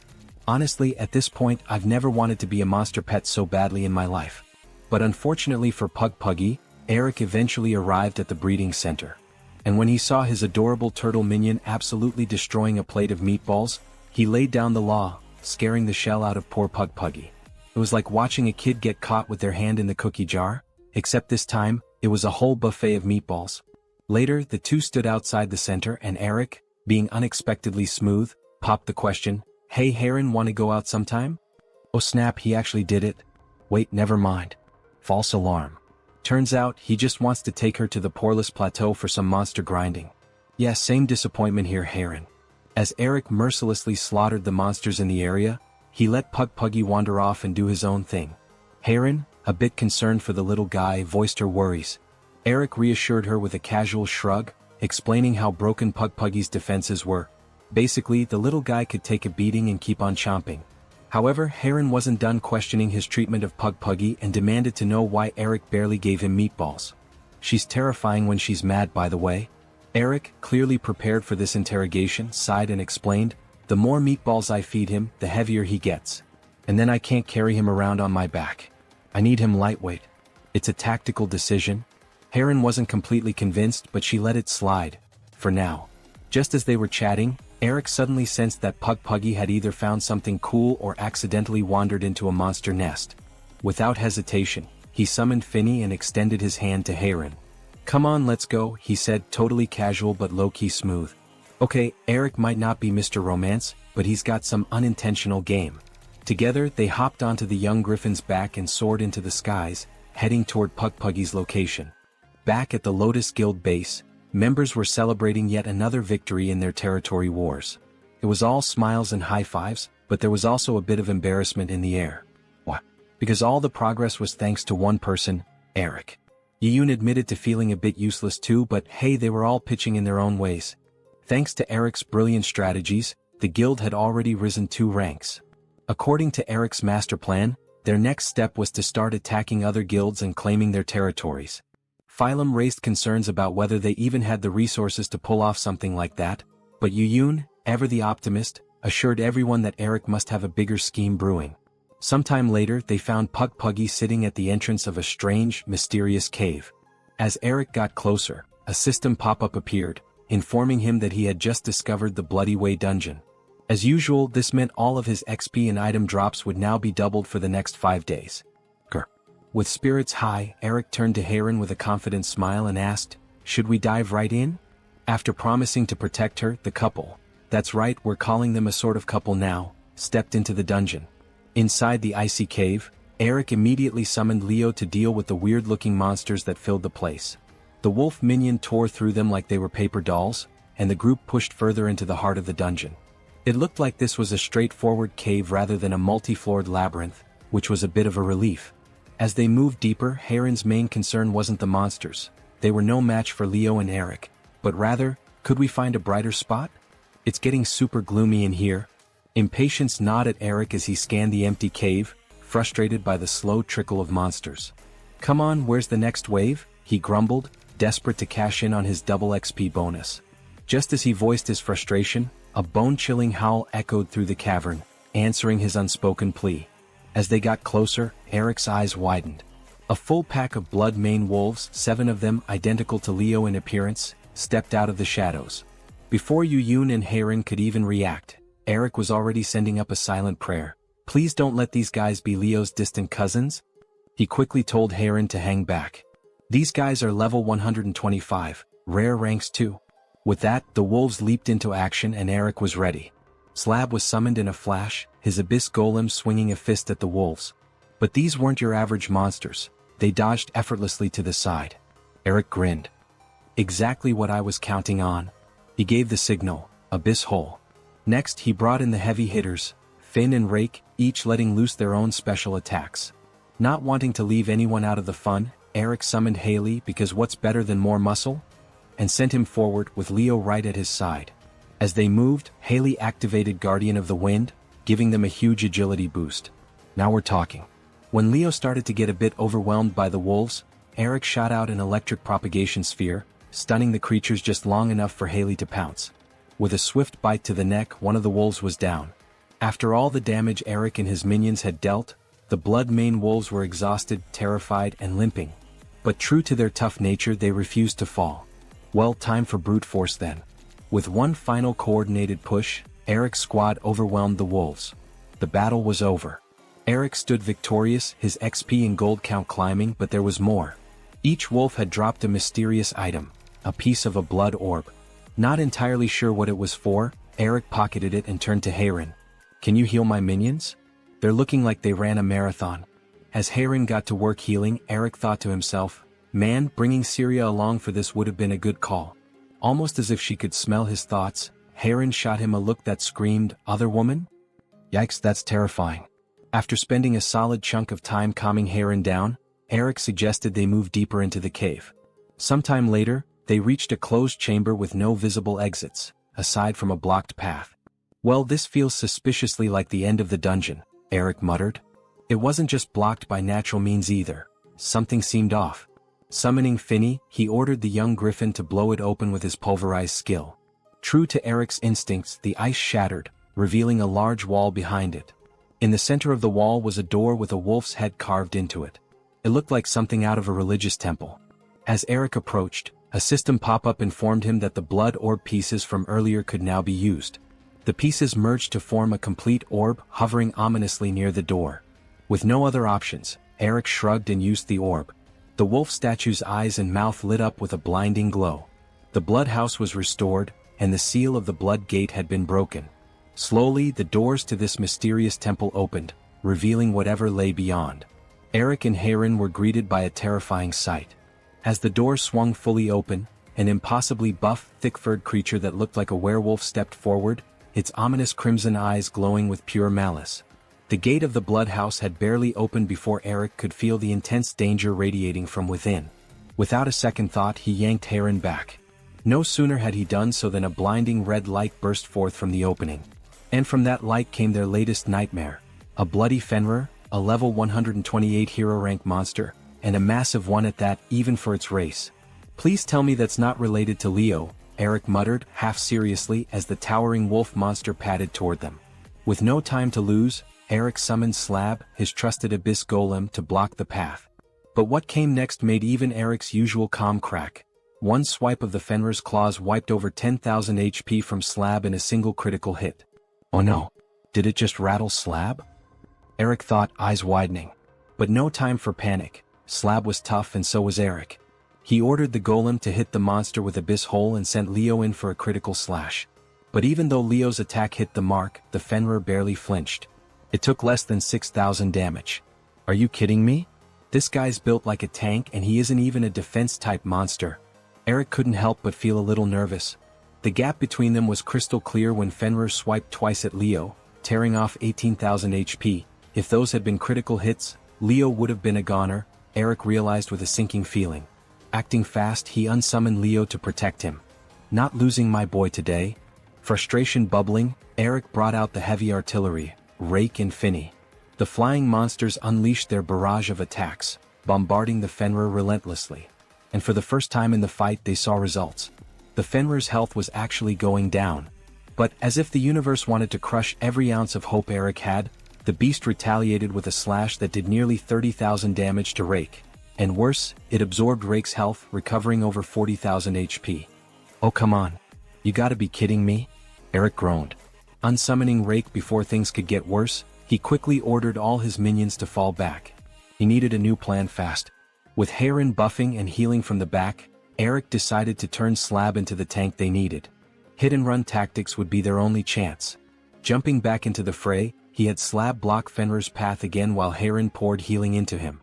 Meanwhile, Haley used Protection of the Wind to boost his speed and get up close. With a brutal swipe of his claws, Haley managed to stagger the monstrous wolf, if only for a second. That's all I need, Eric thought, charging up a max-power electric propagation sphere filled with all his spirit mana. The Fenrir took the full force of the attack and this time it was enough. The beast was finally defeated, and Eric's party stood victorious. The system notification flashed, awarding nearly 1,000,000 XP. Nice haul, Eric muttered, grinning, but the real prize was in the loot. Apart from a bloody Fenrir necklace, Eric had obtained the mysterious spirit orb of Fenrir. Intrigued, he activated the item, figuring it was some kind of bonus. What happened next made his heart stop. The massive werewolf they had just struggled to defeat reappeared, fully healed and looking fresh as if they hadn't spent the past several minutes getting wrecked by it. Oh come on. Round 2 already? Eric thought, bracing himself. But to everyone's shock, the Fenrir, now introducing himself as Charlie, opened his mouth and spoke. Wait, the giant murder wolf can talk? Turns out, Charlie wasn't the mindless beast they'd thought. Instead, he explained that he was the leader of the Blood Tribe and had been cursed by the chain of insanity for over a century, turning him into the bloodthirsty creature they just fought. With the curse lifted, Charlie expressed his deep gratitude to Eric for freeing him. Guess you're not so bad after all, big guy, Eric mumbled, still processing the fact that the terrifying beast was now friendly. Eric was caught off guard when Charlie, the previously bloodthirsty Fenrir, admitted he respected the summoner for managing to defeat him, even in his weakened and sealed state. Wait, so what kind of monster is he at full power? Eric thought, trying to process what he had just heard. As thanks for freeing him, Charlie offered to greatly strengthen any of Eric's minions of the same species. Hearing this, Eric's excitement shot through the roof. Leo, his beloved wolf companion, was part of the Blood Tribe. This could mean he'd finally discover how to evolve him. But as fate would have it, Eric's luck was about to run out. Due to an unfortunate timing issue, Leo couldn't be summoned to receive the power boost before Charlie's spirit faded away. Of course, just my luck, Eric grumbled, realizing the opportunity had slipped through his fingers. To make up for it, Charlie handed Eric a heroic rank item called the Bloody Howl, explaining that it was a symbol of the Blood Tribe. With that, and their farewells exchanged, Charlie faded into the ether, leaving Eric and Heron to move forward down the tunnel. As they ventured further, Charlie made one last request of Eric. His brother, the Dark Fenrir Orville, was also bound in a cursed state, and Charlie wanted Eric to free him from his suffering as well. He told Eric that the tunnel would lead them to the Poreless Cliffs, which overlooked Orville's town. A person named Eichel there would know Orville's location. Though hesitant due to the quest being S-rank, Eric accepted it. Luckily there was no time limit so he could take it on later. Emerging from the tunnel, Eric and Heron found themselves in a bustling town, much bigger than they expected. It even had multiple income streams. Jackpot? Eric thought, eyeing the potential. Even more tempting was the fact that the town was an unaffiliated territory. It could serve as the Lotus Guild's new base. But naturally things weren't that easy. A system message quickly crushed his hopes by stating that several conditions had to be met to occupy the territory, each more difficult than the last. The most annoying? They needed to achieve over 70 friendship points with the entire village. Well, that's nightmare fuel for an RPG if I've ever seen it, Eric sighed. After heading into town, Heron logged out for the day, but Eric stayed back to test the item from Charlie. He summoned Leo, and the reunion between master and minion was ridiculously sappy. It's good to see you, Furball, Eric muttered, petting Leo. Then he equipped the Bloody Howl on Leo and was stunned by the massive stat boost. This is incredible, Eric marveled at the newfound power. Seeing the effect of the charm, Eric wondered if there were more items like this available at the auction house. But first he had another mission to complete, finding Eichel. After a day spent asking around, Eric finally stepped into a house, calling out for Eichel. To his surprise, he was greeted by someone who looked eerily familiar. Echo, the identical twin sister of Griffa. Well, almost identical. Eric couldn't help but point out that she looked much older than Griffa. Echo laughed, explaining that Griffa was a dimensional sorcerer, capable of controlling the flow of time on herself. As they sat down to speak in more detail, Echo thanked Eric for freeing Charlie's spirit. She explained that Charlie and Orville were once local heroes in Orville's town, 100 years ago, loved and revered by the people. But now, Orville was still trapped, waiting for someone strong enough to free him. Eric had finally succeeded in crafting a compound charm that restored 3% of all damage dealt as HP. Eichel, who revealed the sealed location of Orville, on Moonlight Peak at the southern end of the Poreless Plateau. She had one strict condition though. Eric had to ensure that he only went during the day, as Orville became far more dangerous when shrouded in darkness. Heeding Eichel's advice, Eric set out the next day under the bright sunlight. Upon reaching the peak, he found the ancient altar where Orville was sealed. Taking no chances, he summoned all his minions before placing the orb Eichel had given him onto the altar, just as instructed. Suddenly, the ground beneath them started shaking violently. Fearing for their safety, Eric quickly unsummoned Slab and Rake. No one's falling off this peak today, he muttered to himself. A massive red spirit ball soon emerged from the peak with a surge of dark energy. Orville had been released. Unfortunately, Leo immediately collapsed, his HP dropping dangerously low. Before Eric could act, Orville unleashed his ability, Darkness Distribution, casting the entire area into a terrifying darkness. Orville's power spiked and Eric couldn't help but grumble, so much for showing up during daylight? With Leo incapacitated, Eric urged him to fall back and recover. Steeling himself, he pulled out his staff, thinking, legendary monster or not, I've got this. Orville seemed to hear Eric's thoughts, rushing forward and slashing at him. Eric managed to block with his staff, but it was clear this would be a tough fight. Luckily, Finney swooped in from behind and struck Orville, giving Eric the opening he needed. For a moment, things seemed to be turning in their favor, but Eric's trademark awful luck struck again. With a deafening roar, Orville activated Darkness Encroachment. His speed increased, his attacks were now all critical hits, and he was shrugging off almost all damage. And the worst part? The buff lasted 3 whole minutes. Are you kidding me? Eric thought, panic rising. Barely surviving the first few moments, Eric was left wide open as Orville charged a dark energy ball and shot it right at him.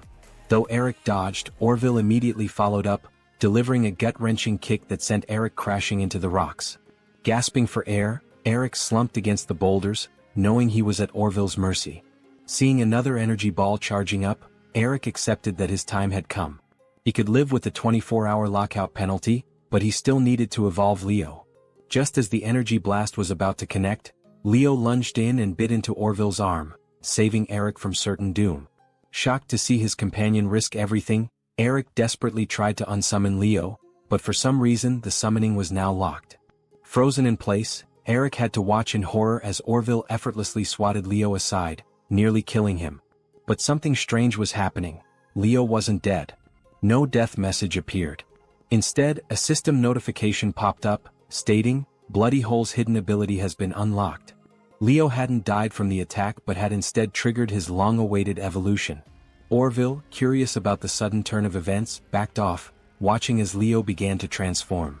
As Leo's evolution completed, Orville finally spoke for the first time, mistaking Leo for his brother, Charlotte. To everyone's shock, it was Leo who corrected him. Now standing upright on 2 legs, Leo had evolved into a full-fledged bloody Fenrir. Realizing this wasn't his brother, Orville immediately resumed his assault. But this time, Leo was more than capable of holding his own. However, even with Leo's new strength, the battle wasn't over yet. Eric quickly commanded Hallie and Finney to join the fight. With their combined attacks, they managed to create an opening, allowing Leo to get into position for the final blow. Standing tall, Leo declared that he would free Orville's soul and release him from his curse once and for all. Leo, now armed with his newest ability, Blood Judgment, becomes an unstoppable force. With each slash, his strength grows fiercer as his HP dwindles. The skill allows him to recover health with every strike if he's below half health, and under its influence, Leo charges Orville. What follows is a brutal series of relentless attacks, each one cutting deeper into Orville, until the Dark Fenrir is finally subdued. With Orville defeated, Eric collects his rewards, including Orville's great sword and his spirit. Once Orville's spirit is released, the Dark Fenrir reappears with his mind restored. As a token of gratitude for their victory, Orville reveals a powerful item from the Dark Tribe, the Lunatic Hole. Hovering above them, the Lunatic Hole is joined by the Bloody Hole and Dark Hole, all 3 mysterious artifacts descending towards Leo. As they merge with Leo's body, a brilliant light engulfs the area, signaling Leo's final transformation. When the light fades, Leo stands as the sovereign Fenrir, the king of all wolves, the ultimate evolution of his form. Now a level 120 legendary ranked beast, Leo wields the combined powers of the 2 Fenrirs they've defeated, in addition to his own natural abilities. As Orville's spirit fades away, Eric and Leo take a moment to marvel at his new appearance and even his newfound ability to speak. Yet, despite his immense transformation, their bond remains unchanged. Eric is still the taming master, and Leo is still his loyal first companion. After their victory, Eric heads back to Eichel to report their success. Eichel congratulates him on the incredible achievement and, with newfound trust in Eric, makes a personal request. She asks him to deliver a critical document to the Emperor of Lusfall, an important task that only someone she trusts like Eric could handle. Later, while strolling down the streets with Leo, Eric contemplates testing Leo's new powers in a nearby dungeon when he suddenly gets a call from Yuyun. There's major news, an exciting new event is about to kick off in the game. Intrigued, Eric checks the game news and discovers the details. Guilds will soon have the chance to upload dungeon conquest videos to the event bulletin board and compete for valuable prizes. The top-ranked guild not only earns mystery boxes for each member but also 3 of Ubisoft's latest VR capsules. The prospect of upgrading to a more immersive gaming experience excites Eric instantly. Without hesitation he orders Yuyun to rally the entire guild. They need to win this. Meanwhile, at Korea University, a young student named Mina watches a video feed of a dungeon run on her laptop. Intrigued by a clip titled "Clearing Portland Dungeon in 15 Minutes, she hits play. Despite being over level 100 herself, Mina has never come close to that speed. As the video plays aloud, nearby students, also gamers, gather around her, intrigued by the display. To their shock, the summoner leading the charge in the video is none other than their quiet classmate who sits in the back of their lectures, Eric. As part of the event's requirements, Eric and his friends take on another dungeon to showcase their unmatched skills. They breeze through the first phase with just Finney's devastating area of effect attack, while Leo completely dominates phase 2 on his own. Their power is already jaw-dropping, but their final victory over the boss is even more remarkable. While Phylum holds the enemy frozen with the glaciation spell, Leo quite literally tears the boss apart, making the battle seem almost too easy. Unbeknownst to Eric, a man and a woman at Ubisoft's development office are watching the footage in awe. They can hardly believe the sheer power and coordination displayed by Eric and his guild. "This summoner is incredible," one of them mutters, amazed at the performance. In the real world, Eric's popularity skyrockets as more and more players are drawn to the videos of him and his guild's dungeon conquests. It seems like a first-place finish in the event is all but guaranteed. But before they can celebrate too much, Eric remembers there's still work to be done. With the event videos posted, it's time to return to Aikil's quest and make his way to the Emperor. Eric, needing some reliable backup, heads straight for Syria. After all, he's about to tackle a tough quest, and there's nothing quite like having a dependable healer on hand. But while he's talking to her, he's nervously checking over his shoulder. What? Well, the last thing he needs is Heron's crazy eyes boring a hole through his back. He's already survived one brush with those death lasers, and his heart can't take another. With Syria now officially part of the squad, Eric heads off to meet the Emperor. The Emperor quickly gets down to business, handing Eric a new mission. Apparently, in the Pascal Archipelago, enemy territory of course, prisoners of war from Lusfall are being held. One of these prisoners just so happens to be Caesar, the strongest swordsman in the entire Lusfall Empire. No pressure. Oh, and did Eric mention that the archipelago consists of 18 tiny islands? Good luck playing Where's Caesar? To make things even more interesting, the Emperor reveals that an oracle has predicted the black fog of Calibus Valley, which has been around for 10 years, is about to vanish. When that happens, the two empires will be at each other's throats again. The war could kick off in just 10 days, so no biggie, just rescue the strongest swordsman before chaos reigns. As a parting gift, the Emperor grants Eric 3 ships and the Company of Poland, a level 175 advanced knight. Hopefully Poland isn't the type to get seasick. After an absolutely nausea-inducing sea voyage that leaves Eric questioning his life choices, the group finally reaches the Pascal Archipelago. To navigate the treacherous waters, they switch to a smaller boat. Only 5 can fit: Eric, Syria, Poland, and 2 random guys from the ship, filler characters. Eric, showing off his leadership skills, sends Finney and Rake to scout from the sky. They soon land on the island where the prison is located. Now faced with a major problem, an army of guards, Eric is tossing out ideas left and right, trying to figure out the most strategic way to handle things. But Poland? Nope, not a man of words. With the subtlety of a brick through a window, Poland charges in, slicing down every guard in sight. Strategy? Never heard of it. At least the problem is solved, right? The group enters the prison, only to be greeted by yet another headache. 3 different paths leading deeper into the dungeon. Great, because what's a mission without some confusing forks in the road? Meanwhile, deep within the prison, a heavily scarred man is chained up in a dimly lit cell. This is Caesar, the legendary swordsman Eric is after. Standing before him is Lacrymo, a man in intimidating armor, trying to break Caesar's spirit. Lacrymo makes a villainous attempt to convince Caesar that Lusfall has abandoned him, but Caesar is having none of it. Even after a decade in chains, Caesar's will is unbreakable. He tells Lacrymo that Lusfall's finest, Helame and Griffa, will destroy him if he tries to invade. Fuming, Lacrymo smacks Caesar and stomps out of the cell, vowing to leave him to rot. Little does he know, Caesar has survived 10 years of imprisonment, so what's a little more time in a smelly cell? Back in the great adventure, Eric, in his infinite wisdom, decides to let Puggy sniff out the prisoners. After all, the little turtle's nose has been useful so far, right? Wrong. Puggy leads them straight to another group of guards. Just perfect. The guards are tougher this time, but Eric and the gang manage to take them down. But as fate would have it, they come across yet another three-way fork in the road. Eric, still convinced that Puggy's sniffer is the answer, sends him off again. The result? More guards, of course. It's like Puggy is leading them on a tour of the guard barracks. After about 5 rounds of this nonsense, Eric finally looks up and spots a path above them. Great, Eric mutters, exasperated. All that running around and the path was right there, above us. Thanks for the heads up, Puggy. With a sigh, the group readies themselves for whatever comes next, hoping the rest of the mission won't be one endless maze of wrong turns. And immediately, his tactical mind kicks into gear. Leaving Leo and Rake to keep guard with the others, he jumps onto Finney's back and takes off to investigate. As expected, from his bird's-eye view, he spots the prison facilities and quickly sets a plan in motion. He instructs Finney on when to swoop in for an attack, aiming to pincer the guards below for a quick takedown. Descending into the facility with Hallie summoned at his side like a silent shadow, Eric wastes no time. He launches a manosphere at the guards, while Finney lands a pulverized attack with precision. In mere moments, the guards are down and Eric moves to free the prisoners. But just as he's about to release them, another surprise emerges. A fellow player, apparently here on their own quest. Eric, ever practical, offers a truce. Let's just do our own thing and get out of here, yeah? But the other player isn't having it. She wants a fight, and Eric soon finds himself dodging a series of fierce blows from her sword. Her hits pack serious power, forcing Eric on the defensive. Meanwhile, Hallie, ever the opportunist, sneaks in a swift attack, catching the woman off guard and taking her out. Or so Eric thinks.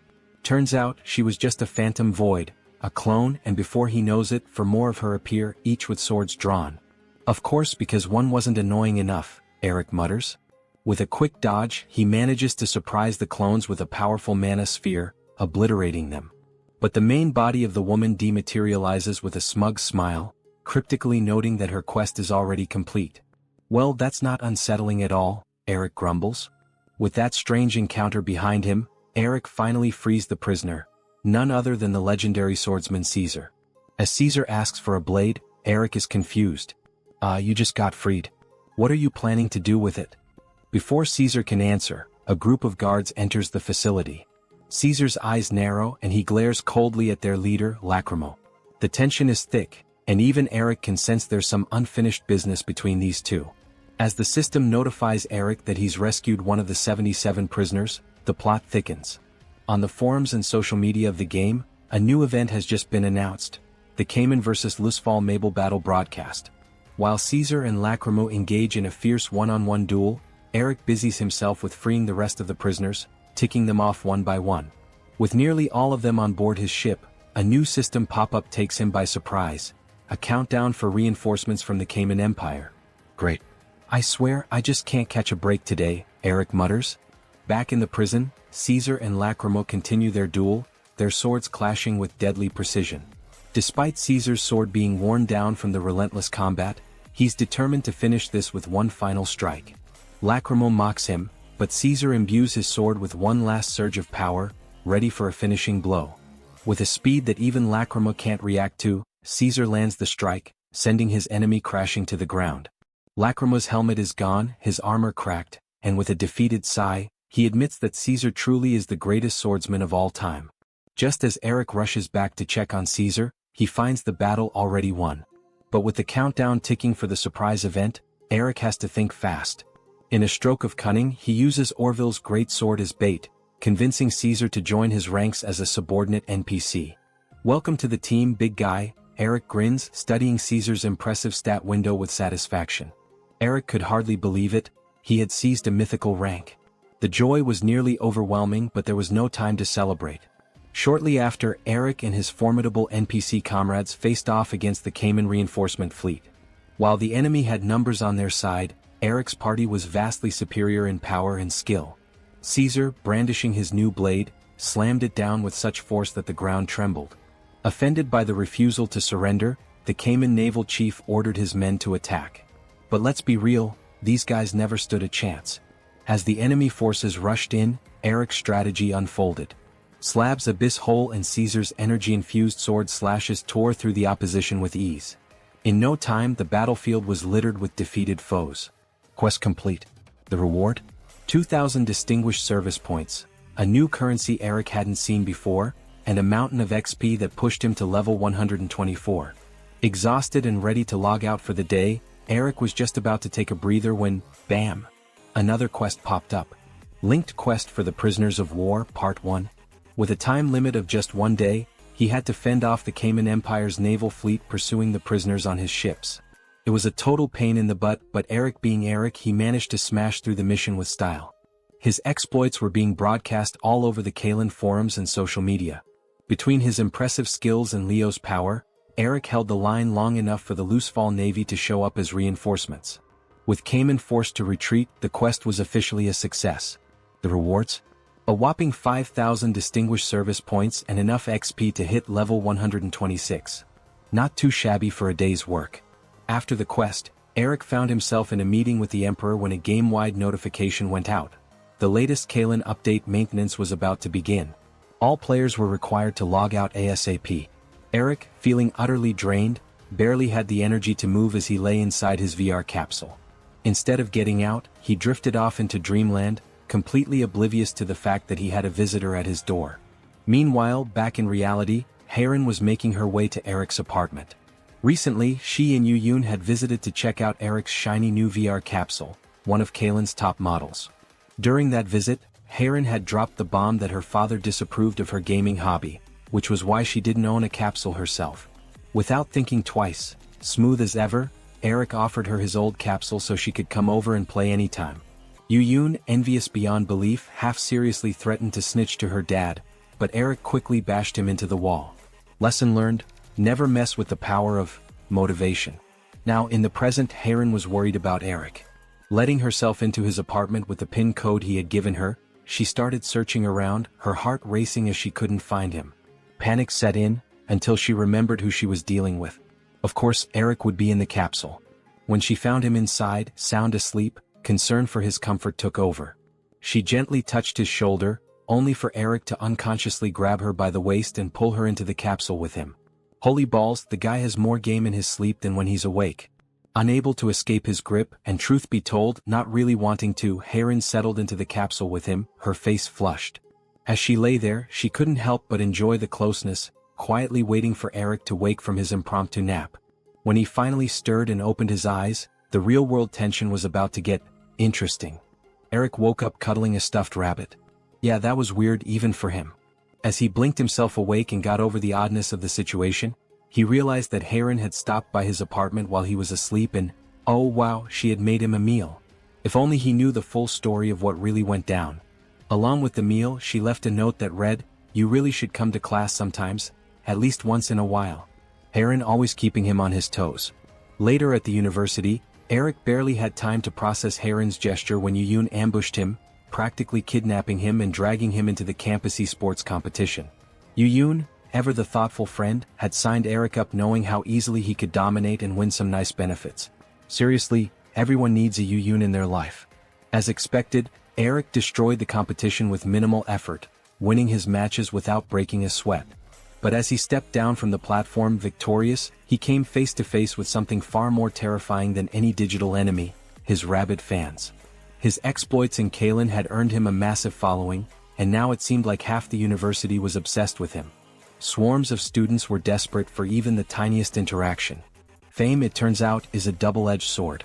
After narrowly escaping the horde of fans, seriously, it was like a scene from a zombie apocalypse movie, Eric got a call from someone who had been posting his battle edits on social media. The videos had gone viral, raking in a ton of profit, and they offered to share some of the earnings with Eric. Not bad for a day's work. Eric told them he'd think about it and made his way home, dodging yet another wave of overzealous fans along the way. Fame definitely had its downsides, but hey, if it meant making money just by playing games, Eric could live with it. Pretty awesome, right? Later, Eric logged back into Kaylan, excited for the latest update. A whole new continent, Central Continent, had been added to the game, and the place was a total free-for-all. The player-killing penalty had been removed entirely, meaning it was survival of the fittest. The top guilds were already staking their claims, with names like Dark Runa, Titan, Splendor, and Oakland dominating the landscape. And let's not forget the rising star, the Lotus Guild, Eric's own group of course. In this wild new territory, Eric and his NPC companion Caesar were riding atop Finney, heading straight for their latest mission, finding the elusive Holdream's Grail in the Sicker historic site. If they could snag it first, it would double their guild's growth rate on this continent. No pressure or anything, but they had to be the first ones to find it for any of that to work. True to form, Eric was the first to discover the Sicker historic site, earning himself a hefty boost in fame, along with the usual XP and drop rate buffs. On top of that, his guild's fame skyrocketed by a whopping 100,000 points. Not a bad start at all. As Eric and Caesar ventured deeper into the dungeon, something didn't sit right with Caesar. He could sense someone else ahead, even though they should have been the first ones to enter the dungeon. When they finally made it to the next room, they saw exactly who it was: Huni, the annoying kid from the tournament, along with some knight who seemed buddy-buddy with Idino. As soon as Huni laid eyes on Eric, he started running his mouth, bragging about how he was going to make Eric pay for their last encounter. But as the memory of that humiliation hit him, and he realized just how much stronger Eric had become, Huni's bravado vanished. In an instant, the kid switched tactics, practically begging for mercy. Well, that was easy. Eric, however, was already plotting. Despite Huni's annoying tendencies, the kid knew his way around the dungeon and could actually be a useful ally here. Time to butter him up and turn that rivalry into a partnership. Eric successfully forms an alliance with Huni, and fortunately their objectives don't clash. While Eric's focus is on obtaining Holdream's Grail, Huni has his eyes set on the crown. Things seem straightforward until they enter the boss room and come face to face with Holdream, a level 270 beast of a boss. They're both in over their heads, or are they? Luckily, Huni comes prepared. He gives Eric a quick history lesson on Holdream, an ancient emperor of the giants who once ruled the continent in peace. But near the end of his reign, Holdream was corrupted by an immortal being and became a puppet, absorbing centuries of dark energy through his crown. Huni, desperate for that crown, uses an item that severely debuffs Holdream's power. Now, with the boss weakened, they think they stand a chance to land some decent damage. No. Denied. Despite their combined efforts, Eric's minions end up taking massive hits, losing tens of thousands of HP while barely making a dent in the boss's health. Things are looking grim, until Eric realizes something. Where the hell is Caesar? The legendary swordsman is just lounging around, watching the battle unfold because, in his words, Holdream is too weak to be fun. What a flex. Caesar's laziness doesn't last long though. Eric, knowing how to motivate him, offers a bribe, a legendary armor set, that gets Caesar moving. With a single swing of his blade, Caesar one-shots Holdream, treating the once feared boss like a low-level slime. Turns out he wasn't kidding about his strength. With Holdream defeated, Eric gets the Grail and Huni claims the crown. Or so he thinks. Just when Huni starts celebrating, the crown floats out of his hands and lands on Caesar's head. The system recognizes Caesar as the strongest person in the room and deems him the rightful owner of the crown. Huni, horrified by the turn of events, falls to his knees in disbelief. It was supposed to be his moment of glory, but now Caesar has taken it from him. Luckily for Huni, his partner Balam has a solution. Since Holdream's crown is merely a vessel for the dark energy, Huni can still absorb its power, if he stays near it for 100 days. Caesar, of course, is not thrilled by this idea. But with some quick thinking and a little white lie from Eric, claiming Huni is a special kid, Caesar begrudgingly agrees to let Huni stick around. In exchange, though, Caesar demands Huni become his subordinate. Huni, though gritting his teeth, has no choice but to accept if he wants the crown's power. Meanwhile, in typical Pugpuggy fashion, the little turtle catches a whiff of something tasty and scurries off, his tiny legs moving surprisingly fast for a turtle. As Eric and the others are dealing with the aftermath of the crown fiasco, Pugpuggy is off on his own mini-adventure, tracking the scent of something delicious. Up on the surface, the top two guilds, Dark Runa and Titan, are busy expanding their influence. While Titan discovers the Tower of War, a major trading hub, Dark Runa is already planning their next move. Under orders from their leader, Li Rehen, they send a squadron toward Holdream's tomb, unaware that Eric's team has already claimed the Grail. As Eric reviews his latest quest to occupy a base using Holdream's Grail, he notices the fine print. The Grail can be stolen by other factions. Great, just what he needed, more things to worry about. But before he can strategize further, he realizes Pugpuggy has gone missing. Trying to unsummon the little guy, Eric is hit with a red notification informing him that Pugpuggy can't be unsummoned at the moment. Meanwhile, the ever-curious turtle is off following the delicious scent, narrating his own little adventure as he chases down what turns out to be a rare 1,000-year-old rainbow plant. Typical Pugpuggy, always finding trouble in the most innocent way possible. As Pugpuggy happily chomps down on the rare rainbow plant, his body glows with newfound energy, and he uses this power to actively reject Eric's attempts to unsummon him. Just as Pugpuggy is reveling in his tasty discovery, a mysterious voice interrupts his snack session. Turning around, the little turtle finds himself face to face with a sight that makes his meatball-loving heart skip a beat. Pagpaggy. Yes, the legendary turtle from Eric's probably not true but kinda believable stories. Eric had once spun a wild tale about a ridiculously handsome turtle, praised across the land for being the most majestic of its kind. Definitely not something Eric made up to keep Pugpuggy from gaining more weight. Turns out, the tale wasn't just a bunch of shell-shocking nonsense. Standing before Pugpuggy was the Pagpaggy, gleaming, majestic, and, let's be real, a bit of a show-off. When Eric and Leo finally catch up, their jaws nearly hit the ground. Eric, ever the opportunist, smoothly addresses the turtle as Pagpaggy, which surprises the golden turtle. In response, Pagpaggy thanks Eric for helping him remember his true identity, adding an epic "you're welcome" mortal vibe to the whole situation. As a reward, he grants Eric the turtle spirit, a legendary charm that not only buffs the user but includes the curtain of water, an impenetrable defense. Eric can practically see the XP bar rising in his mind. But the real kicker comes next. The charm holds the secret to transforming an ancient turtle into, get this, a turtle dragon. Eric's eyes widen, and his gaze quickly shifts to Pugpuggy. A dragon? Could the little guy who's been snacking on meatballs like they're going out of fashion actually become a terrifying, winged dragon? The mental image alone makes Eric sweat a little. Would a dragon even fit in his apartment?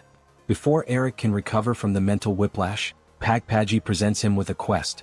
It seems the golden turtle has just woken up from a century-long nap, and well, his memories are pretty much scrambled eggs at this point. To help restore them, Eric must find the golden turtle dragon's magic pearl in a far-off tomb and return it to Pagpaggy. The rewards? Oh, nothing major, just a golden turtle egg and some turtle dragon scale armor. No big deal, right? Along with the chance to evolve Pugpuggy, Eric's luck is turning into an absolute jackpot.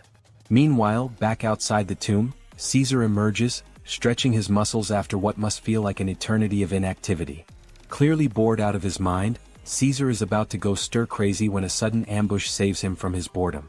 With a sigh that says, "I guess I'll play along," Caesar effortlessly crushes his attacker, realizing it's a squad from Dark Runa sent to retrieve Holdream's grail.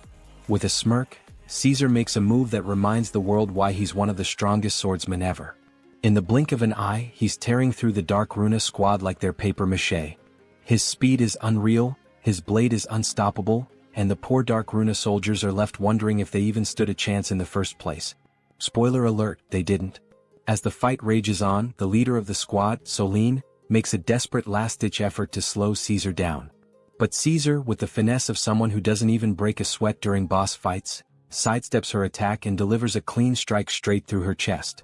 As Solene fades into nothingness, Caesar drops a bombshell that leaves the Dark Runa crew speechless. "I never even had the grail." Cue mic drop. The troll level is off the charts. Dark Runa has been played big time. As word of Caesar's utter decimation spreads, it's quickly dubbed the nightmare of the central continent among the guild members of Dark Runa. The massacre is one they won't soon forget, and Caesar's reputation as a trolling powerhouse only grows stronger. Over at the Titan Guild, their leader, Chukran, has her eyes on a different prize, the Tower of War. Using intel from Lacrimo, the torturer from Caesar's prison, she's learned of the tower's location and its valuable loot, the Banner of the Pharaoh, an artifact that would boost her soldiers' training XP. But first she has to conquer the tower itself. Chukran, always chasing that next big power-up, gets tempted by another shiny object in the trading room, a skill book for the will of the desert warrior. Too tempted to resist, she blows all her hard-earned distinguished service points to snag it and heads off, her unreliable leader badge temporarily revoked. But in her haste, she misses something crucial, a small, unassuming item in the corner, its details shrouded in mystery with nothing but question marks and a legendary rank tag. Meanwhile, back with Eric, he and his crew, with Caesar notably absent, are joined by Yuyun and Phelan. After a brief introduction to Pagpaggy and a quick rundown of the situation, they set off to find the magic pearl. Although Eric is slightly concerned about Caesar's absence, he trusts the NPC can handle himself and presses on with the mission. While hunting for the pearl, the group faces off against a scorpion monster. With Phelan dishing out support buffs, Yiyun tanking like a boss, Huni's dark magic and Leo and Rake's special attacks, they claim an easy victory. But before they can celebrate, Puggy starts flipping out, sensing something big, something bad coming their way. Suddenly, the ground trembles with a massive earthquake.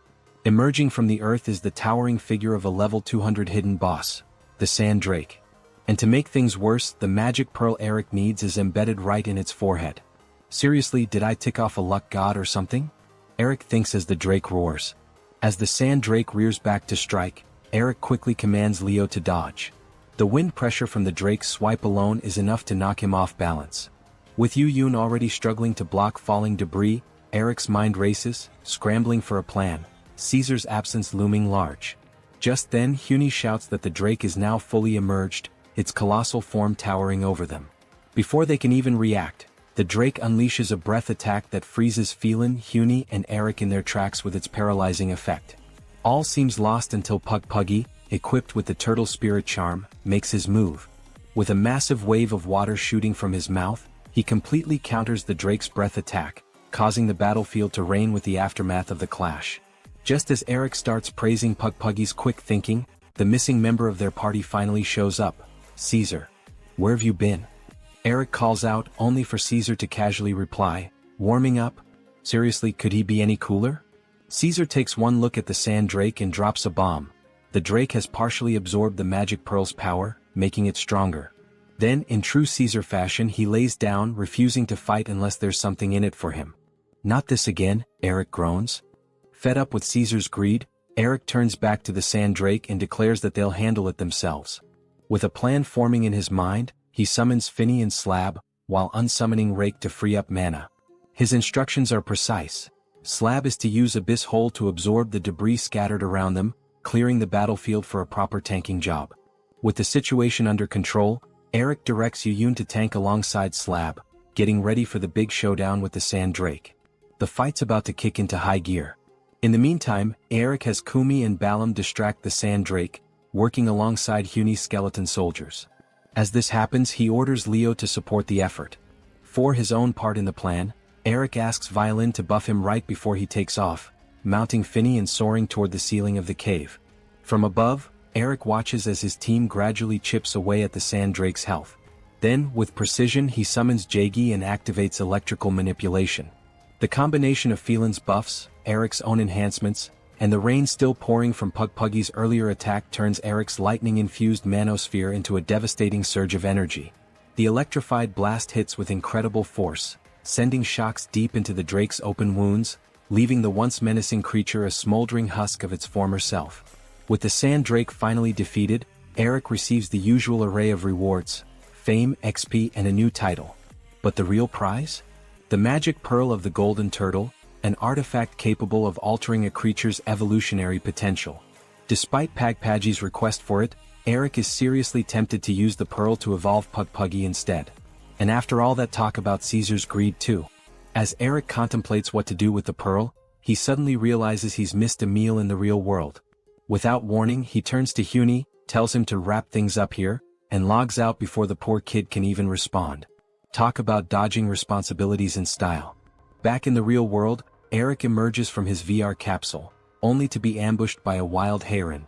She's fully taken him up on his offer to visit whenever she wants, and today she's here for one reason: to get him out of the house for once. Honestly, he does need to touch some grass. Taking his arm like it's the most natural thing in the world, Heron drags Eric to his room, ordering him to get dressed because they're going out on a date. Flustered beyond belief, Eric manages to follow her lead, and the two head off for a fun day at the amusement park. Almost immediately, Heron pulls him towards a ride, her excitement clear. Yeah, I think it's safe to say Heron loves amusement parks. The day is filled with cute moments, sharing snacks, going on rides, and enjoying the sights. As the night falls, they find themselves watching a breathtaking fireworks display. Just as Eric gears up to say something important, Heron, blushing, turns to him, clearly expecting a confession. But instead, Eric fumbles the moment by asking for advice about Pagpagi's pearl. Seriously dude, read the room. Being the sweet, pure soul that she is, Heron answers his question sincerely, advising him to return the pearl to its rightful owner. As they part ways at the end of the day, Eric, finally getting a clue, tells Heron she looked pretty today. Well, at least he got something right. The next day, Eric logs back into Kalen and heads to meet Pagpagi. Approaching the golden turtle, he reveals the magic pearl but hesitates, pulling it back at the last second. This brief moment of indecision earns him a murderous glare from Pagpagi, but before things can escalate, Eric quickly explains his dilemma and ultimately hands over the pearl. Impressed with Eric's integrity, Pagpagi sings his praises, calling Eric a truly good person. As the pearl is consumed, Pagpagi's true form is revealed in a blinding flash of golden light. When the glow fades, standing before Eric is no longer a turtle, but a massive, three-headed golden dragon. As Eric watches Pagpagi transform into his true awe-inspiring form, his mind races with curiosity. Is this what Pugpuggy will become when he evolves? He wonders, his eyes wide as saucers. The possibilities seem endless. Collecting the rewards from his latest mission, Eric can't help but notice something crucial is missing: the promised golden turtle's egg. Instead, Pagpagi himself steps forward, his shimmering form exuding power, and makes a request Eric didn't see coming: to become his minion. Feeling like he just hit the jackpot after a long losing streak, Eric beams with pride. Finally, all his hard work pays off. Of course, he can't forget Heron, whose advice made this miracle happen in the first place. Gratitude swells in his chest like he just unlocked a legendary cheat code. Later, Eric reconvenes with Yuyun and the others to discuss the tense stadium affairs brewing on the central continent. It turns out the top two guilds, Dark Ruma and Titan of the Cayman Empire, have already planted their flags and begun expanding their territories. Meanwhile, Luceville's guild is barely keeping up, having just formed a shaky alliance. Yuyun vents his frustration, calling their efforts pitiful, but Eric steps in to calm the storm. Look, he says, with monsters around here pushing level 130, any base they throw together will collapse faster than a house of cards in a wind tunnel without proper defenses. Trust me, we're on the right track. All we need is a good base location. Now that their guild members are all present, Eric turns to his shiny new minion, Pagpagi, and asks if he knows of any bases nearby. The Turbo Dragon, not entirely familiar with the concept of bases, mentions a place with lots of people. Excitement surges through the group, only to come crashing down when they realize it's not a village at all but a bustling war trading post. However, Eric's disappointment is short-lived as he realizes the post allows distinguished service points to be exchanged for resources. In his eyes, this discovery is an absolute win. Finally, he understands the purpose of all those points he's been hoarding like a gamer stockpiling in-game currency. Turning back to Pagpagi, Eric marvels at how much of a game-changer the Turbo Dragon has become. Not only is Pagpagi's knowledge proving invaluable, but his stats are through the roof, and his legendary rank makes him a true MVP. Yet there's one hiccup: the trading post only offers food and resources. No shiny artifacts. Eric mutters his disappointment, prompting Caesar to chime in. With a knowing smirk, Caesar mentions the Tower of War, a place brimming with artifacts. Intrigued, Eric demands to know how Caesar knows so much about the central continent. What he learns leaves him gobsmacked. Before being captured by the Cayman Empire, Caesar was active on this continent. Eric's shock quickly morphs into excitement as he orders Caesar to lead them to the tower immediately. But his bubble is quickly burst when Caesar reveals the tower is deep in the western region, territory already conquered by the Cayman Empire. Meanwhile, elsewhere, Li Rahan and Chukran, leaders of the Dark Ruma Guild, secure access to the Tower of War. Unbeknownst to Chukran, Li Rahan has his sights set on an unmatched legendary item. One so rare it's marked with question marks instead of a name. The Token of Magellan, a game-changing artifact, is now in the wrong hands. Back with Eric's group, the summoner lays out an audacious plan: claim the frontline territory right between the lands of the Cayman and Luceville empires. His comrades argue fiercely against this idea, pointing out the obvious: how are they supposed to fend off attacks from two of the strongest guilds in the entire game? But Eric, ever the strategist, intertwines his fingers and smirks confidently. Don't worry. I've got an idea for that. If confidence were a currency, Eric would be rolling in it. With only 4 hours left, their frontline base is coming along nicely, boosted significantly by the effects of Holodream's Grail. Yet, Phylum remains skeptical about the location. Sensing her hesitation, Eric reassures her, "Just trust me." He then heads off to greet the NPCs who have just arrived. Among them are Carwin and Cloven, beckoning him over like they've got breaking news.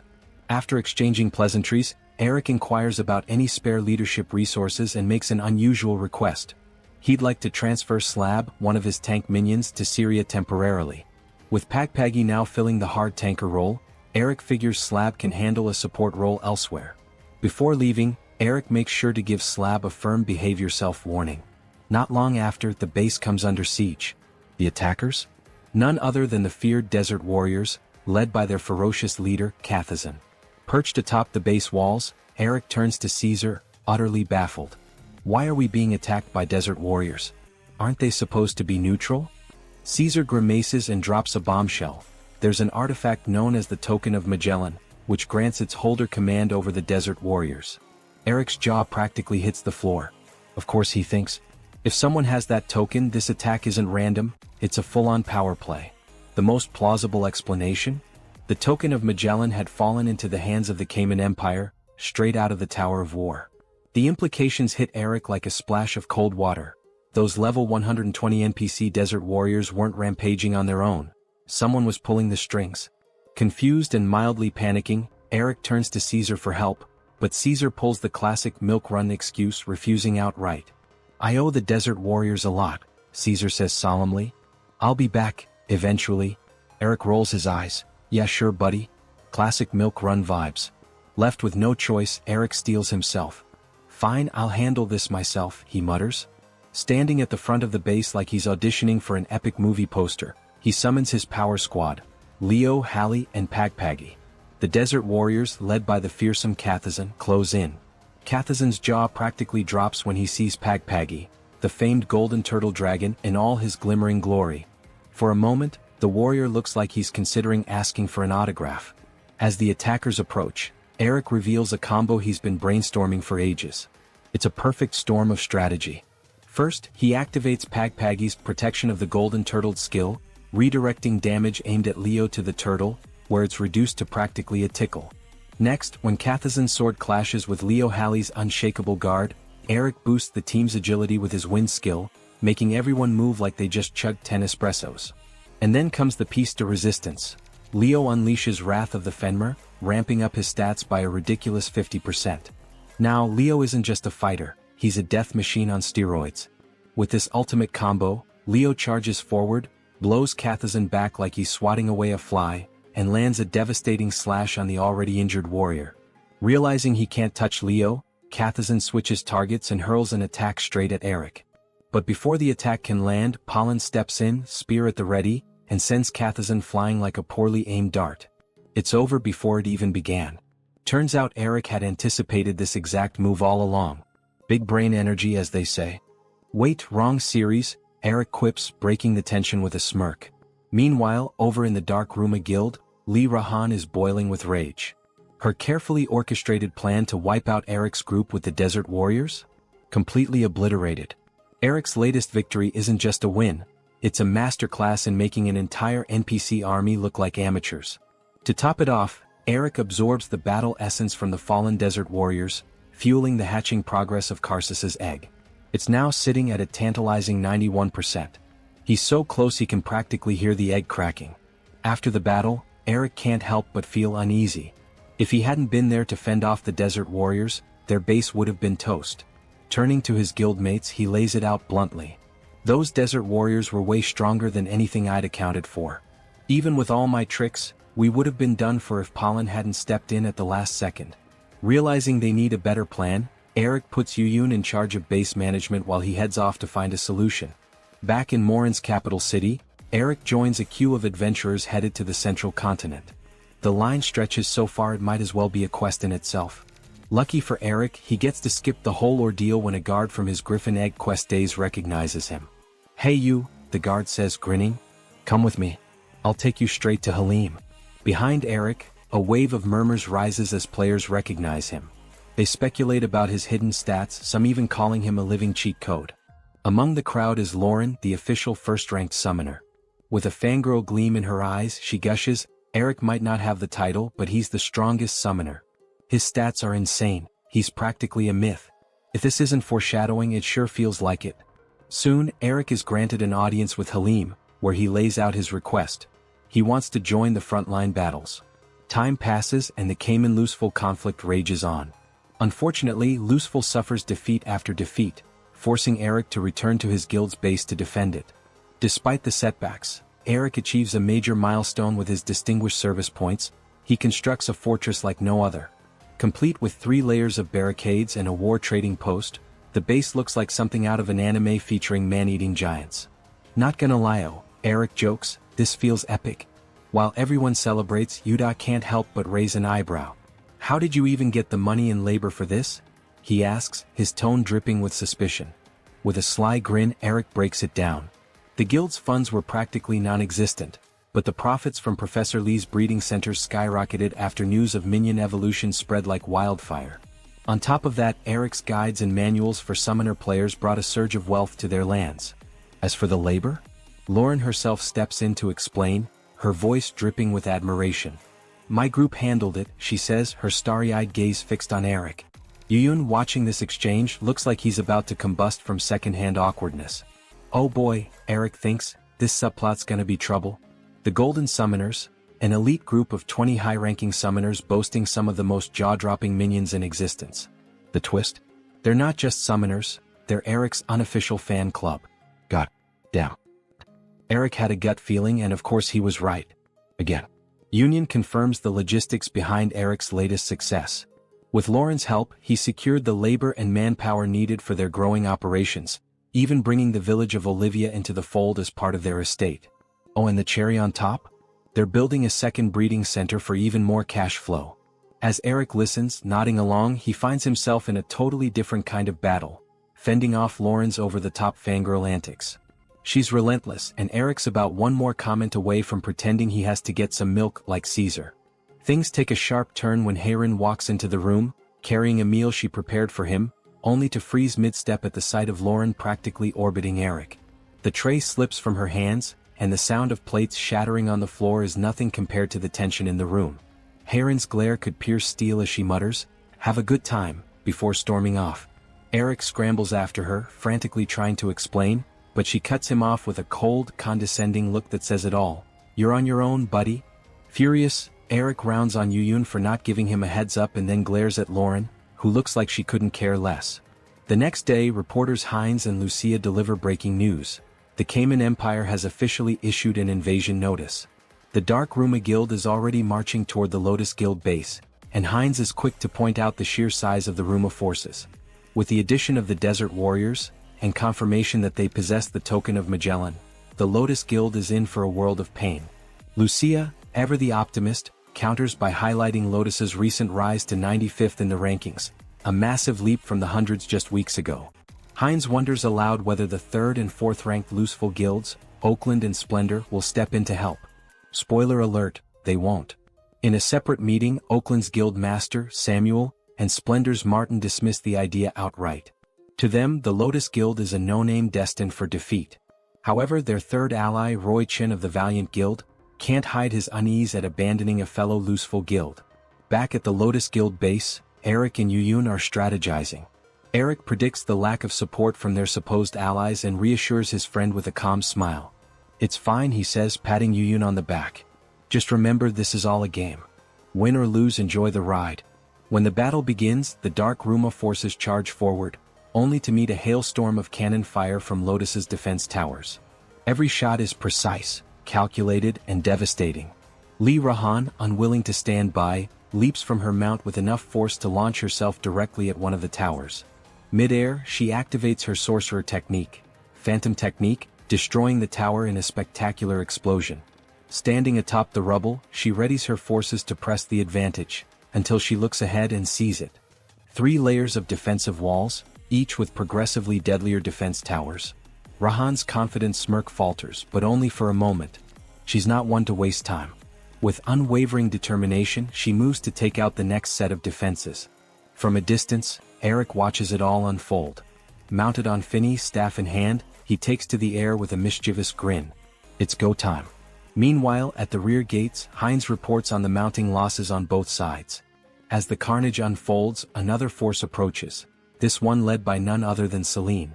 Her confidence wavers though when she sees the gate's defenders, Huni, Balam, and most notably Caesar. The very same Caesar who humiliated her and her men at Whole Dreams too. The memory alone makes her grit her teeth, but she won't back down. Orders are orders. Back at Rahan's position, a voice suddenly rings out. The gates are open. The desert warriors charge into the fortress, but the moment they're inside, the trap is sprung. The voice that called them in? None other than Yuyun in disguise. Trapped between the fortress walls, the desert warriors are sitting ducks. Above them, Eric appears on Finny, his smirk widening as Rahan yells out in frustration, fully aware of what's about to happen. With a wave of his staff, Eric channels the combined power of his defense towers into a massive electrical attack. The entire area lights up with a blinding flash as the strike obliterates the desert warriors in one fell swoop. Well, almost all of them. Kathazin, the walking cheat code of the group, survives. He grounds himself using his blades, having the damage he takes. As the dust settles, his silhouette emerges, battered but standing, ready for round 2. Eric can't help but admire Kathazin's sharp battle instincts. Despite the chaos around them and most of the guild members sidelined, the desert warrior leader holds his ground like an unstoppable force of nature. Realizing the uphill battle he's facing, Eric calls out for Poland, his spear-wielding powerhouse, to step in. Poland wastes no time, meeting Kathazin with a devastating spear slam that sends the warrior staggering back. But as impressive as the move looks, it's clear from Poland's labored breathing and unsteady stance that he's running on fumes. Kathazin, ever the opportunist, dashes forward with lightning speed, slipping into Poland's guard and driving both blades forward for what looks like a killing blow. Meanwhile, Eric's electrical attack is still crackling through the battlefield, but that's not all that's happening. Over at the rear gates, Celine and her squad see the electricity and assume it's Rahan signaling them. Bless their hearts, they couldn't be more wrong. Charging toward Caesar with a newfound confidence, Celine brandishes a special blade gifted by Rahan. This isn't just any blade, it houses the power to summon Ran's giant, a monstrous level 200+ beast capable of leveling entire squads. The odds seem to shift in her favor, until they don't. The moment the giant steps into Caesar's domain, Huni casts Pit of Darkness, slowing the creature to a crawl. Caesar doesn't waste a second, unleashing a single aura-charged slash that cleaves the giant clean in half like it's an overripe watermelon. The resulting debris crushes Celine and her entire squad before they can even react. It's a cringe-worthy end that even the commentators can't spin positively. Huni, now spectating the carnage, silently vows never to entertain the thought of challenging Caesar again. Oh, did I mention Caesar is revealed to be a level 301 Ascendant monster? Yeah, good luck with that. Back at the front lines, Poland's desperate duel with Kathazin takes a dramatic turn. Just as Kathazin's blades are about to pierce him, Yuyun throws himself into the fray, blocking the strike with his arm. The damage he deals in return? Practically nothing. But his selfless act creates a brief opening. Poland seizes the moment, driving his spear straight through Kathazin, killing the desert warrior leader on the spot. The Lotus Guild gets a rare moment of glory, but it doesn't last long. Rahan's fury erupts like a volcano. With a quick chant, she activates Mystical Phantom Technique, launching a devastating attack that kills Finny outright, sending Eric plummeting from the sky. Acting quickly, he summons Pagpagi, the Abyss Turtle, to catch him mid-fall, followed by summoning Pugpuggy and Leo for backup. With aerial combat now off the table, Eric reverts to his tried-and-true strategy, buffing Leo into a full-on death machine. But Rahan isn't done yet. With a dark, foreboding energy swirling around her, she activates Blessing of the Sorcerer. Her stats spike, and a demonic mask envelopes her face as the system pops up for all to see. Heinz, ever the commentator, gleefully narrates the chaos. Rahan's new skill boosts her stats by 8% across the board for 3 minutes and doubles her skill damage. Oh, and by the way, she's a hybrid profession, a sorcerer. This means she can seamlessly combine dark magic with expert swordsmanship, making her a dual threat capable of topping both mage and swordsman rankings if she ever chose to specialize. Down on the battlefield, Eric and his summoned allies are getting absolutely demolished. Every attempt to counter her strength is met with overwhelming force. When Rahan finally goes in for the killing blow, Eric braces himself for the end, only to be saved at the last moment by a shimmering magical shield. Enter Hayrin, arriving just in time to protect Eric with her priest-class light magic. Turns out, the wedding rings of the forest Eric and Hayrin will allow him to summon her in moments of crisis. His sigh of relief is almost comical. Thank God we made up after that whole Lauren disaster. He mutters under his breath. Heinz, up in the commentary box, takes a moment to explain why Heirin's shield is so effective. As a priest and light magic user, her abilities are a natural counter to Rahan's dark magic. Enraged, Rahan tries brute forcing her way through the shield, but her efforts only make it stronger as Phylum steps in to buff Heirin's support magic. This entire sequence? Totally planned. Eric and his comrades anticipated every move Rahan would make, and the smug grin on Eric's face only infuriates her further. Unable to contain herself, Rahan unleashes a wild slash, aiming to shut Eric up once and for all. It's exactly what he wanted. The moment the slash comes down, both Heirin and Phylum deactivate their shields, and Eric uses spatial exchange to switch places with an unsuspecting Pugpuggy. Rahan's blade lands squarely on the Abyss Turtle's shell, doing a whopping 3 damage. Confused and frustrated, she barely has time to process what just happened before Eric orders Pugpuggy to use Curtain of Water. The Abyss Turtle unleashes a torrential jet of water, soaking Rahan from head to toe. Heirin and Phylum, meanwhile, unleash a flurry of buffs on Eric's elemental attack, setting the stage for what's sure to be an explosive finale. Eric summons his lightning spirit, Jagi, who materializes with an electric crackle that lights up the battlefield. Imbuing a single arrow with every ounce of lightning energy he can muster, Eric fires it at the now-soaked Rahan. The shot lands with a thunderous crack, dealing a jaw-dropping 60,000 damage and paralyzing her in place. Her furious cries echo across the battlefield as she struggles to move, still refusing to accept defeat. But even Rahan, as fierce as she is, can't ignore the odds stacking against her.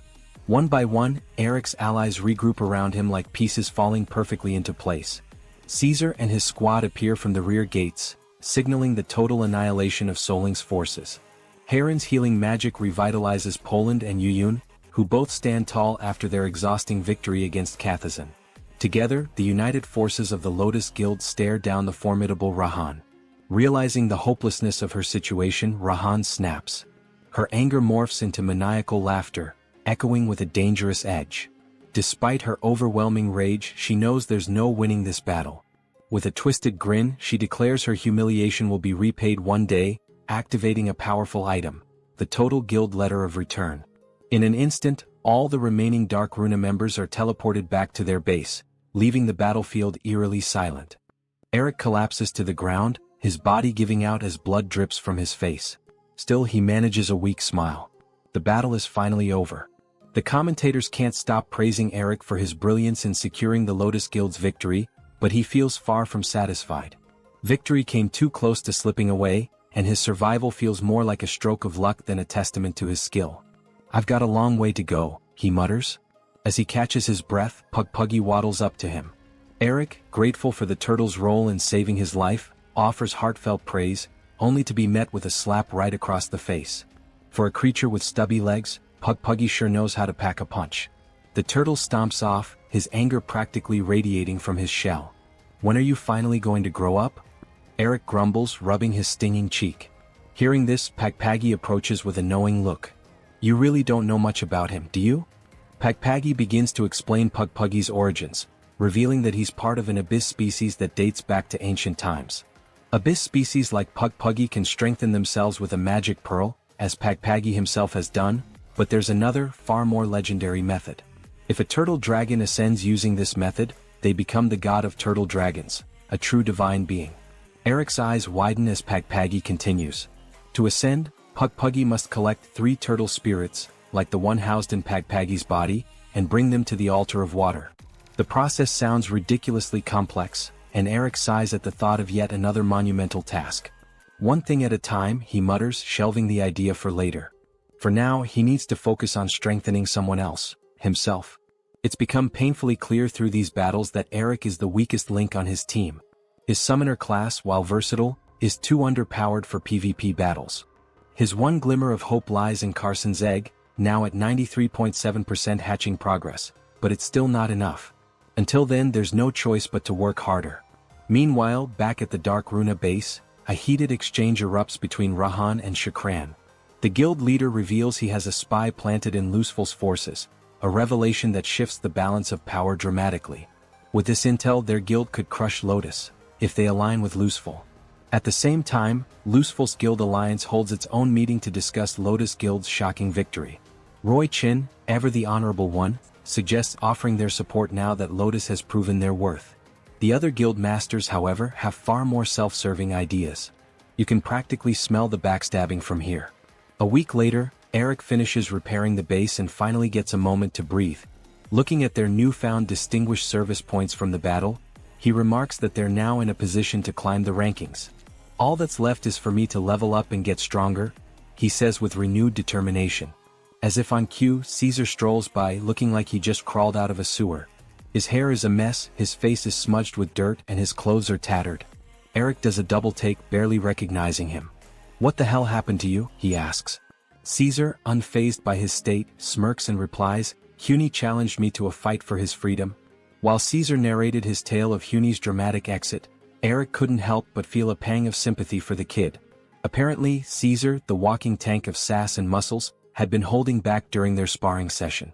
But when Huni's pit of darkness threw Caesar off balance, his so-called gentle jab turned into a catastrophic sandstorm that nearly buried them alive. Huni, convinced Caesar didn't care about him and had done it on purpose, stormed off without leaving so much as a BRB. Eric's only response? "Alright, that's rough, buddy," a modern homage to animated heartbreak. As Caesar wrapped up his tragic comedy of errors, he led Eric to what was supposedly the altar of Salamis. However, all Eric saw was a vast, empty patch of sand.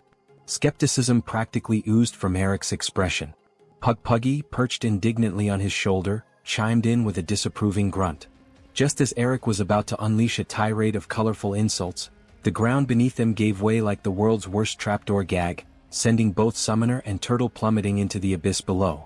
They landed with all the grace of a pair of dropped shopping bags, each groaning as they racked up significant fall damage. Meanwhile, Caesar descended like some smug superhero, executing a perfect landing that only fueled Eric's growing frustration. "Smooth, you show-off," Eric muttered under his breath, dusting off his ego alongside the sand. When Eric finally looked around, his irritation turned to awe. There, illuminated by an otherworldly glow, stood the altar of Salamis, a breathtaking relic of ancient times. But before the moment could fully sink in, Caesar demanded an apology for Eric's earlier doubts.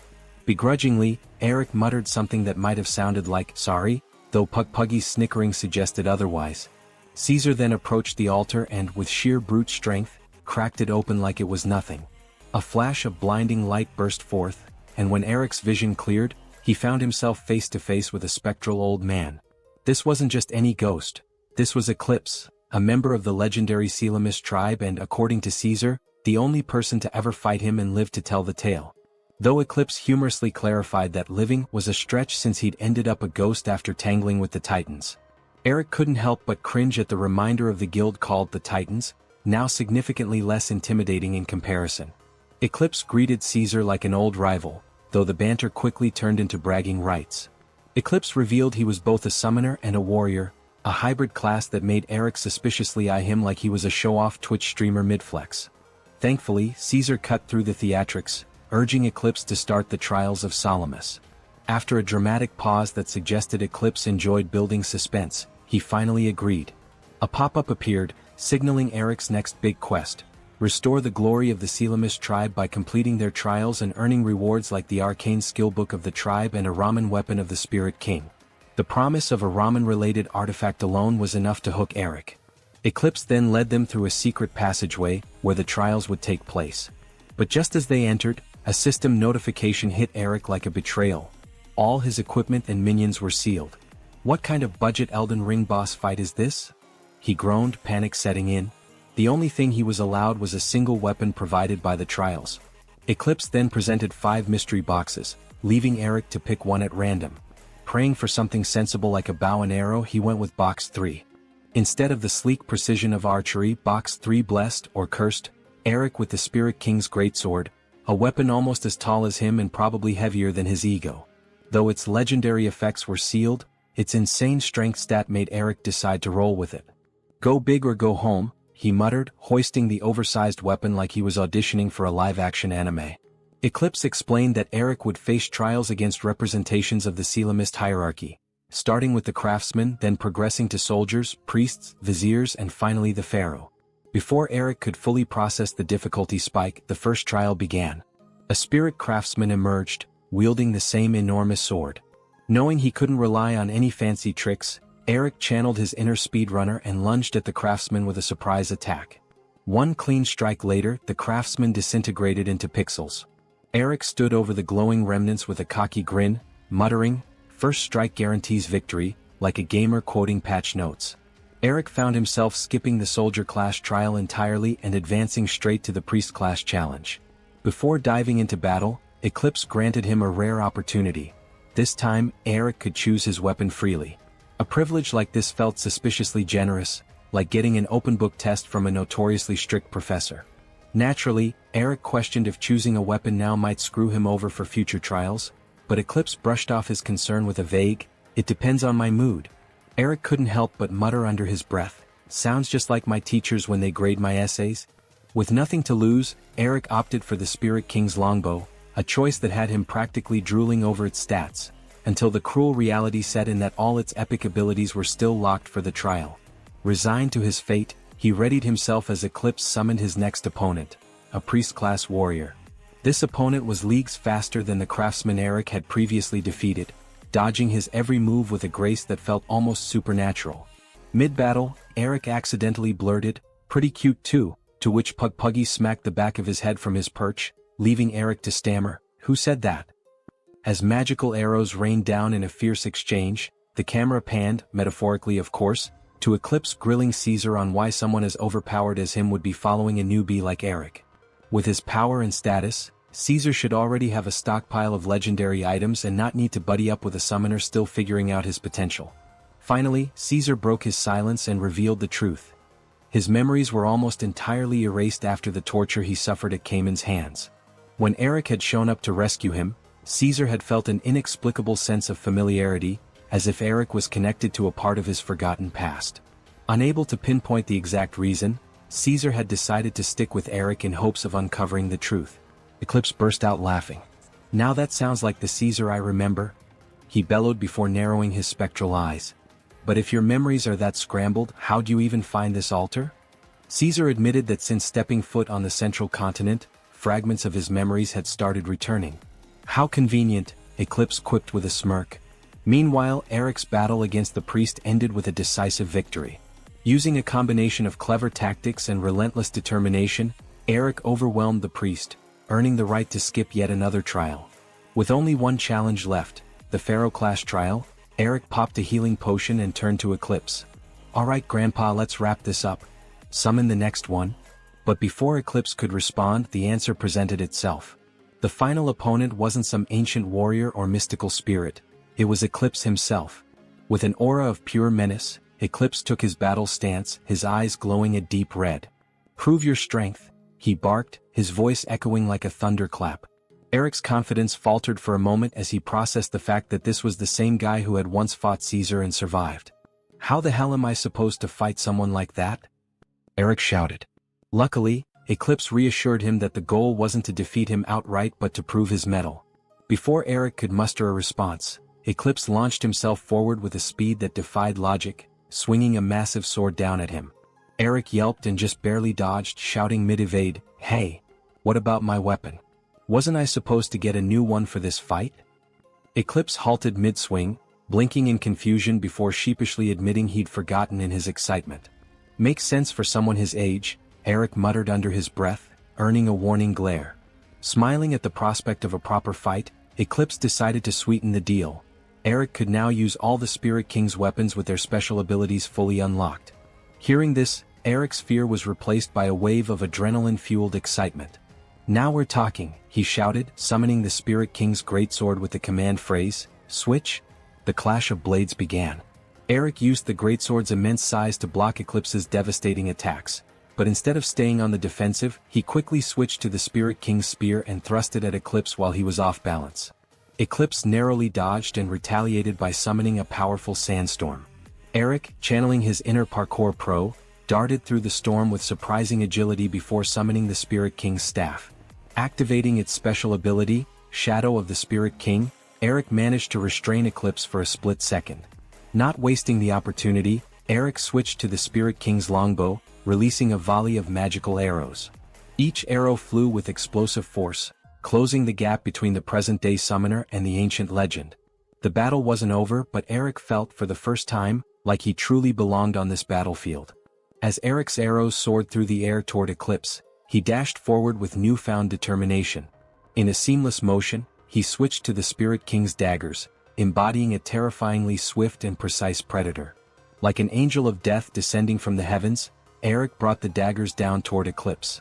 But before he could land the finishing blow, Eclipse's restraints shattered. In the blink of an eye, Eclipse snatched Eric's arm mid-swing, halting his momentum entirely.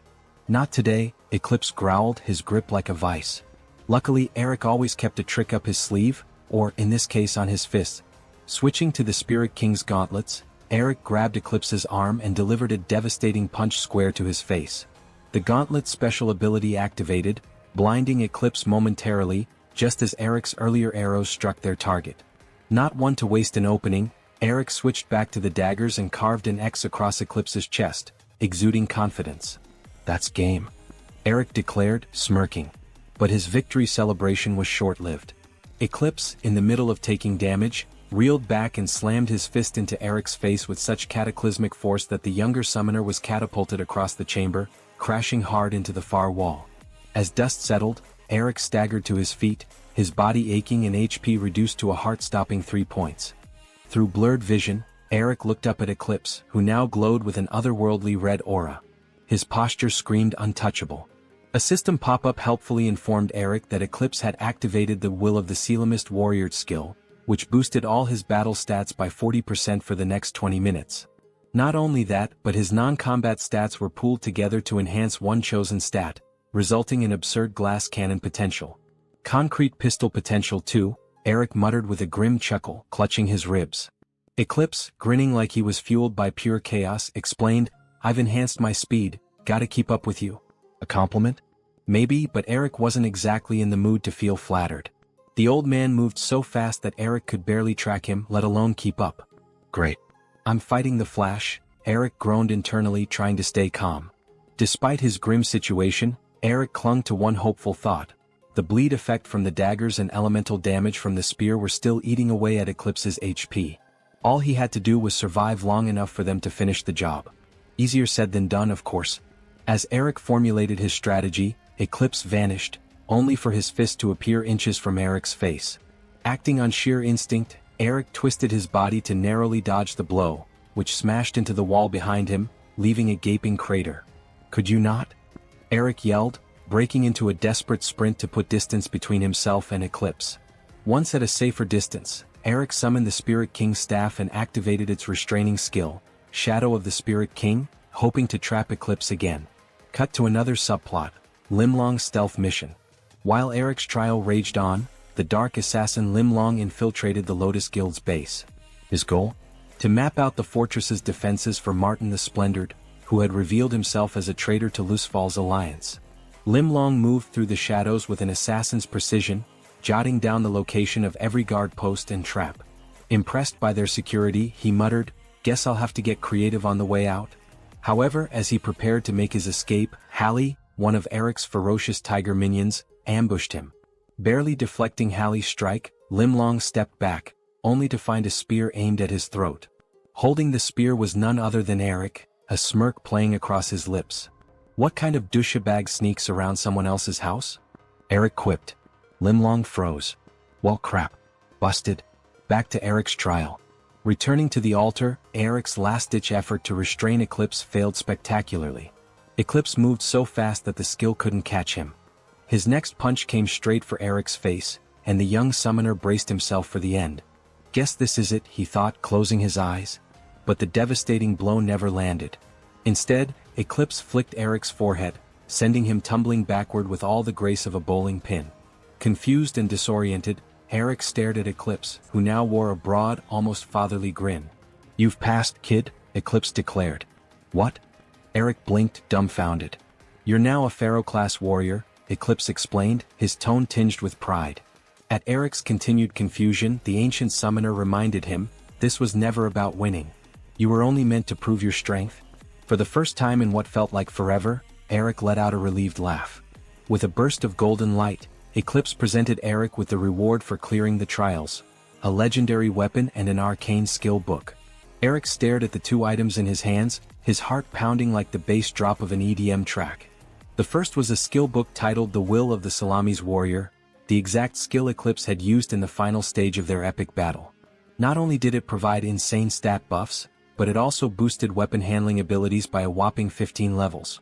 The catch: it didn't allow any other skill stacking. A trade-off sure, but one Eric was more than willing to make. Next, he turned his attention to the second item, a mysterious box that held one of the Spirit King's legendary weapons. Eric sent up a silent prayer, hoping it would be the coveted longbow. He opened the box, his breath hitching. What came out wasn't the longbow, but something potentially even better. He pulled out the Spirit King's Spear of Judgment, its surface crackling with electric energy. The weapon wasn't just a spear, it was a freaking powerhouse. It came with a skill called Lightning of Judgment and the ability to trigger his minions' inherent skills on any critical hit. Eclipse's reaction? Unrestrained laughter, echoing through the room like the laugh track in an old sitcom. Wiping a spectral tear from his translucent face, he looked at Eric and said, "Fascinating. Truly fascinating." Eric raised an eyebrow, clearly confused. "What's so funny?" Before Eclipse could answer, Caesar cut in with an explanation that dropped a verbal nuke on Eric's pride. "That spear you're holding? It used to belong to the greatest Salamis warrior of all time, Eclipse himself. If he'd used it in your fight, you'd have been toast in under 5 seconds. Talk about a confidence crusher." Eric scratched the back of his head and muttered, "No need to rub it in." Gritting his teeth but determined, Eric thanked Eclipse and promised to wield the spear wisely. But, of course, Eclipse had one more surprise up his spectral sleeve. Before Eric could so much as twirl the spear, Eclipse declared, "Not so fast. To wield the Judgment Spear properly, you have to meet one condition." Cue the suspenseful music. A quest pop-up appeared, revealing the condition. Eric had to become the most powerful Salamis warrior in existence. And how would he do that? By awakening the tribe's mythical flying dragon, which would guide him on his path. The quest, however, came with a giant SSS ranked warning and a recommended level of over 200. "Yeah, we'll save that nightmare for later," Eric muttered, closing the quest window. As Eclipse's spectral body began to fade, his expression softened. Smiling, he reassured Eric, "The will of the Salamis warriors will live on through you." When Eric looked worried, Eclipse added, "Don't be. I'm finally returning to my family, they've been waiting for me. My soul is at peace." With his final moments, Eclipse asked his old friend Caesar to look after Eric, the last Salamis warrior. As Eclipse's form disappeared like the last few seconds of a dying game server, Caesar sighed heavily, already regretting the promise. His regret grew stronger when Eric, with a wild grin and the Judgment Spear in hand, turned toward Lim Wang, who was cowering in the corner. Eric's bloodthirsty smile could have made even a horror movie villain sweat. Before Eric could do any actual damage, though, Lim Wang pulled out a return letter and teleported to Oakland's base. "Great," Eric grumbled. "No interrogation. At least my inner psycho can cool down now." Despite the setback, Eric pieced together the reason for Lim Wang's presence. Hearing him mention Oakland's name was enough to connect the dots. Oakland, notorious for its spycraft, was likely gathering intel on Eric's base. Just to be safe, Eric decided to ask Yum to fortify their defenses. Meanwhile, on another part of the continent, Rohudi had an unexpected run-in with a summoner named Kennel and his absolutely ridiculous minion, a T-Rex named Yen Yang. After Rohudi saved them from a massive scorpion monster using Balam, he couldn't help but notice Kennel's extravagant gear. The centerpiece? A belt called the Covenant of the Lord of Darkness, which granted the power of immortality. When Rohudi expressed interest in the belt, Kennel immediately sent it to his inventory faster than a gamer spamming a quick save during a boss fight. The guy didn't even flinch at the mention of the item's insane price tag. In fact, all of Kennel's equipment screamed rich kid energy. Given how he'd struggled against the scorpion monster earlier, there was only one explanation. Kennel was a whale, a player who spent real money like it was Monopoly cash. Overwhelmed by finally meeting someone who respected him and was absolutely loaded, Rohudi broke down in tears and hugged Kennel. It was oddly wholesome. Back in the real world, Mina and her friends at Korea University discussed why Professor Lee had cancelled class. The answer was simple: today was the day. The day of the long-awaited war between the Cayman Empire and the Lotus Guild in Kalen. Eric, his NPCs, and his guildmates watched as Dark Runa and Titan approached the battlefield with their armies. Despite their best efforts, their numbers were still lacking, even with the addition of Lauren's Golden Summoners. Just when things were looking grim, their newest ally arrived. Roy Chin, the guild master of the 5th-ranking Valiant Guild. As Roy Chin joined Eric and the crew, they exchanged smiles. While Valiant wasn't the highest-ranking guild, their support was a game-changer. With them on board, Eric turned to the battlefield, gripping his spear tightly. He raised his voice and declared, "It's time to start this war." The countdown began. 5 seconds. 4, 3. The battlefield crackled with tension. 2, 1. As soon as the countdown hit 0, chaos erupted on the battlefield. Eric summoned his squad, Leo, Pugpuggy, Finny, and Pad Pagei, sending them storming onto the field with practiced precision.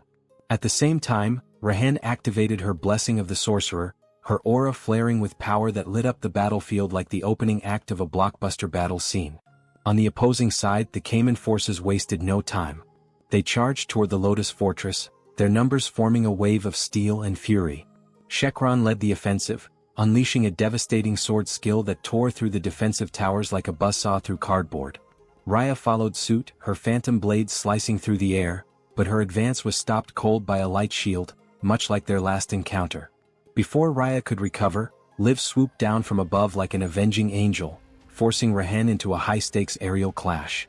Sparks flew as their weapons collided, the sound echoing across the battlefield. Meanwhile, Eric observed the chaos from Finny's back, the bird soaring height giving him a bird's-eye view of the carnage. Eric muttered, "Rahan's holding her own for now. Time to deal with other matters." Finny obeyed his command and dove toward the fortress walls, Eric leaping off her back mid-flight.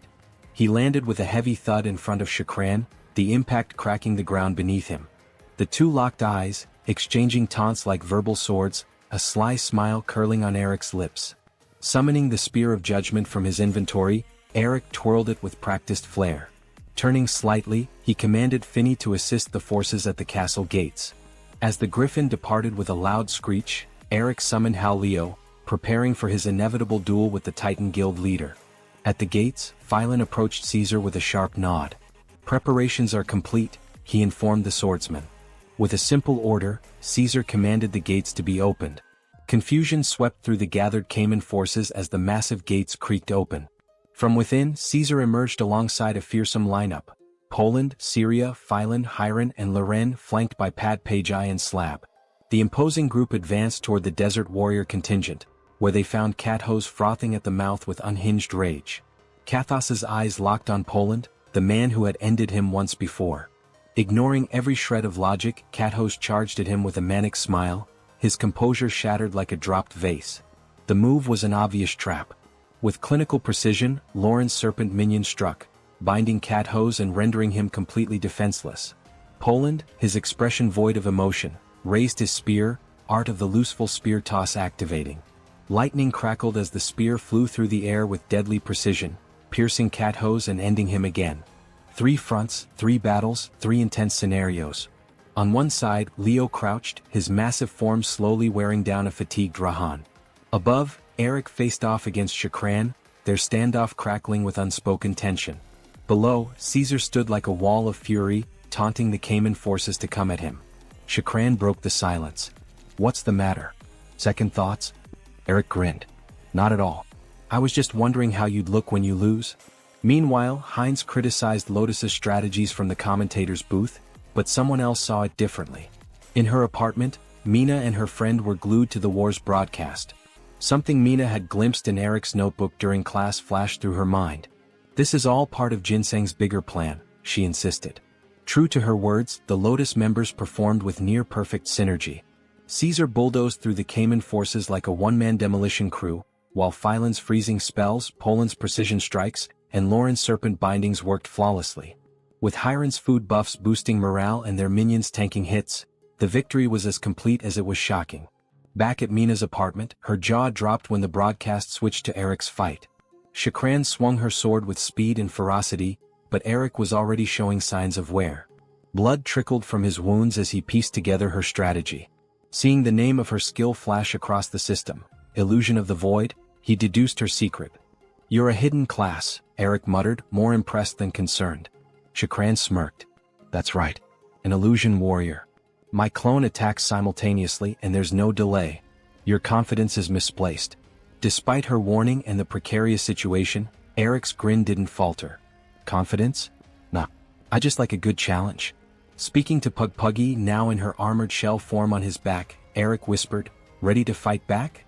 Puggy's response was a barely audible growl of approval. Shakran, mistaking Eric's confidence for recklessness, launched a relentless assault with her clone.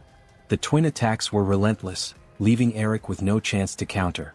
But then, with a calm focus, Eric activated Guard Eric of the Wind. His agility spiked, and in one fluid motion he dashed through Shakran's guard, his movements now a blur. Shakran thought she had an opening when Eric's back was exposed. She commanded her clone to strike, but the clone's blade clashed against Puggy's shell. The impact was useless. Eric turned, smirking. "Nice try, but you'll have to do better than that." Eric's confidence wavered for the first time as Shakran unveiled a shocking twist. She could create multiple clones simultaneously. What had started as 2 clones quickly multiplied into 5, surrounding him on all sides. Each Shakran held him at sword point, her cold, mocking voice declaring, "This is the end." Before Eric could act, Shakran activated her trump card, Continuous Illusion Strike. The atmosphere grew tense as the air around them crackled with energy, her blades poised to deliver a devastating attack.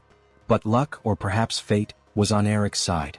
At that exact moment, the battle essence from Caesar's massacre of the Cayman forces surged across the battlefield and was absorbed by Karsus's egg. The burst of radiant energy startled the Shakrans, mistaking it for an incoming attack. Eric seized the opening without hesitation, driving his Spear of Judgment into the illusion standing directly in front of him. The spear's special ability activated on impact, summoning the lightning of judgment from the skies. A brilliant bolt of energy struck the clones in an instant, dealing catastrophic damage and obliterating one of them. With the tides turning in his favor and the confirmation that their plan was succeeding through the battle essence, Eric took to the skies on Finney's back. Below, Hal Leo, battered but determined, eliminated another Shakran clone before succumbing to its injuries. Spotting an opportunity, Eric hurled his spear toward Shakran herself, but she was ready this time. With a powerful skill activated, she not only deflected the spear but also unleashed a single devastating strike that killed Hal Leo instantly. Eric's eyes narrowed as he recognized the ability she was using, the legendary skill Will of the Desert Warrior. It was the same skill Kathose had used in their previous battle. Did she go through a trial like mine? Eric wondered aloud, but his musings were cut short as Shakran launched herself into the air, engaging him in a fierce mid-air clash. Eric managed to land some solid hits with Finney's pulverized skill, but Shakran's ability triggered an extra effect. Her attack power increased by 15% thanks to the damage she had taken. As an ominous curtain of swords materialized around her, she darted past Finney, delivering a devastating desert sword dance. The ferocity of the attack was too much for the Griffin, who let out a final screech before being unsummoned, leaving Eric to plummet toward the earth below. Shakran wasn't finished. She landed another hit on Eric with her Continuous Illusion Strike as he fell, sending him hurtling even faster toward the ground. When Eric's body hit the cold, unforgiving earth, a cloud of dust and debris erupted around him. Landing gracefully, Shakran smirked, confident her opponent was finished. "Guess that's all you had, Summoner," she sneered. But her gloating was short-lived. From within the swirling dust, a hand shot out like a viper, grabbing Shakran by the mouth and silencing her mid-taunt. Eric emerged from the rubble, his face grim but victorious. With Will of the Salamis Warrior activated, he had transferred all his stats into defense, surviving the relentless onslaught. Drawing back his fist, he punched Shakran with brutal force, only to have her curtain of swords block the strike. Unfazed, Eric grinned. "This your best defense? It's starting to crack." Shakran's smug expression faltered as she launched a counterattack. Her first blade struck true, but to her shock, it dealt only 10 damage, even as a critical hit. Blade after blade flew toward Eric, but the result was the same. Meanwhile, he hammered her shielding swords with relentless punches, each blow sending fissures through her defenses. Desperation crept into Shakran's eyes. In a final gambit, she summoned a clone behind Eric. But instead of targeting him, the clone aimed for the ground itself, unleashing an attack that opened a massive chasm beneath his feet.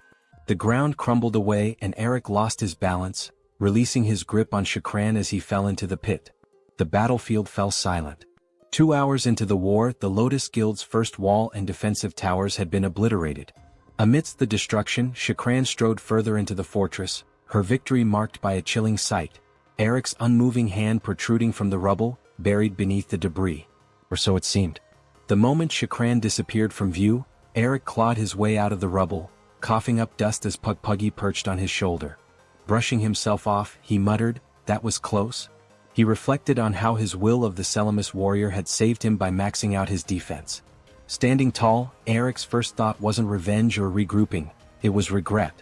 "I didn't even get a screenshot of her face when I grabbed her. That was priceless." Shaking off the thought, he retrieved his spear of judgment and assessed the situation.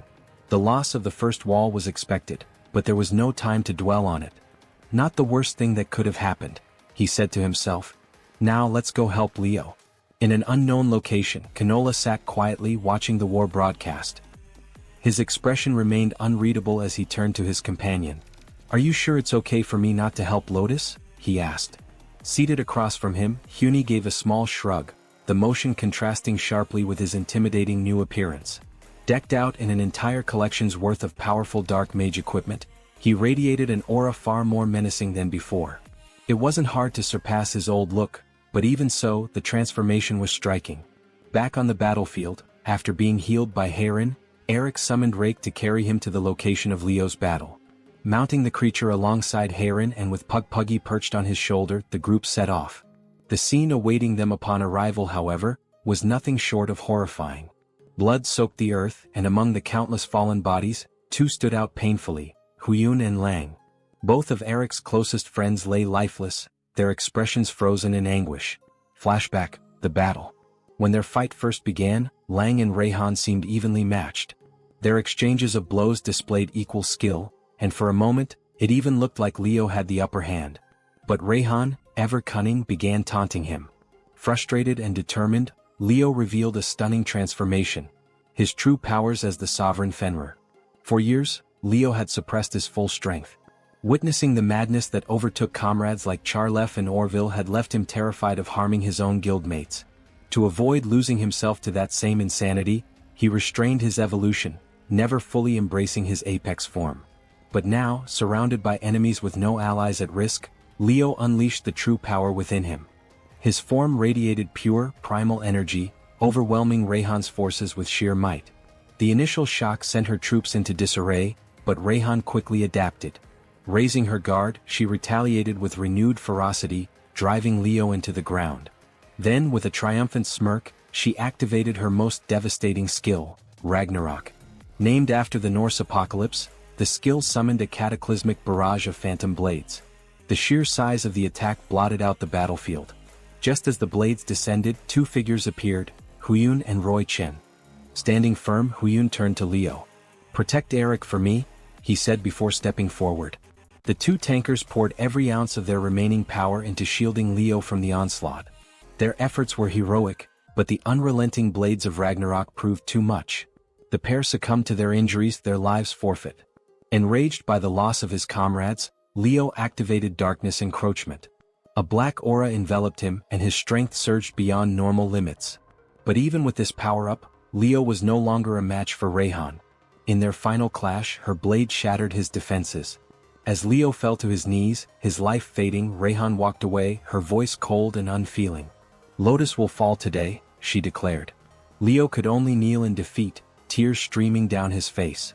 "Forgive me, Master," he whispered. His anguish was the last emotion he felt before his breath stopped and his body collapsed, lifeless. The present. Eric stood frozen, staring at the bodies of his fallen comrades. Huyun and Leo both dematerialized before his eyes. With Leo gone, Darkness Encroachment deactivated, and the battlefield shifted. The sky, once shrouded in shadows, began to brighten again. As the light returned, a faint coughing sound caught their attention. Eric and Heron turned, shocked to find Roy Chin barely clinging to life. Without wasting a moment, Heron rushed to his side and healed him. Once stable, Roy relayed what he had seen. Rayhan was heading deeper into the base. Her target was clear, Lotus's core defenses. Eric barely had time to process the news before receiving another message from Carwin. The situation had gone from bad to worse. Somehow, the enemies have found the mechanism to open the second wall's gates. Carwin reported, his voice laced with panic. To make matters worse, Caesar was acting strangely. Frozen in place, the once dominant swordsman refused to move, stuck as if glitched. Roy, overhearing the conversation, sighed in resignation. This is Splendor and Oakland's doing, he revealed. I was hoping they wouldn't go through with it, but this confirms their betrayal. They've allied with Titan. Eric's heart sank further as the pieces fell into place. Splendor and Oakland had conspired with Lim Long, who must have revealed Lotus's defenses after being caught snooping around days ago. With the base compromised and his forces scattered, Eric struggled to think of a plan. Only 3 of his minions were available: Pug Puggy, Rake and Pad Packy. The odds were grim. Suddenly Roy pointed to something in the distance. "What's that?" he asked. Eric turned to look, his eyes widening in shock at what he saw. Meanwhile at the gates, chaos reigned. Caesar's group was being slaughtered. The bodies of his comrades piled high as Syria knelt over Poland's beaten form, tears streaming down her face. The once proud defenders of Lotus had been utterly decimated. At this critical moment, Caesar stood paralyzed, unable to move. The same overwhelming sensation he had felt when Eric first rescued him surged within him now, stronger than ever. Trapped in this state, he could only watch helplessly as Rahana and Chakran closed in, their blades gleaming, ready to deliver the final blow. But before the swords could fall, the battlefield itself seemed to shift. A pressure, immense and suffocating, spread across the desert, halting the advance of everyone present. This wasn't just power, it was an overwhelming presence, one that even those as far away as Griffith's Tower and the northern continent could feel. The source of this was none other than an ancient force thought lost to history. The divine war dragon Karsus, one of the 5 divine dragons, had finally awakened. Moments earlier Eric and Heron were rushing to the scene, following Roy Chen's desperate gesture. Eric's mind reeled as he pieced together what Roy had been pointing toward. The massive surge of battle essence from the enemies Leo had defeated before his fall. That energy was enough to meet the final requirement for Karsus's egg to hatch. In a blinding flash of golden light, the legendary dragon broke free from its shell, its immense form towering over the battlefield. The brilliance of its emergence forced all of Eric's other minions to be unsummoned, their energy redirected to prioritize Karsus's arrival. As the dragon's ghost gleamed in the sunlight, exuding both majesty and raw power, it turned its ancient gaze toward Eric and spoke in a deep, resonant voice. You are the one who awakened me." Eric, stunned into silence, could only nod as Karsus gestured toward a nearby aura of light. "Summon the soul that mirrors mine," the dragon said with an almost imperceptible smile. "And follow me." Meanwhile, Rahana and Chakran stood frozen below, their expressions shifting between disbelief and dread. That's a divine dragon." Chakran stammered, her confidence visibly shaken. Rahana narrowed her eyes, attempting to maintain composure. "Don't let fear take hold. Look closely, it's only level 1. We still have a chance." Her words gave Chakran a flicker of hope, and she tightened her grip on her weapon. However, before they could act, Karsus turned his glowing eyes toward Caesar, still frozen in place. "May I borrow your strength, warrior?" the dragon asked, its voice carrying an inexplicable weight. Caesar, overwhelmed by the familiar sensation coursing through him, suddenly understood. This dragon was connected to the power he had felt ever since Eric saved him. Smiling faintly, he nodded. "If you can help me find the truth about my past, then take what you need." The moment Caesar spoke, a radiant golden light enveloped him as Karsus absorbed his power. The swordsman's body collapsed to the ground, unconscious but unharmed. "Karsus, what are you doing?" Eric shouted as he and Heron arrived on the scene, panic evident in his voice. Chakran sneered. "The dragon's a fool. It's attacking its own ally." But Rahana's eyes widened with horror as realization dawned. "No, it isn't attacking. It's absorbing his power." In that instant, Karsus's level surged. What was once a mere level 1 being roared, now radiating the strength of a level 302 entity. Its presence became suffocating, an aura of pure destruction that left even the most battle-hardened warriors trembling. Chakran stumbled back, her confidence utterly shattered. This can't be real. It can't." The divine dragon, now fully awakened, turned toward the battlefield, its immense frame casting a shadow over the remaining Cayman forces. The air around it began to ripple as it gathered energy for a devastating breath attack. "Scatter," Rahana commanded, her voice cracking under the weight of her fear. Before the forces could act, another figure appeared on the battlefield. Clad in dark mage equipment that radiated overwhelming power, Huni had returned. Without hesitation, he raised his staff and cast Pit of Darkness and Death, trapping the Cayman forces in an inescapable abyss of shadows. Some of the more resilient leaders managed to claw their way out of the dark pit, but Huni wasn't finished. With icy calm, he chanted another spell, his voice reverberating across the battlefield. Grave of the Dead.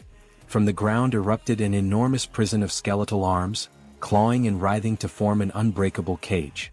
The Cayman leaders were now truly trapped, their movements completely restricted. Now, Huni said, his voice cold and sharp, do what you must. Karsus didn't need further encouragement. The dragon unleashed its breath attack, a beam of annihilation so immense it consumed everything in its path. The sheer heat and force of the attack distorted the air itself, making the entire desert tremble. Rahana and Chakran could do nothing but scream as the light overtook them. The skeleton prison disintegrated in an instant, along with the Cayman forces and everything else caught in the attack's path. Eric and Hayrin stood frozen, their eyes wide as the attack obliterated not only the enemy forces but also the second wall, the surrounding desert, and even the horizon itself. The battlefield was no more, only scorched earth and an eerie silence remained. As the golden light faded, Karsus turned toward Eric, his gaze calm despite the destruction he had wrought. The path is clear, the dragon said, its voice unwavering. What will you do now? Eric, still unable to process what he had just witnessed, clenched his fists. Hayrin, her voice barely above a whisper, spoke the question on both their minds. Did that really just happen? Eric didn't answer, his eyes fixed on the wasteland that had once been a battlefield. Canuel, Hun, and Balam stood atop the mountain, watching as the once mighty guilds of Titan and Dark Rune lay in ruins. Below, the Lotus Guild stood victorious, though the battlefield around them was anything but a celebration. The Dark Sorcerer turned away from the sight, expression unreadable, and simply muttered, "Time to go." Meanwhile, Caesar lay motionless on the ground, exhausted beyond words. His body refused to move, his brain barely able to process what had happened while he was out. Then a chilling thought gripped him, 5 centimeters. That was how close he had been to death. The realization sent a shudder through his battered body. Forcing himself upright, Caesar's eyes swept across the battlefield. The Lotus Guild's base had been utterly wrecked, and not by an enemy but by an ally. An archer stood nearby, looking around at the devastation before sighing. Damn, they really put up one hell of a fight. As the adrenaline left his system, his strength slowly returned, but his thoughts remained stuck on one thing. The brat. Caesar could feel it in his gut. That dark sorcerer, the one he'd insulted a few times, had done something that tipped the scales in the final battle. A smirk tugged at his lips. Looks like Hun's gotten strong. Can't wait to meet him again. While everyone else reflected on the battle, Eric, on the other hand, was absolutely livid. Arms crossed, he glared at the ruins of their base, face dark with frustration. What the hell is so great about this? That stupid dragon trashed our entire headquarters. Cuss, still riding the high of victory, blinked in confusion. Why are you mad? Lotus won. Jinuna shot Cuss a quick, silent warning, while Hayrin, sensing the impending explosion, immediately stepped in to calm things down. Eric took a deep breath, forcing himself to push past his irritation. Whether he liked it or not, Karus's power had been insane. The devastation was proof enough of that. Rubbing his temples, Eric exhaled. Alright, fine. At least now our enemies won't be coming for us anytime soon. And since we looted a ton of supplies from the Khanian, we've got everything we need to rebuild. Rebuilding was the obvious next step. They'd fortify their base, level up, and prepare for whatever came next. But as Eric's gaze landed on Caesar, something still didn't sit right. He still didn't fully understand what exactly linked his swordsman to Karus, the dragon. The answer lay deep in the history of Kylan, in a time when 17 gods ruled, each wielding their own divine power. 5 of those gods had descended into the mortal realm to stop an invasion from the demonic realm, but divine law prevented them from directly interfering in mortal affairs.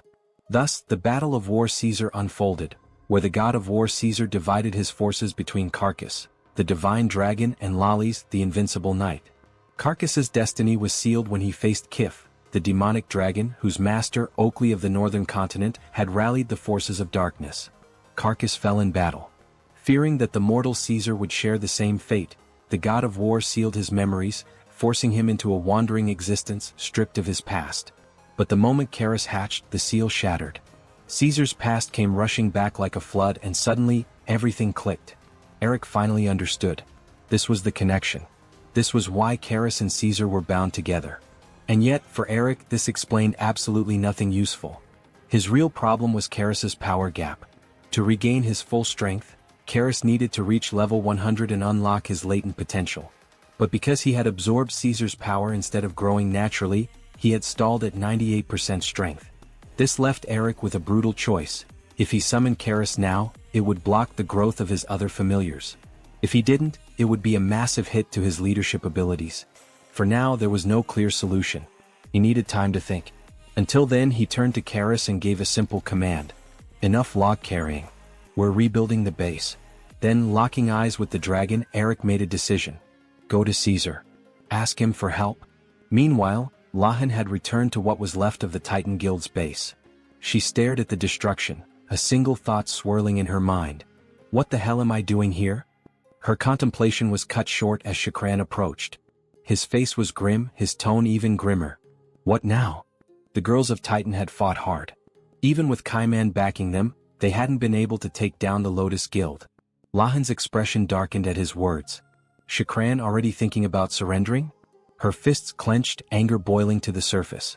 Are you serious? You're already thinking of giving up? Shakran flinched at the sheer fury in her voice. Lahan wasn't done fighting yet. Not by a long shot. The head of Dark Rune frowned, her expression unreadable as she mulled over their next move. We need a new strategy, she said, voice sharp. And another attack. But before anything else, she turned to their ally. Go to the meeting? Shakran exchanged a look with her but said nothing. Instead, he turned to Kalen, his deputy. You're going in my place. I want to know exactly how things play out. With that decided, the Dark Rune leader turned away without another word, walking off as if she had something important on her mind, but she didn't share whatever it was.